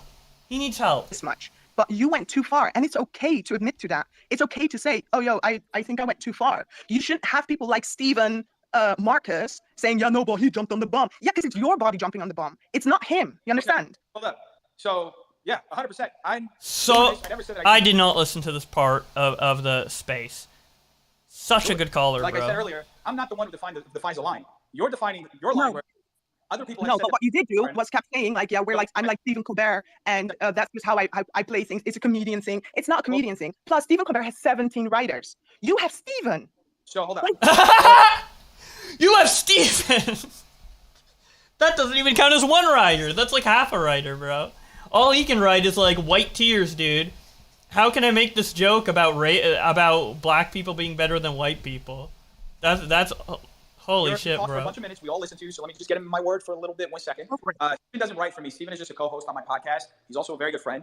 You know, he also knows a lot of other people, you know, in LA that we know and all this other stuff. So he's a host on my podcast. He's a very good friend. Yeah, he clearly doesn't write for DefNoodles. If he did write for DefNoodles, DefNoodles would be making a lot of like "you're fucking white" type jokes. You know? I write the jokes myself. Eventually, maybe I'll hire writers, but I'm writing everything myself. I'm just now starting to You find should some hire editing writers, stuff to bro. do. So I've been editing and filming. If DefNoodles ever becomes funny, we'll know he hired writers. Doing all this stuff. At the end of the day, I understand what you're saying. I don't define the line. I walk to it. And if somebody sees a line, where you see a line, somebody will see it at a different place. And I understand everything you're saying. I don't really know what. But do you understand what she's saying? But do you really understand what she's saying? Like, genuinely. You want from me, but I understand. If he were to explain it back on what he thought or how he interpreted what she said, it would be completely different. I guarantee I want you to it. be accountable for what you did. Like, I don't, for me, there's no thing like lines. I listen to Tommy C on a daily basis, right? I know you know Tommy C. I listen to him on a daily basis. Oh, okay. A little less based. Listening to Tommy C. No, I'm just kidding. I'm joking.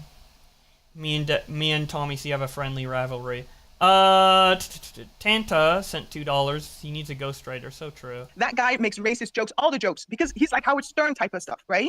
But what you're doing, what Tommy doesn't do, right? Or what Howard Stern doesn't do, is keep pushing like this and still not be funny. Because it wasn't a funny real joke. quick. It's okay to Real be quick. sorry. Hello, Papa Gut's in the chat now, and he's ready to join. I believe he's home now. Okay, I'm going through. Let me see. I can step down. Yeah. All right. Real quick, I just want to say, leave Steven alone. He's a sweetie. Simp! I just, He's a sweetie. Watch out. You're not black. He might turn on you, man. But if he's wrong, he's wrong. I just added him. Let's see.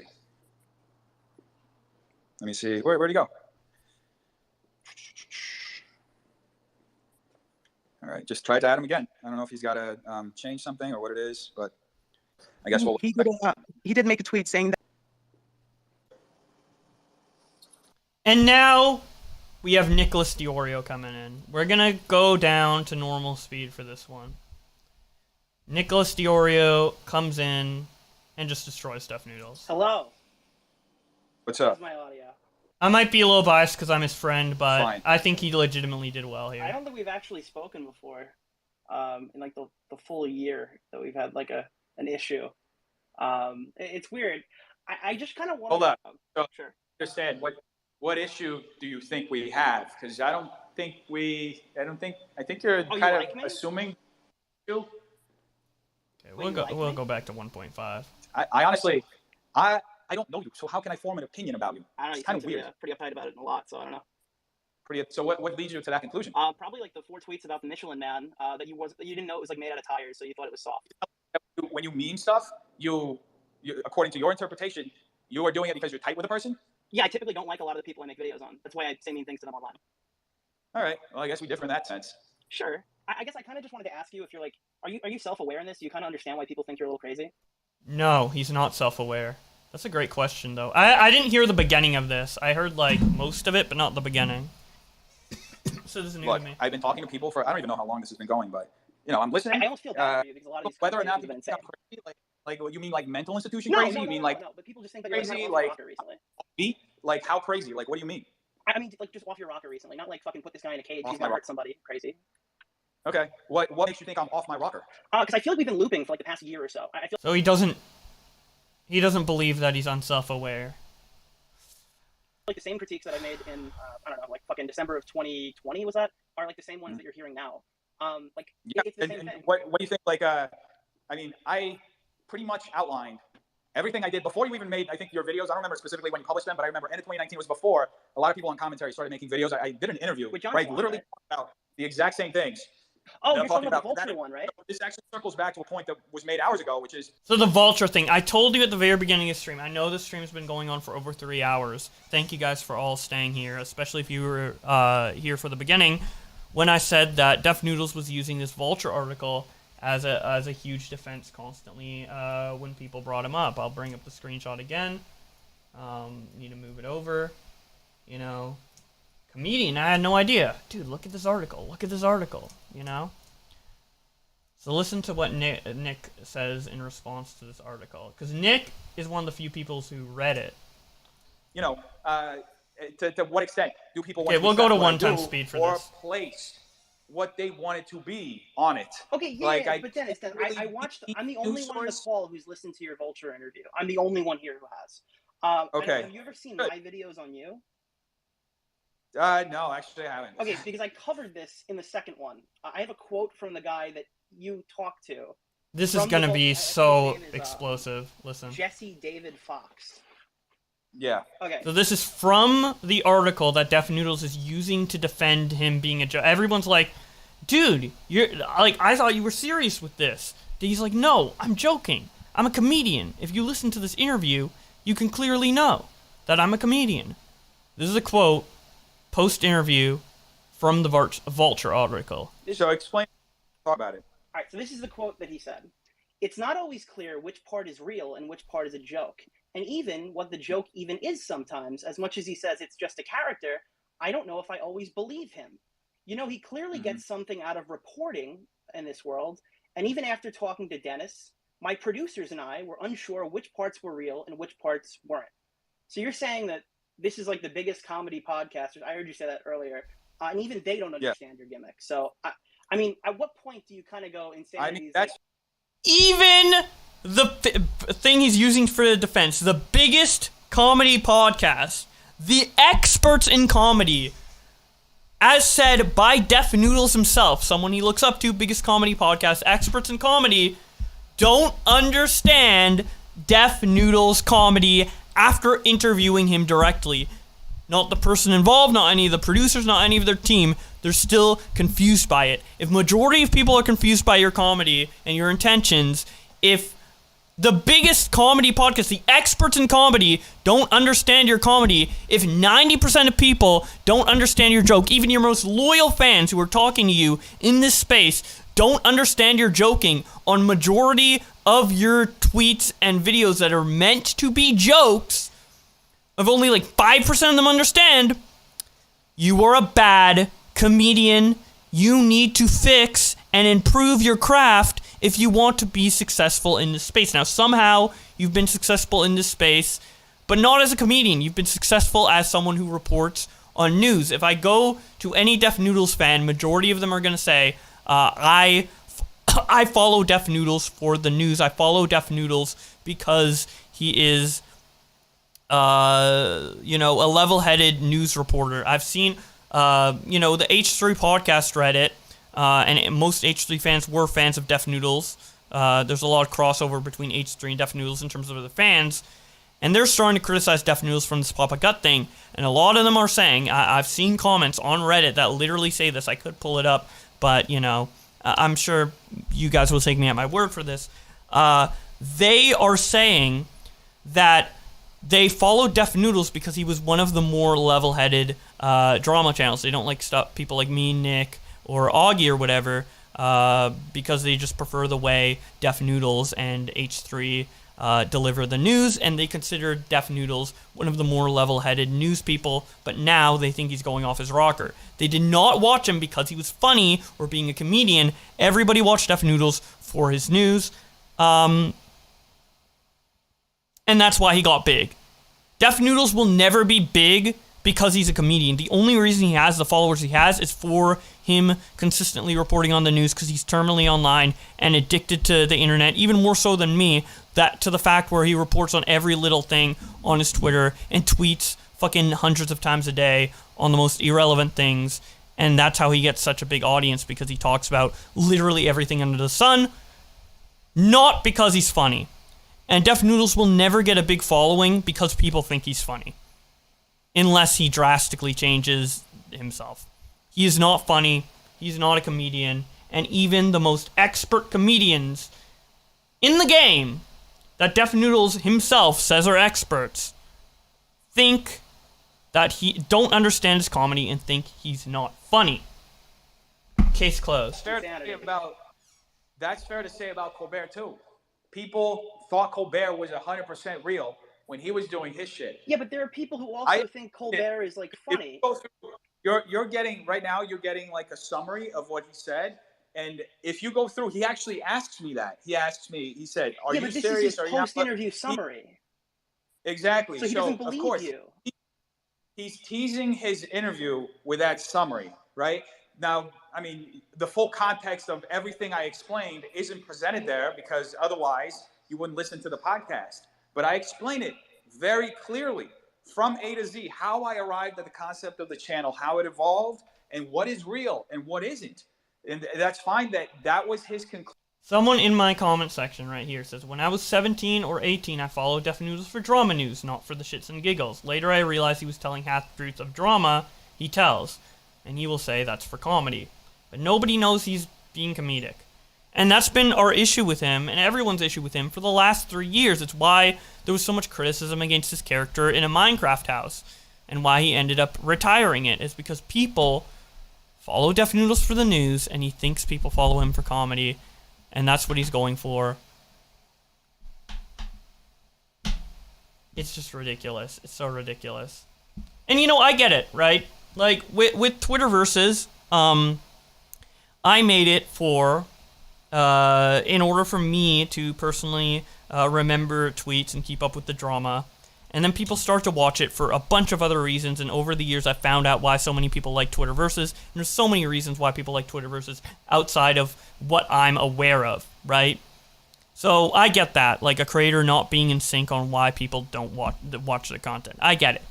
But to the extent of DefNoodles and then being told it directly in his face and still being in denial about it for almost 2 years, almost 3 years, what is going on with this man? He's the most ignorant person I've ever met. And I'm not saying that's bad. You can be stupid and I won't hate you. I'm not ableist, right? But it's just, I gotta say it how it is. I gotta just say it how it is. Jesus. Conclusion, that seems to be the conclusion that a lot of people arrive at. That's totally fine. The intention is still the same. Now, but it's not just a lot of people that arrive there, Dennis. Now, there are people who are like ontologically like they're like opposed to each other. If I'm agreeing with somebody on the H3H3 subreddit and Adam McIntyre and Cat 10 Barge, people who are completely different than me that I disagree with almost everything else they say, there's like a large sample size of people who have this issue with you. Exactly. It's such a wide, like, DefNoodles is acting like, oh, it's just some people who don't get my jokes. It's just some people who don't get my jokes. No, it's 90% of people, and not even 90% of people who are all from the same, like, headspace. It's 90% of people who are from wildly different communities. Just people, like, fans of alt-right people, people alt-left, people in the middle, men, women, 20-year-olds, 40-year-olds, people of all different demographics, widely different demographics, all don't understand that you're a comedian and don't laugh at your jokes. Everybody under the sun, every political ideology, every age demographic, every gender demographic.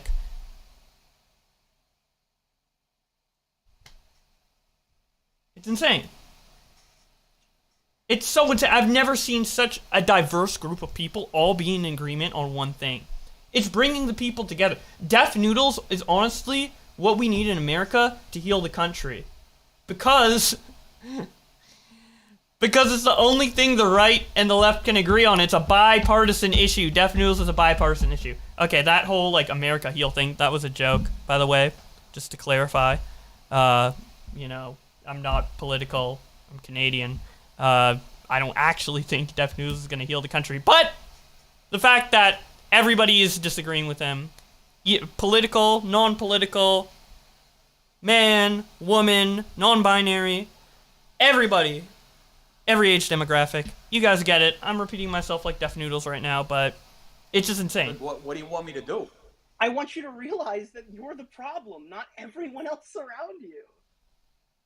So true, dude. Nick, it is like the ice bucket challenge. Nick is like dumping a cold, ice-filled bucket of truth on DefNoodles' head, and it's not going to compute. But when did I say that everybody else was a problem? I mean, then I'm the problem. That's what fine. the hope on this stream is. It's like, oh, everyone just doesn't get my jokes.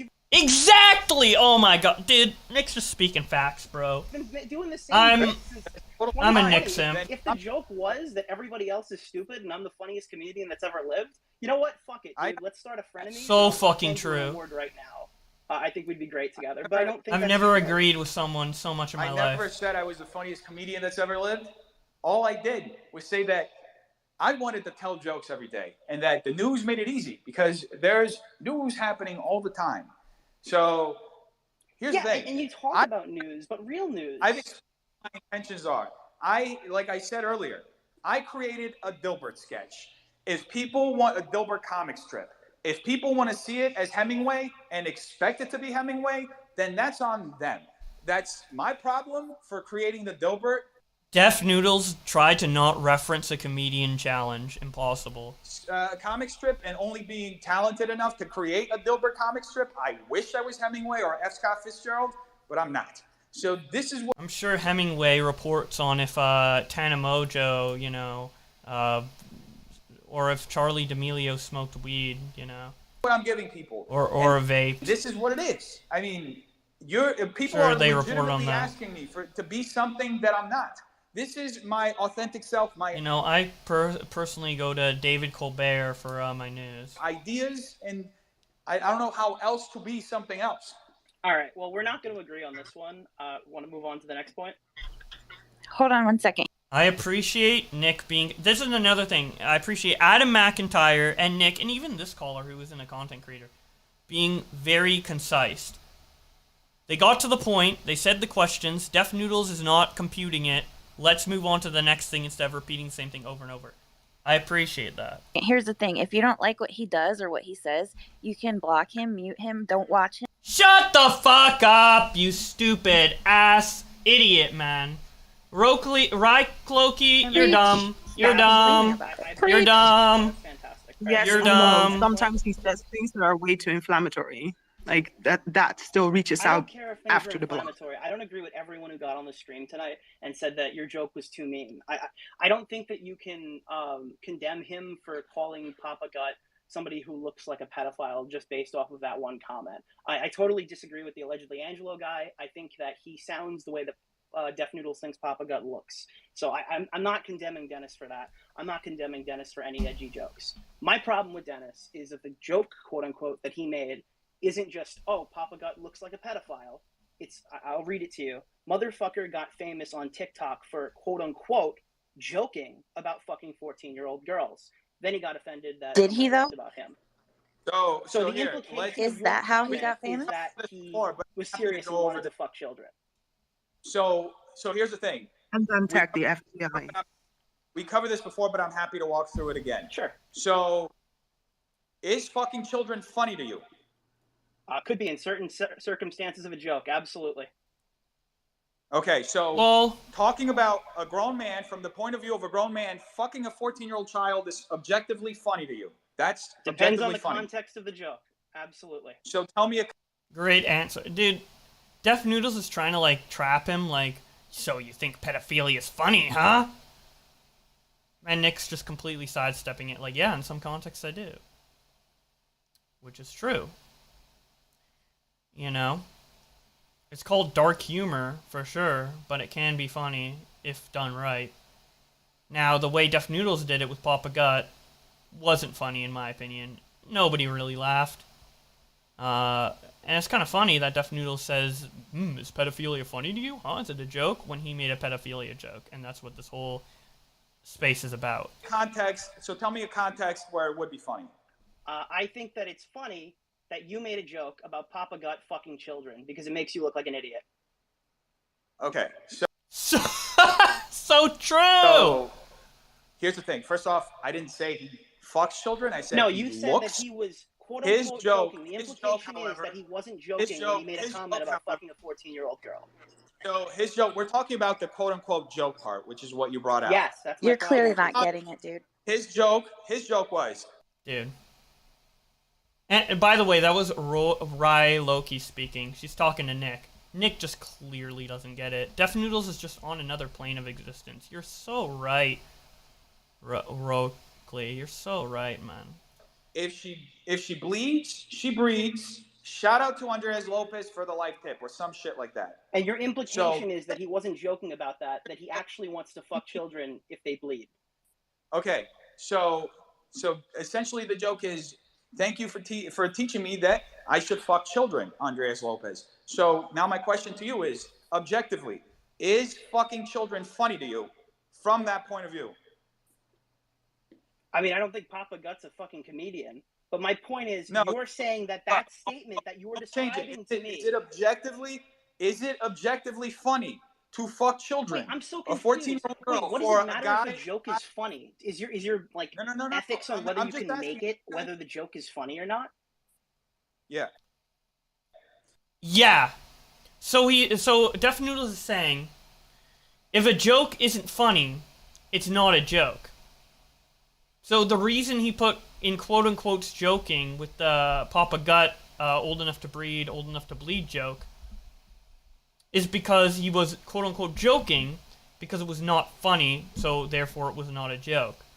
But if that's the criteria for something being a joke, is that it has to be funny, then nothing DefNoodles says is a joke, and his whole excuse of, hey, I'm a comedian, completely falls flat.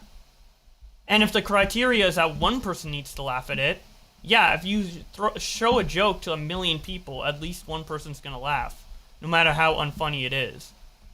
And I'm sure some people laughed at the Papa Gut old enough to breed, old enough to bleed joke. Now, Papa Gut, as well as many other people, have admitted that that joke isn't funny, but that doesn't mean it's not a joke, right?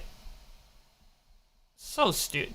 DefNoodles is retarded. I'm trying to understand. To you, is it objectively funny to fuck for a grown man, imagine Papa Gut, to fuck a 14-year-old girl? Imagine Papa Gut fucking a 14-year-old girl.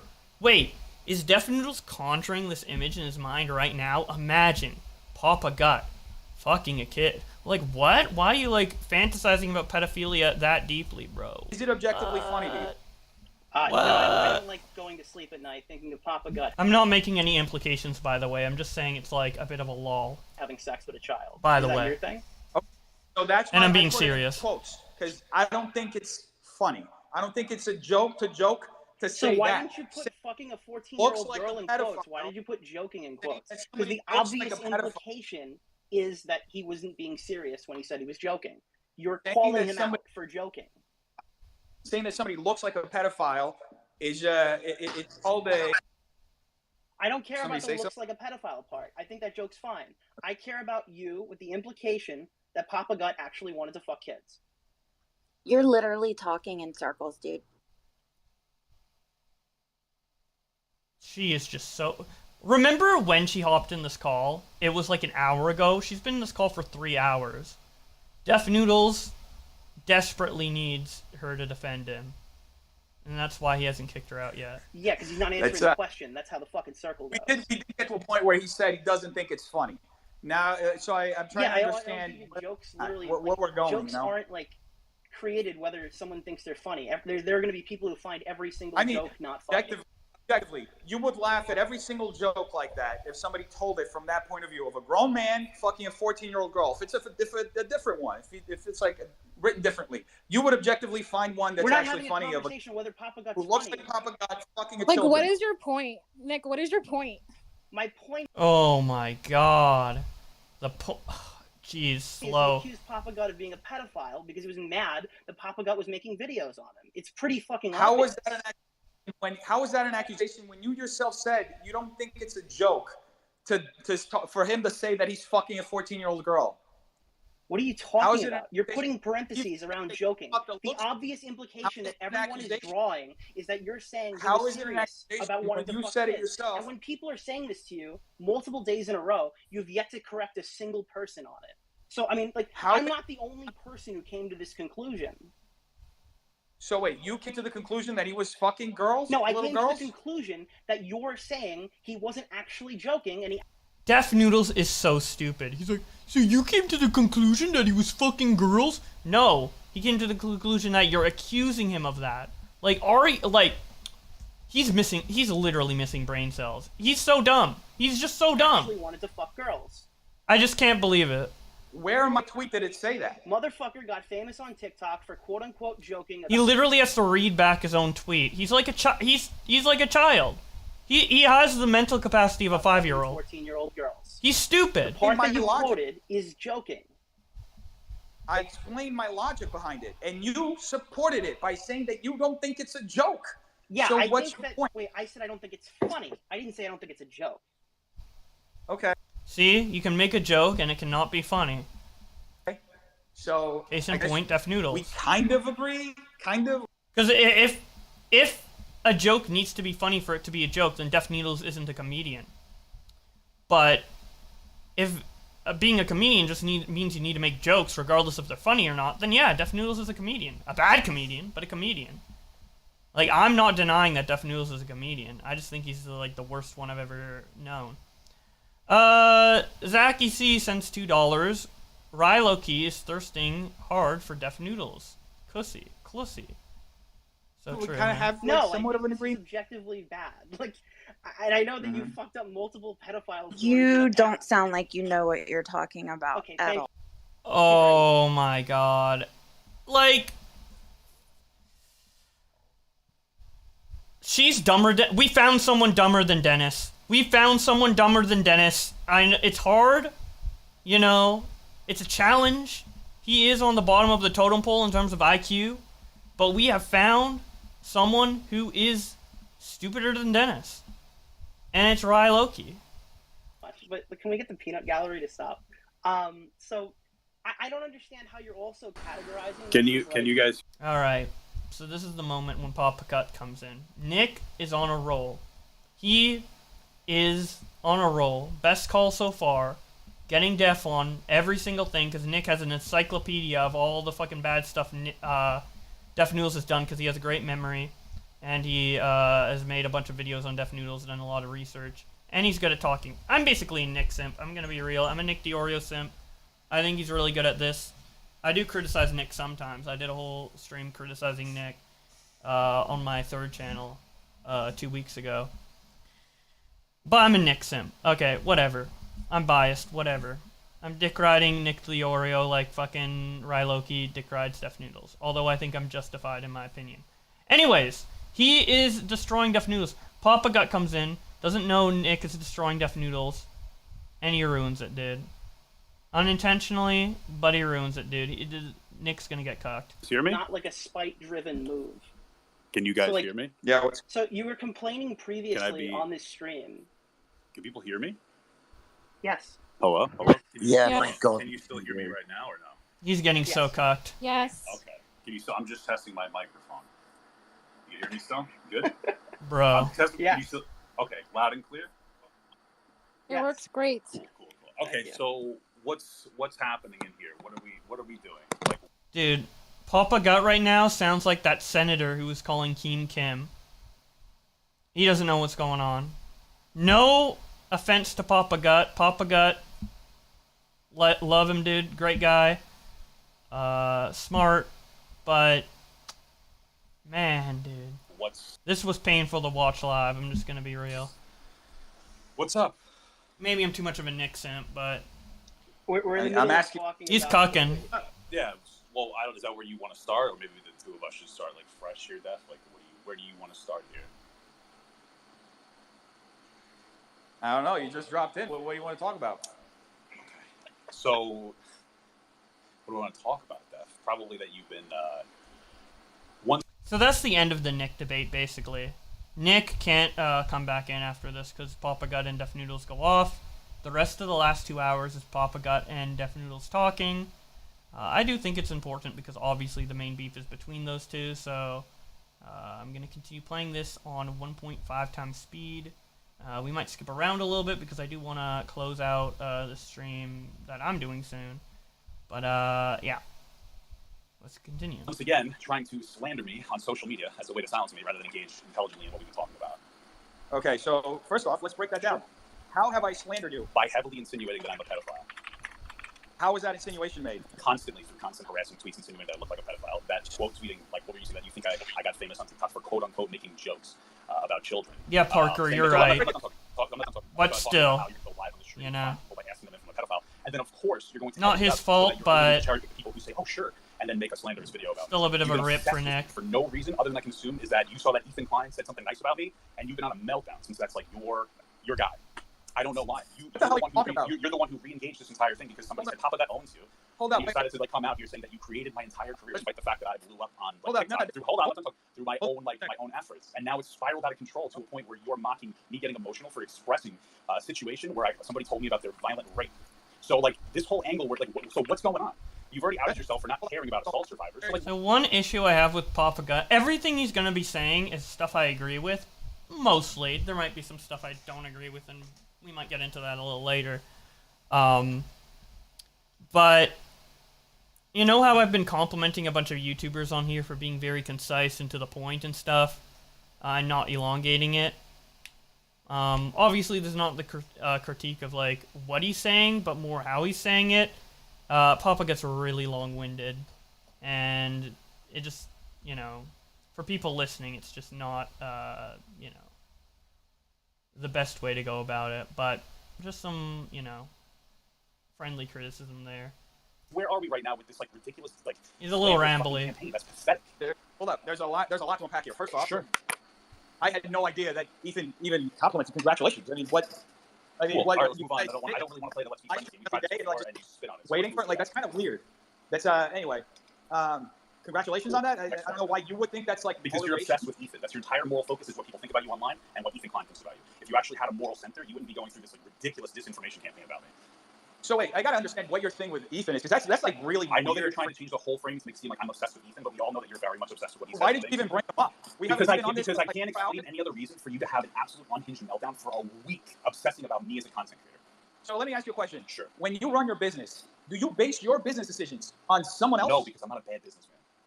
Okay, so there's your answer. That's an answer for why me. would you assume that I'm making So my business? why did you decide to engage in this weird 1 week long slander campaign against me? Completely Okay, so let's go back.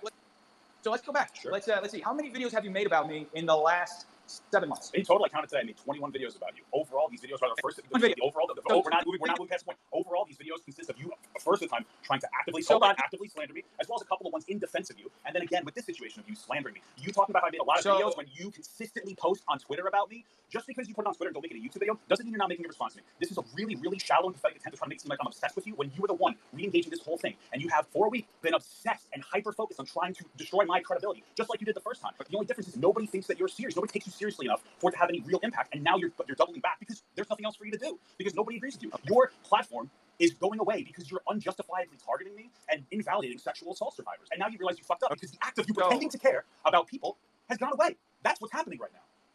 Okay, so there's a lot to unpack. Yeah, you keep saying that, so unpack it. So I have a question. Yeah. So, Dennis, you're saying, like, you know, it was a joke. Like, I've been on here for, 5 hours now. So you're saying, like, you know, it was a joke and everything. And let's say, you know, Papa Gut has expressed that these things actually hurt him, like, you know, A, B, and C. So even though you thought it was a joke or whatever, would you still... I respect you and everything for coming in here. I don't want to run defense to try to make Dennis seem as charitable as possible. If we deter from the conversation of me pushing him on his bullshit, it's going to make him come out in a way that he feels... Can I finish my question? Listen, we're in a one-on-one. I don't want anybody fielding for me. I don't want anybody fielding for Dennis. This is a way to... I would really like to just kind of get back to the point with myself and Dennis. This is one of the reasons why I didn't want to do this, because I kind of knew that something like this was going to happen. It's me and Dennis. Okay. I was just saying, would Dennis consider apologizing? Jeez, all right, I'm done. That's how it would have started. Wishes she was raped. I don't know what that's about, but I want to get. So where were you? What is a lot to unpack? Let's keep on the point. Okay. So first off, it seems like you're very heated. Maybe take a. This is what it's like when somebody is just blunt with you. That's not. I'm a little heated, I suppose. I'm being blunt and direct. I'm not being charitable like I was in the last conversation. Please stop trying to prime your audience to make it seem like I'm having an unhinged emotional reaction, despite the fact that for the past week that was what you were doing. Please stay on the point and stop trying to play this bullshit game with me, because it's very disingenuous. It's very shallow, and everybody's gonna see right through it. So let's see. Like, maybe this is unfair for me to say, but I do think Papa Gut is getting a little too emotional here. I talked with Papa Gut after this, so he knows my criticisms. I'm not meaning to shit on the guy, obviously. I have a lot of respect for him in a lot of ways. But in terms of this conversation, I think it's less his tone that's the issue, and more I feel like he's saying a lot of extra fluff that makes it harder for DefNoodles to respond. Like, DefNoodles is dumb, don't get me wrong. Obviously, you can tell from how I've been critiquing him the past 4 hours. But if I were in DefNoodles' position, and I were being talked to like this, I would have trouble responding too, because it seems like he just keeps going on these rambles and doesn't let DefNoodles properly get out a sentence. And a lot of these rambles are adding a lot of extra detail that isn't really necessary. I think when you're having a conversation with someone, you should try to segment your thoughts as much as possible in order to have a fluid conversation. So let's say, you know, you have a lot to say to DefNoodles and you have like 3 points in your head. instead of what Papa Gut is doing here, where he gives all the 3 points immediately, and then tries to get DefNoodles to respond. Even though you have those 3 points in your head, you should say point 1, let DefNoodles respond in full, then make sure he doesn't derail, because I know one of the things Papa Gut says, which is something DefNoodles does, is that he's trying to derail from the main topic, and I get reeling someone back in. So you would make point 1, let them explain point 1, and then if they try to derail, reel them back in, and then make point 2, and so on and so forth. So just a bit of a critique in terms of the way he's going about it. Again, I don't have any issue with what Papa Gut is saying, but the way he's going about it could have been done better. So that's just some friendly feedback from me. And this isn't something that only Papa Gut does. And I've seen a lot of debaters on YouTube, especially in the political sphere, who are like smaller, newer political people. Because I've been in some of these panels on like Stardust Stream for an example. They do this exact same thing. So, again, just a general critique. To the point about what's been going on. Okay, are you going to let me talk, though? Okay, so, take a break, relax. Okay. All right. So, there's a lot that was just said. Honestly, we've diverted away from it. My friend just brought my dogs back, so just re-enlighten me. What do you want me to talk about right now? Well, Dennis, you're the one that seems like you want to make some kind of, I guess, apology. I was told that you wanted me to pop in here, so I wanted to see what you had to say. Well, I wanted to talk about it because there's clearly been some kind of, misunderstanding, sure, right? Misunderstanding. So you said 21 videos about me in the last few months. Yeah. But also, I do get Papa Gut's response, because he's literally being called a pedophile. He's sorry, my voice, I've been talking for like 4 hours. He's literally being called a pedophile. So, as I am critiquing the way he's going about this, I don't blame him for not being, or not debating in the most perfect form possible, due to the heaviness of the accusations being flung against him. So, yeah. The last initial engagement, so for about a year, sure. So, for the last 7 months, I guess, would you say that you've been, as charitable as possible with the way that you've responded to my statements? 100%. Yeah, I've been as contextually accurate as possible every single time I've covered you. In the video, the very first video where you reacted to, where you took sides with Keemstar about the... I didn't take sides with Keemstar. I took sides with a child that's dying of cancer that you rolled over. That's another thing that DefNoodles keeps doing. He keeps... And he did this to me, too. It's like, if you agree with Keemstar on a particular topic, you're siding with Keemstar. No, Papa Gut had an individual opinion that happened to align with Keemstar's opinion, and he went after you and criticized you as his own person with his own opinion that happened to be the same as Keemstar. He didn't copy it from Keemstar. He's not defending Keemstar. It isn't, I'm on Keemstar's side or I'm on Ethan's side. People can have opinions that align with Keemstar. I have opinions that align with Keemstar sometimes. There's a lot of times where I disagree with Keemstar. But, in DefNoodles' mind, in his, stupid, simple brain mind, it's either you're on Team Keem or you're on Team Ethan. It's really annoying. Because you hate Keemstar so much, you want to reframe this narrative. I don't really particularly care for Keemstar, but there's times when he gets it right. And again, your refusal to acknowledge that. By the way, Papa Gut has been, vocally against Keemstar a lot. He talks with Keemstar on stream quite frequently. Even the same night as this, he talked with Keemstar and debated Keemstar on his coverage of the Jake Paul allegations, where Keemstar said something along the lines of, oh, why didn't the victim just turn their head when they were being orally assaulted? Stupid question. I'm against Keemstar on that. Papa Gut's against Keemstar on that. And we talked about it with him last night. And Keemstar still doesn't agree with us, but it was... What Keemstar said was just blatantly stupid, in my opinion, there, right? So it's like... But when has Dennis ever criticized Ethan in any significant way? Never. At the expense of a young girl's dying wish. It's pathetic. I really don't want to talk about that scenario because it's a fucking disrespect to that young girl who passed away. But if you really want to talk about this, sure, we can. It has nothing to do with Keemstar. I don't side with Keemstar. Every single time I engage with Keemstar in a conversation, it is in disagreement of a topic. So this whole idea of you trying to attach me to him to lazily walk past the point is very disingenuous. Okay, so, at some point I have to be able to conclude a thought. I fully agree, Papa Gut. So, okay, 21 videos. The first video that you ever made about me, you said you were charitable about me.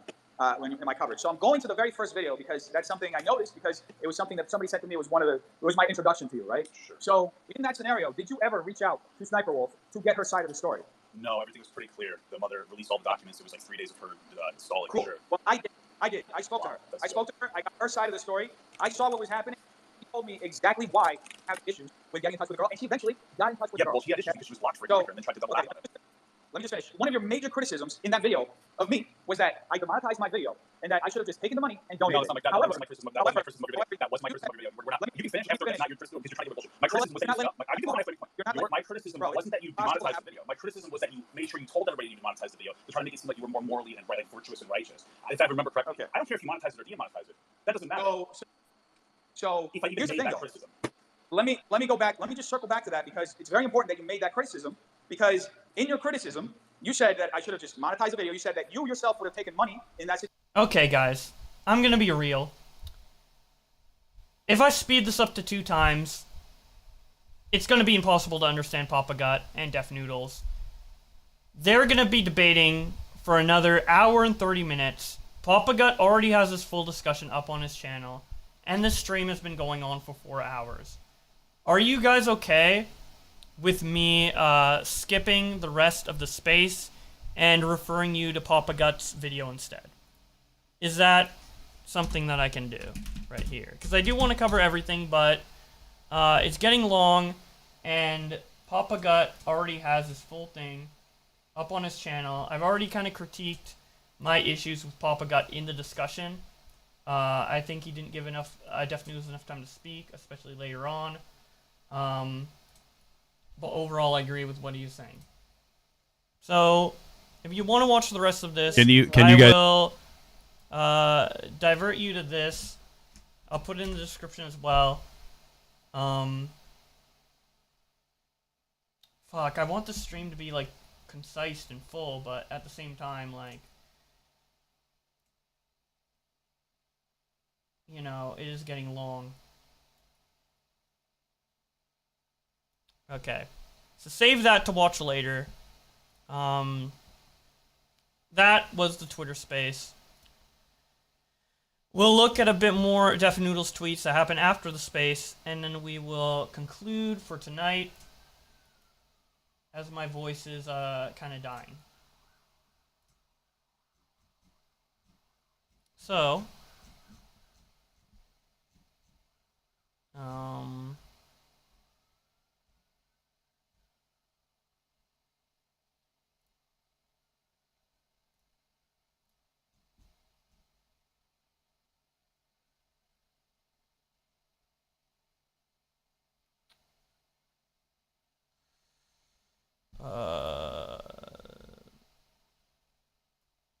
so she responds, will you let me speak, proceed to not answer any yes or no question, and go off on tangents that everyone got so bored.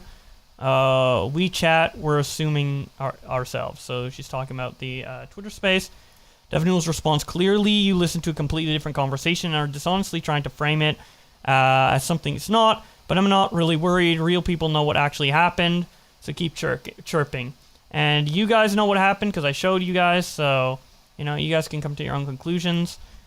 Gummy Frogs responds by saying, a majority of people are saying this. There's a common thread with your public conversations where you just talk in circles and misinterpret the point. DefNoodles quote tweets and says, I literally spent 6 hours and 6 minutes talking to about 50 different people, most of whom are my harshest critics. And now the narrative is that I masterfully deflected every point and avoided accountability. Y'all realize by saying this, you're implying you're all idiots and I'm a genius, right? Willie Mac Show responds, you didn't masterfully deflect anything, you just outright deflected. DefNoodles responds, so I didn't masterfully do it. My point still stands. I was there for 6 hours, talked to numerous people, some of who really hate me. What do I have to do to be given a fair shake? What excuse will be made when I do that? I am far from a rhetorical genius. My specialty is dick jokes. Willie Mac Show responds, you have given people a fair shake to get a fair shake. You have to give people a fair shake to get a fair shake. You want everyone to see from your point of view, but you don't try to view it from theirs, which was the entire which sums up the entire, you know, space, in my opinion. People are trying to explain something to him, and he doesn't get it. Which is funny, because he's complaining about people not getting him. And then he goes onto his Twitch and talks more about it. You know what?